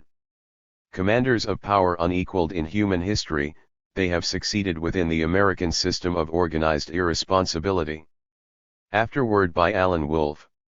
C. Wright Mills. The Power Elite was published in I-956, a time, as Mills himself put it, when Americans were living through a material boom, a nationalist celebration, a political vacuum.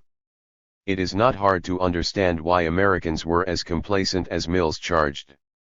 Let's say you were a typical 35-year-old voter in I-956. Imagine what your life had been like. When you were 8 years old, the stock market crashed, and the resulting Great Depression began just as you started 3rd or 4th grade. Hence your childhood was consumed with fighting off the poverty and unemployment of the single greatest economic catastrophe in American history. When you turned 21, officially marking your maturity, the Japanese invaded Pearl Harbor, ensuring that your years as a young adult, especially if you were male, would be spent fighting on the ground in Europe or from island to island in Asia. If you were lucky enough to survive that experience, you returned home at the ripe old age of 24, ready to resume the semblance of a normal life only then to witness the Korean War, McCarthyism, and the outbreak of Cold War with the Soviet Union. No wonder that, as you contemplated casting your vote in the I-956 presidential elections, you were tempted to vote for the re-election of President Eisenhower. After all, he had commanded the Allied troops in World War II. To be sure, he often seemed uninspiring in his speeches, and he was not comfortable associating with rich businessmen, nearly all of whom were male, white, Christian, and conservative in their political leanings. Still, Eisenhower offered stability. For voters whose lives had known nothing but the opposite. For all the blustery talk of Secretary of State John Foster Dulles about the Russian menace, the president himself seemed somewhat disengaged from foreign policy. And his domestic program amounted to little more than constructing the highways which you planned to use as you thought about moving to Los Angeles in search of the jobs being created by what Eisenhower himself would soon call the military-industrial complex. Into this milieu exploded the power elite. C. Wright Mills was one of the first intellectuals in America to write that the complacency of the Eisenhower years was not enough. His indictment was uncompromising. On the one hand, he claimed, vast concentrations of power had coagulated in America, making a mockery of American democracy. On the other, he charged that his fellow intellectuals had sold out to the conservative mood in America, leaving their audience the American people themselves in a state of ignorance and apathy bearing shocking resemblance to the totalitarian regimes that America had defeated or was currently fighting. One of the goals Mills set for himself in the power elite was to tell his readers again, assuming that they were roughly 35 years of age, how much the organization of power in America had changed during their lifetimes. In the L92OS, when this typical reader had been born, there existed what Mills called local society, towns, and small cities throughout America whose political and social life was dominated by resident businessmen. Small town elites, usually Republican in their outlook, had a strong voice in Congress, for most of the congressmen who represented them were either members of the dominant families themselves or had close financial ties to them. By the time Mills wrote his book, this world of local elites had become as obsolete as the telegraph machine.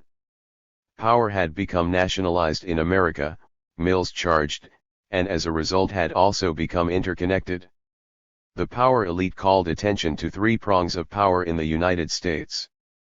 First, business had SL11F Eurod its focus from corporations that were primarily regional in their workforces and customer bases to ones that produced products in national markets and developed national interests.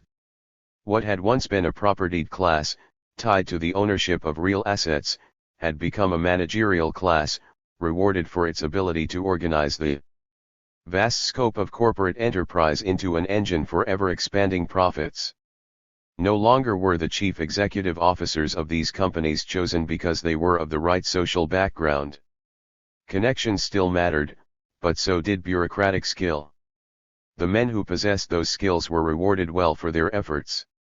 Larded with expense accounts and paid handsomely, they could exercise national influence not only through their companies, but through the roles they would called upon to serve in the national interest. Similar changes had taken place in the military sector of American society.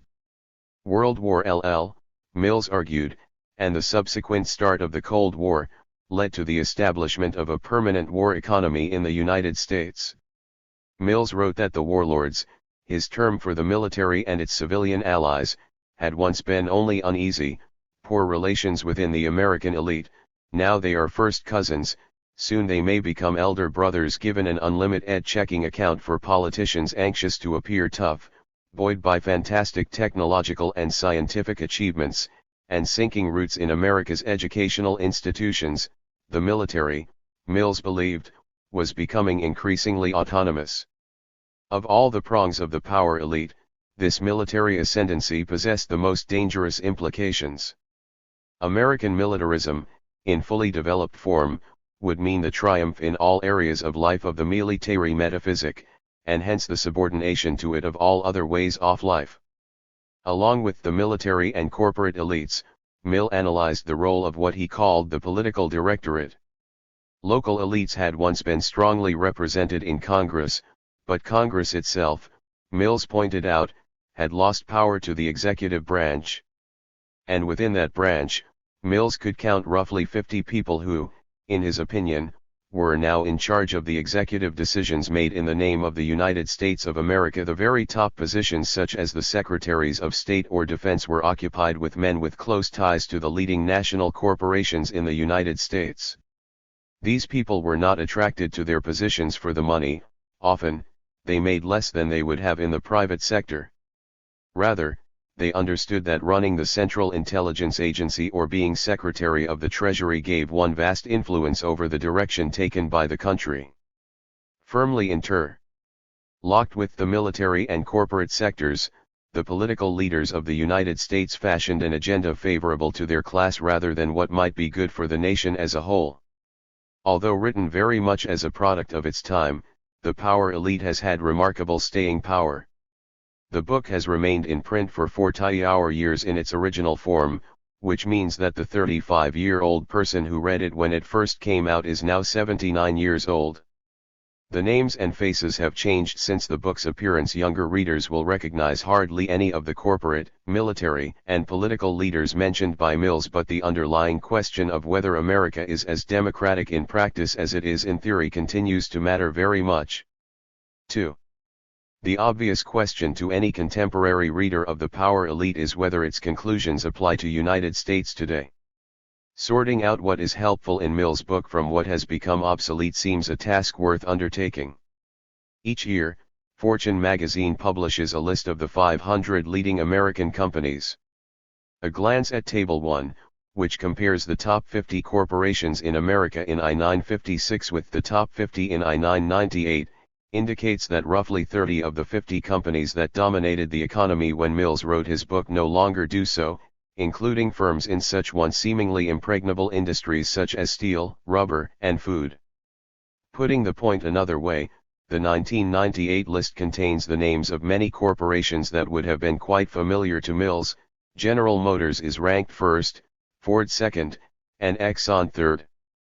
But the company immediately following these giants, Walmart stores, did not even exist at the time Mills wrote.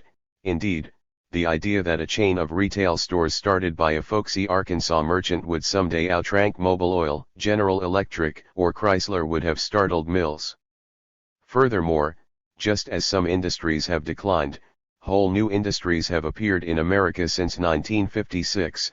IBM was 59th when Mills wrote, hardly the computer giant 6th on the current Fortune 500 L1 SL4 TH3K it is now. To SL Tat Euro the closed world of the power elite, Mills called attention to the fact that one man, Winthrop W. Aldrich, the American ambassador to Great Britain, was a director of 4 of the top 25 companies in America in I-950. In I-998, by contrast, only one of those companies, AT&T, was among the very top. Chase Manhattan was 27th, Metropolitan Life had fallen to 43rd, and the New York Central Railroad was not to be found. One reason why places shift at the top of the corporate hierarchy is that American companies are continually merging with each other in an effort to secure dominant market shares. Toward the end of 1998, the third largest company in America, Exxon, announced plans to merge with the eighth largest, Mobil, to make a new company that would dwarf in size anything contemplated by Mills.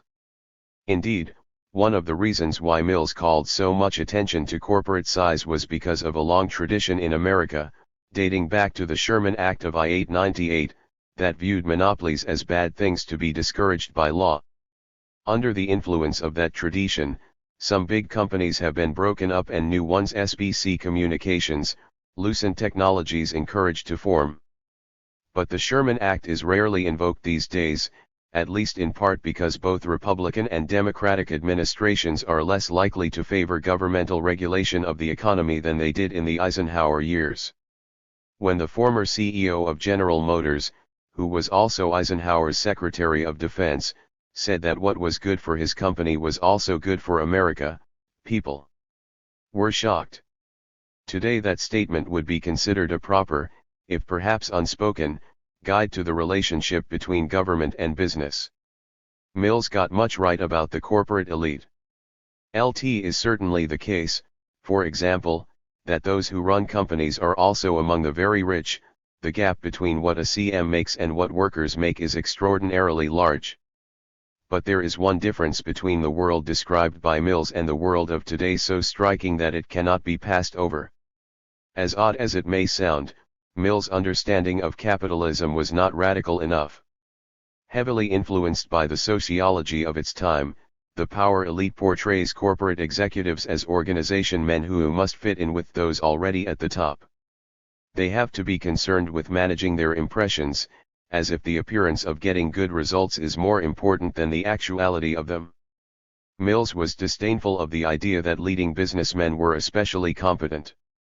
The fit survive, he wrote, and fitness means, not formal competence. There probably is no such thing for top executive positions but conformity with the criteria of those who have already succeeded.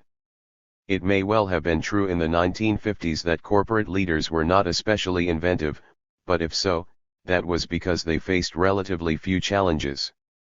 If you were the head of General Motors in I-956, you knew that American automobile companies dominated your market. The last thing on your mind was the fact that someday cars called Toyotas or Hyundais would be your biggest threat. You did not like the union that organized your workers, but if you were smart, you realized that an ever-growing economy would enable you to trade off high wages for your workers in return for labor market stability. Smaller companies that supplied you with parts were dependent on you for orders. Each year you wanted to outsell Ford and Chrysler, but you also had constructed with them an elaborate system of signals so that they would not undercut your prices and you would not undercut theirs.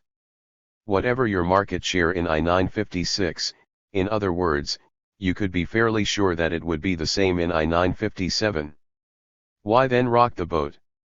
It made perfect sense for budding executives to do what Mills argued they did do, to assume that the best way to get ahead was to go along. Very little of this picture remains accurate at the end of the 20th century. Union membership as a percentage of total work force has declined dramatically, and while this means that companies can pay their workers less, it also means that they cannot expect to invest much in the training of their workers on the assumption that those workers will remain with the company for most of their lives. Foreign competition, once negligible, is now the rule of thumb for most American companies, leading many of them to move parts of their companies overseas and to create their own global marketing arrangements. America's fastest growing industries can be found in the field of high technology, a development unanticipated by Mills. Often dominated by self-made men, these firms are ruthlessly competitive, which upsets any possibility of forming gentlemen's agreements to control prices. Indeed, among intimate companies the notion is to provide the product with no price whatsoever, that is, for free, in the hopes of winning future customer loyalty. Under these conditions, the executive who tried to follow the patterns described by Mills would be best off moving to a university and obtaining tenure. These radical changes in the competitive dynamics of American capitalism have important implications for any effort to characterize the power elite of today. C. Wright Mills was a translator and interpreter of the German sociologist Max Weber, and he borrowed from Weber the idea that a heavily bureaucratized society would also be a stable and conservative society. Only in a society that changes relatively little is it possible for an elite to have power in the first place, for if events change radically, then it tends to be the events that control people rather than the people who control the events.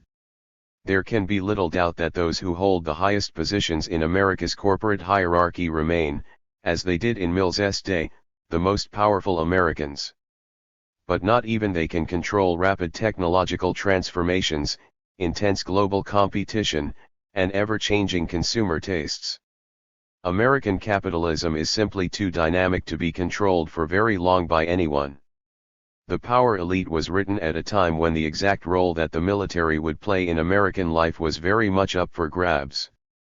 Historically, Americans had never been sympathetic to the idea that a permanent military presence was required to defend the nation against its enemies. To be sure, Americans were second to none in their expressions of patriotism. They admired generals and showed a distinct propensity to elect them to the presidency. If war was required to defend the national interest, Americans would pay the costs in lost lives and lost opportunities. At the same time, Americans tended to be content with their geographic isolation from the rest of the world. They viewed peacetime as the normal situation and war as the exception. After each of the major wars fought by the United States, Americans retreated back into isolationism. In their disinclination to have the military play an ongoing role in their lives, Americans received considerable support from the leaders of the Republican Party. There is no other way to organize an effective military than through the use of government, but if government were involved in offering contracts to private business, conservative isolationists believed, it would not be long before government would be regulating the prices those businesses charged, the kinds of labor relations they practiced, and even how large their profits could be. One of the crucial arguments Mills made in The Power Elite was that the emergence of the Cold War completely transformed this historic opposition to a permanent military establishment in the United States. Indeed, a key theme of Mills' book stressed that America's military elite was now linked to its economic and political elite. Personnel were constantly shifting back and forth from the corporate world to the military world. Big companies like General Motors had become dependent on military contracts. Scientific and technological innovations sponsored by the military helped fuel the growth of the economy. And while all these links between the economy and the military were being sealed, the military had become an active political force. Members of Congress, once hostile to the military, now treated officers with great deference. And no president could hope to staff the Department of State, find intelligence officers, and appoint ambassadors without consulting with the military. Mills was persuaded that the emergence of the military as a key force in American life required a substantial attack on the isolationism that had once characterized public opinion. He argued that the warlords, along with fellow travelers and spokesmen, are attempting to plant their metaphysics firmly among the population at large. Their goal was nothing less than a redefinition of reality, one in which the American people would come to accept what Mills called an emergency without a foreseeable end. He wrote, "War or a high state of war preparedness is felt to be the normal and seemingly permanent condition of the United States. In this state of constant war fever, America could no longer be considered a genuine democracy, for democracy thrives on dissent and disagreement, precisely what is not permitted in the military definition of reality." If the changes described by Mills were indeed permanent, then the power elite could be read as the description of a deeply radical, and depressing, transformation in the nature of the United States.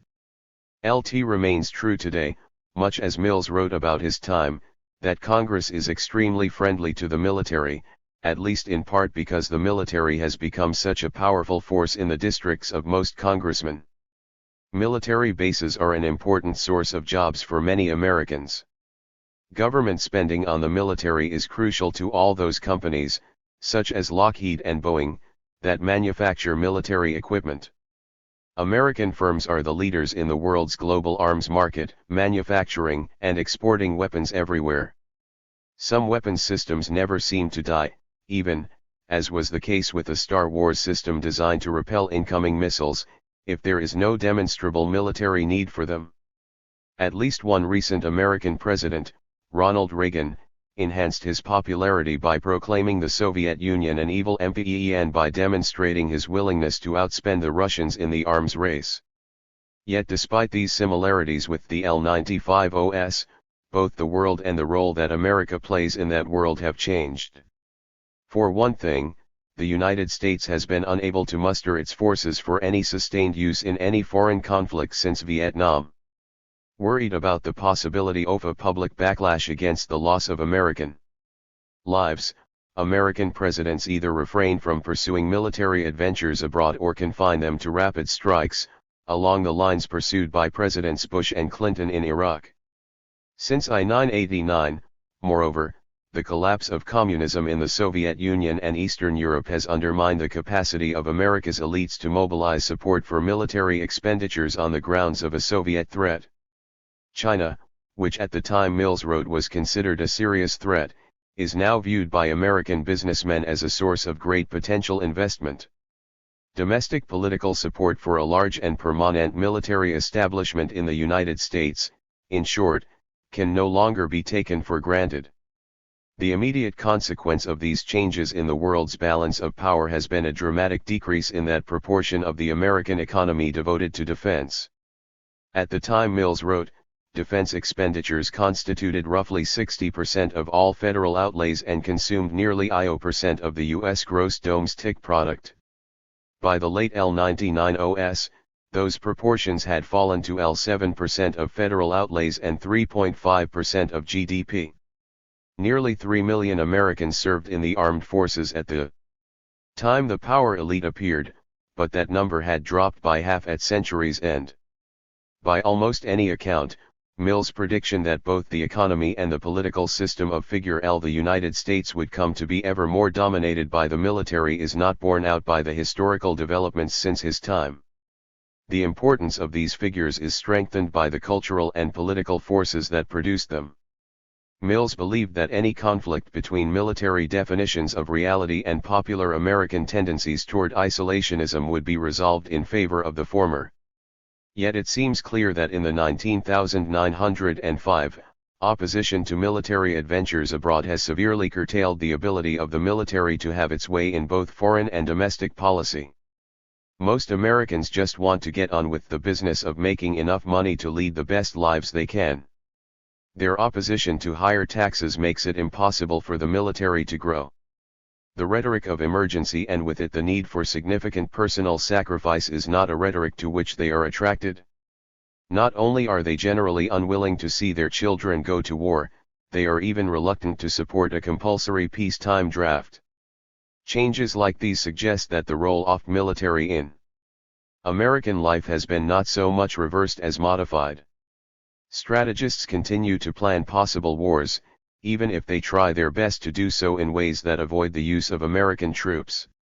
Efforts are made to recruit young people into military service, but only by emphasizing how such steps would help their careers, not their country. The Department of Defense continues to provide funds for scientific and technological innovation, but possible civilian uses of those innovations are stressed.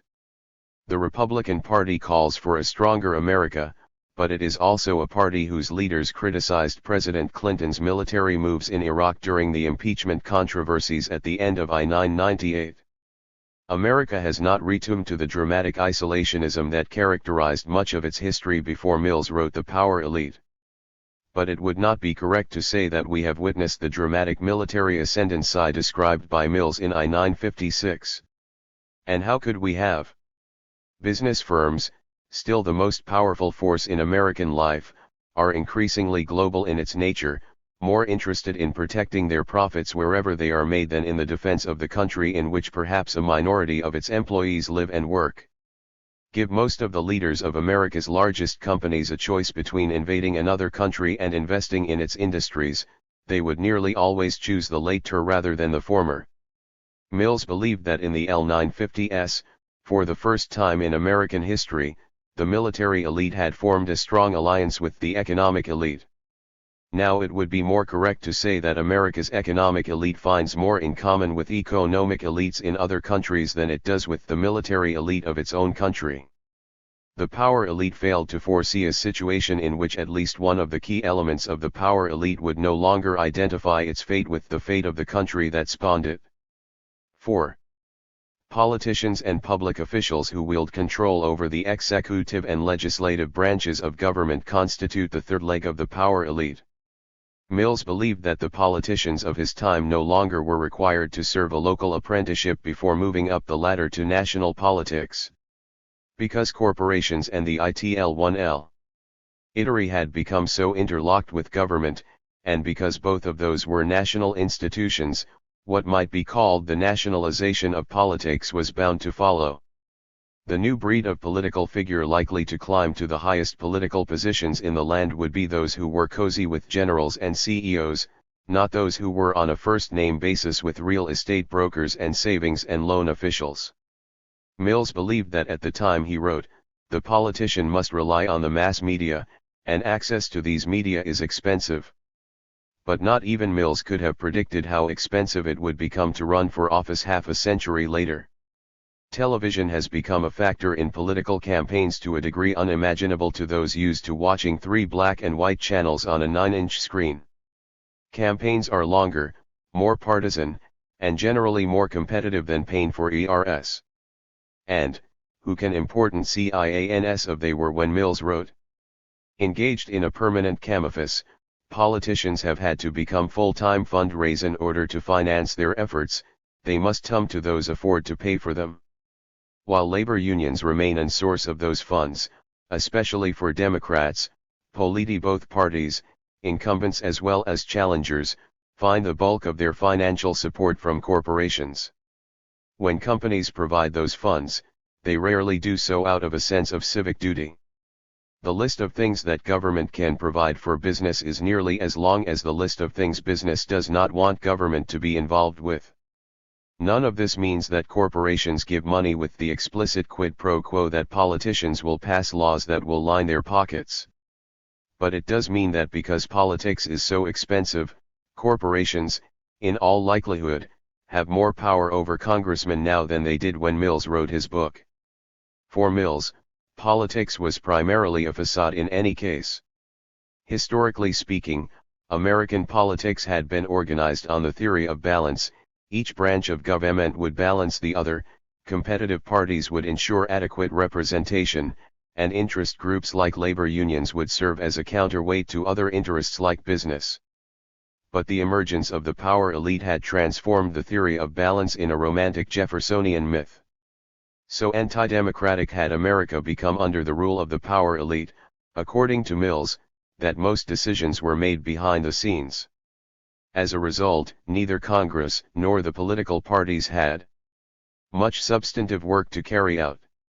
In the absence of policy differences of consequences between the major parties, Mills wrote, The professional party politician must invent themes about which to talk. Mills was right to emphasize the irrelevance of 18th and 19th century images to the actualities of 20th century American political power. But he was not necessarily correct that politics would therefore become something of an empty theatrical show. Mills believed that in the absence of real substance, the parties would become more like each other. Yet today the ideological differences between Republicans and Democrats are severe as, in fact, they were in 1956. Joseph McCarthy, the conservative anti-communist senator from Wisconsin who gave his name to the period in which Mills wrote his book, appears a few times in The Power Elite, but not as a major figure. In his emphasis on politics and economics, Mills underestimated the important role that powerful symbolic and moral crusades have had in American life, including McCarthy's witch hunt after communist influence. Had he paid more attention to McCarthyism, Mills would have been more likely to predict such events as the I-998-99 effort by Republicans to impeach President Clinton, the role played by divisive issues such as abortion, immigration, and affirmative action in American politics, and the continued importance of negative campaigning.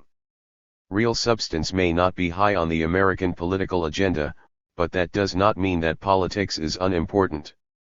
Through our political system, we make decisions about what kind of people we imagine ourselves to be, which is why it matters a great deal at the end of 20th century which political party is in power. 5. Then, does the power elite stand in retrospect? Should it be considered a classic? Can it be read as a guide for the present as well as an explanation of the past? I believe that answers to these questions hang on the fact that The Power Elite is really two books. In the first of these books, Mills writes in a somewhat clinical language aimed at describing the structure of power in America. This part of the book is driven by data and makes use of extensive original research. Having presented his case, Mills then shifts to a language of outrage. It is in these chapters that some of Mills' most famous phrases, crackpot realism, the higher ignorance, appear. Here he sounds like a biblical prophet, foreshadowing doom and harshly denouncing the second-rate mind and the ponderously spoken platitude. This is Mills the social critic, leaving descriptive science behind to make his feelings about the power elite quite prominent. Contemporary commentators believe that Mills was an outstanding social critic but not necessarily a first-rate social scientist. Yet L believe that the power elite survives better as a work of social science than of social criticism. At the time Mills was writing, academic sociology was in the process of proclaiming itself a science. The proper role of the sociologist, many of Mills' colleagues believed, was to conduct value-free research emphasizing the close empirical testing of small-bore hypotheses. A grand science would eventually be built upon extensive empirical work that, like the best of the natural sciences, would be published in highly specialized journals emphasizing methodological innovation and technical proficiency. Because he never agreed with these objectives, indeed, Mills wrote scathing critiques of scientific sociology. Mills was never considered a good scientist by his sociological peers. Yet not much of the academic sociology of the L950s has survived, while The Power Elite is rivaled by only very few books of its period in terms of longevity. In his own way, Mills contributed much to the understanding of his era. Social scientists of the L950s emphasized pluralism, a concept that Mills attacked in his criticisms of the theory of balance. The dominant idea of the day was that the concentration of power in America ought not be considered excessive because one group always balanced the power of others. The biggest problem facing America was not concentrated power but what sociologists began to call the end of ideology. America, they believed, had reached a point in which grand passions over ideas were exhausted. From now on, we would require technical expertise to solve our problems, not the musings of intellectuals. Compared to such ideas, Mills' picture of American reality, for all its Eurozagger 3T1L1s, seems closer to the mark.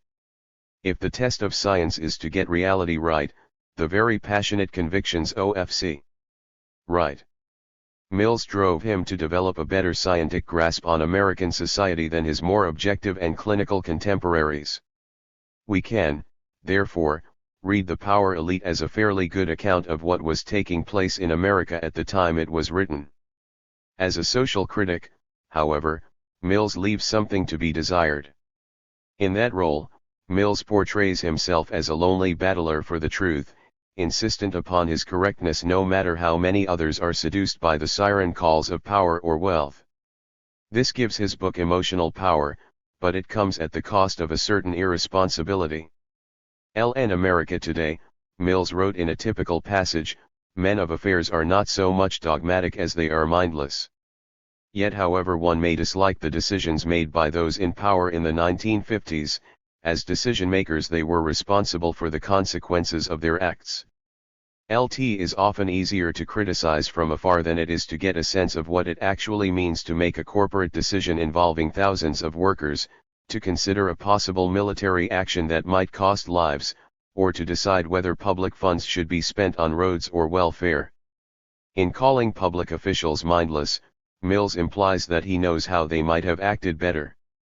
But if he did, he never told readers of The Power Elite, for missing from the book is a statement of what could concretely be done to make the world accord more with the values in which Mills believed.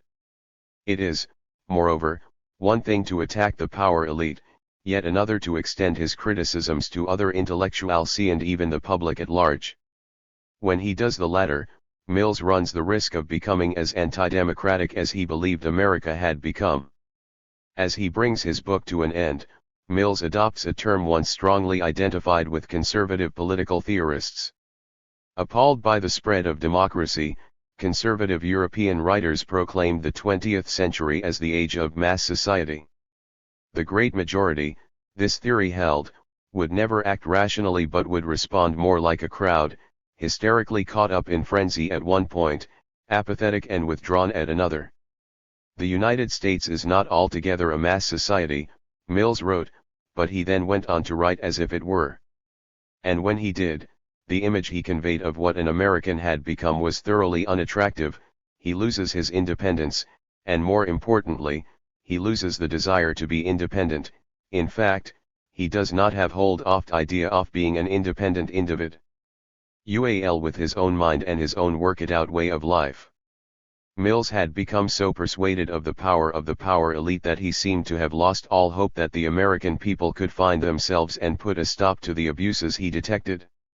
This tone of resigned bitterness can come across to a contemporary reader as arrogant, as if Mills and Mills alone were the only one capable of seeing a truth impenetrable to everyone else.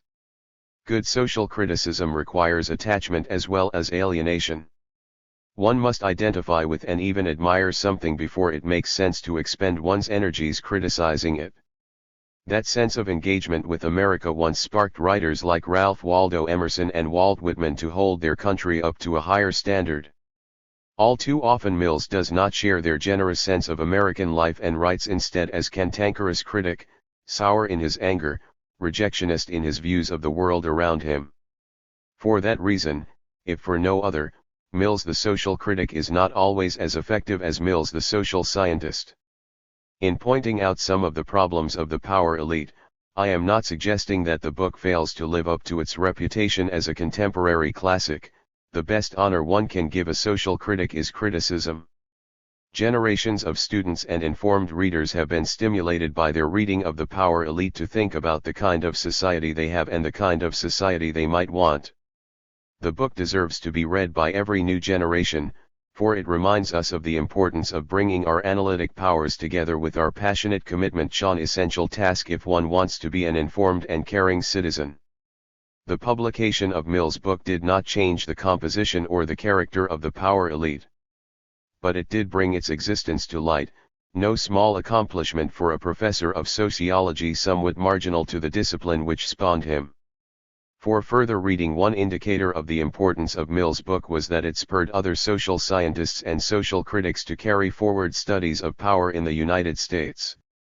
This, in turn, led to numerous scholarly debates over such questions as whether the most influential people in America should be called a power elite or a ruling class, whether business, dominated government or whether government retained some autonomy from business, whether it was possible for democratic governments to pass laws that run counter to the interests of business, whether the military or civilians dominated the making of foreign policy, and whether additional institutions, education, entertainment, sports needed to be added to the three discussed by Mills.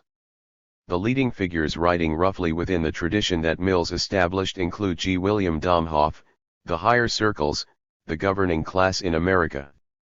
David Ogle's Fluctuating Fortunes, The Political Power of Business in America treats business power not necessarily as a given but as something business can gain and lose. Many scholars these days lean to the position that business does not always get what it wants in politics, for the government, in their view, has its OWII degrees of autonomy, see, for example, Peter B. Evans, Dietrich Ruschemeier and Theda Skocpol, eds, bringing the state back in. Mill's understanding of the managerial character of the business elite ought to be supplemented with a reading of Stephen Brent, In an Age of Experts, The Changing Role of the Professions in America.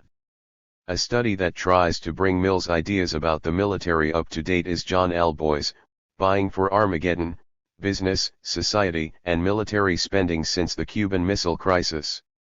At least one recent book strongly disagrees with Mill's characterization of the military as anti-democratic, pointing out, for example, that the armed forces is one of the few places in America where extensive racial integration has taken place.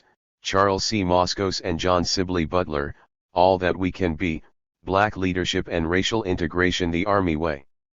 Some recent works on the role that money and corporate power play in shaping the nature of the political elite include Thomas Ferguson, Golden Rule, The Investment Theory of Party Competition and the Logic of Money-Driven Political Systems and Ronald Frederick King, Money, Time and Politics, Investment Tax Subsidies and American Democracy.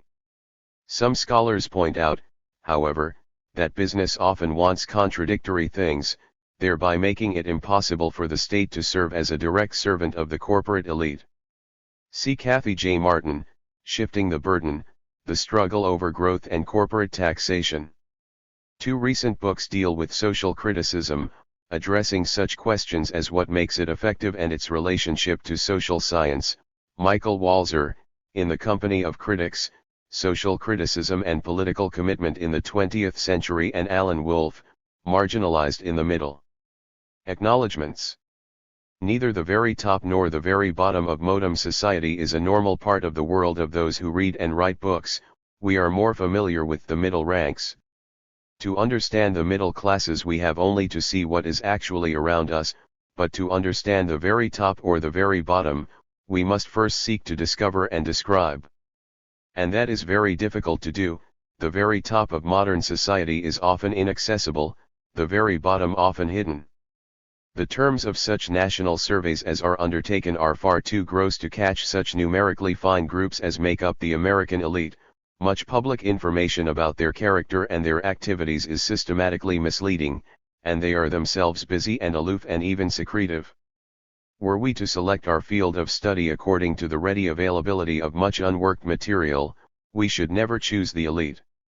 And yet, if we are trying to understand something of the true nature of the society in which we live, we cannot allow the impossibility of rigorous proof to keep us from studying whatever we believe to be important. We must expect fumbles when, without authority or official aid, we set out to investigate something which is in part organized for the purpose of causing fumbles among those who would understand it plainly. Yet, by asserting what we can under such conditions, we may engage them and their agents in controversy, and thus learn more. Our desire for tight proof and our genuine need for facts do not at all mean that reasoning together is not still a very important part of the proper way of arriving at the truth. A book of this sort consists of three conversations. There is the conversation which the writer has with himself and with imaginary persons, which is here recorded. Underneath this, there is going on, whether the writer knows it or not, a conversation between certain influential thinkers and observers whose views have filtered into his mind and into the minds of his readers and also, In the minds of his readers there is going on another unspoken conversation with themselves and with him, a conversation in which each confronts what is written here with what he has experienced or found out. One of the iobs of the writer, accordingly, is to try to get as much of these two unspoken conversations as he can into his written work. In reasoning together with his readers, he does more than set forth his views. 382. He also clarifies them, and in doing so, becomes aware of ideas he did not even know he had. We do not want to so busy ourselves with details that we take the world in which they exist for granted. We neither take the world for granted nor believe it to be a simple fact. Our business is with facts only in so far as we need them to upset or to clinch our ideas. Facts and figures are only the beginning of the proper study. Our main interest is in making sense of the facts we know or can readily find out. We do not want merely to take an inventory, we want to discover meanings, for most of our important questions are questions of meaning. We have, of course, gotten outside the dialogue by which we reasoned together and found out what we could by various kinds of special study, the results of which we have introduced into the conversation going on in our inner city. There are good reasons why we should adopt just this essay-like way of reasoning together, especially for such a sprawling and controversial topic. In a convenient, and I hope fruitful, way it enables us to bring together an effective variety of viewpoints and skills, and it allows us to invite the reader to become a member of our dialogue about the higher circles of America. Funds for the research that has gone into this book were provided by Columbia University's Social Science Research Council, and I am glad to thank my colleagues for their aid. Funds were also supplied by the Oxford University Press, New York, which has in fact gone beyond the ordinary office of publisher in helping me get on with this as well as other books. A first draft of the materials was completed while in residence as a visitor at Brandeis University during the spring of 1953, and I wish to thank my friends of that institution for their many kindnesses. During the summer of 1954, my wife and I were resident fellows at the Huntington Hartford Foundation of Pacific Palisades, California, and I am grateful to the fellows of that foundation for making the summer's work both pleasant and profitable. My wife, Ruth Harper Mills, as chief researcher and editorial advisor, has shaped much of the book. Walter Klink, Paul Lucas, and William Tabor have assisted me by writing research memoranda. I wish also to thank Mrs. Catherine Stanton for her secretarial services. Without her there would be no book but only a chaotic file of manuscript. Several individuals who know at first hand the federal government, the military, or large corporations have helped me enormously. Without their help this book would be much the poorer, which makes all the more onerous to me the fact that at their request I cannot acknowledge their help by name. Other friends who have generously given me the benefit of their advice include Louis Kozer, Louis Friedland, Herbert Gold, Richard Hofstadter, Irving Howe, Floyd Hunter, Paolo Milano, Harry L. Miller, William Miller, Irving Sinesh, Ben Seligman, Kenneth M. Stamp, and Harvey Swados.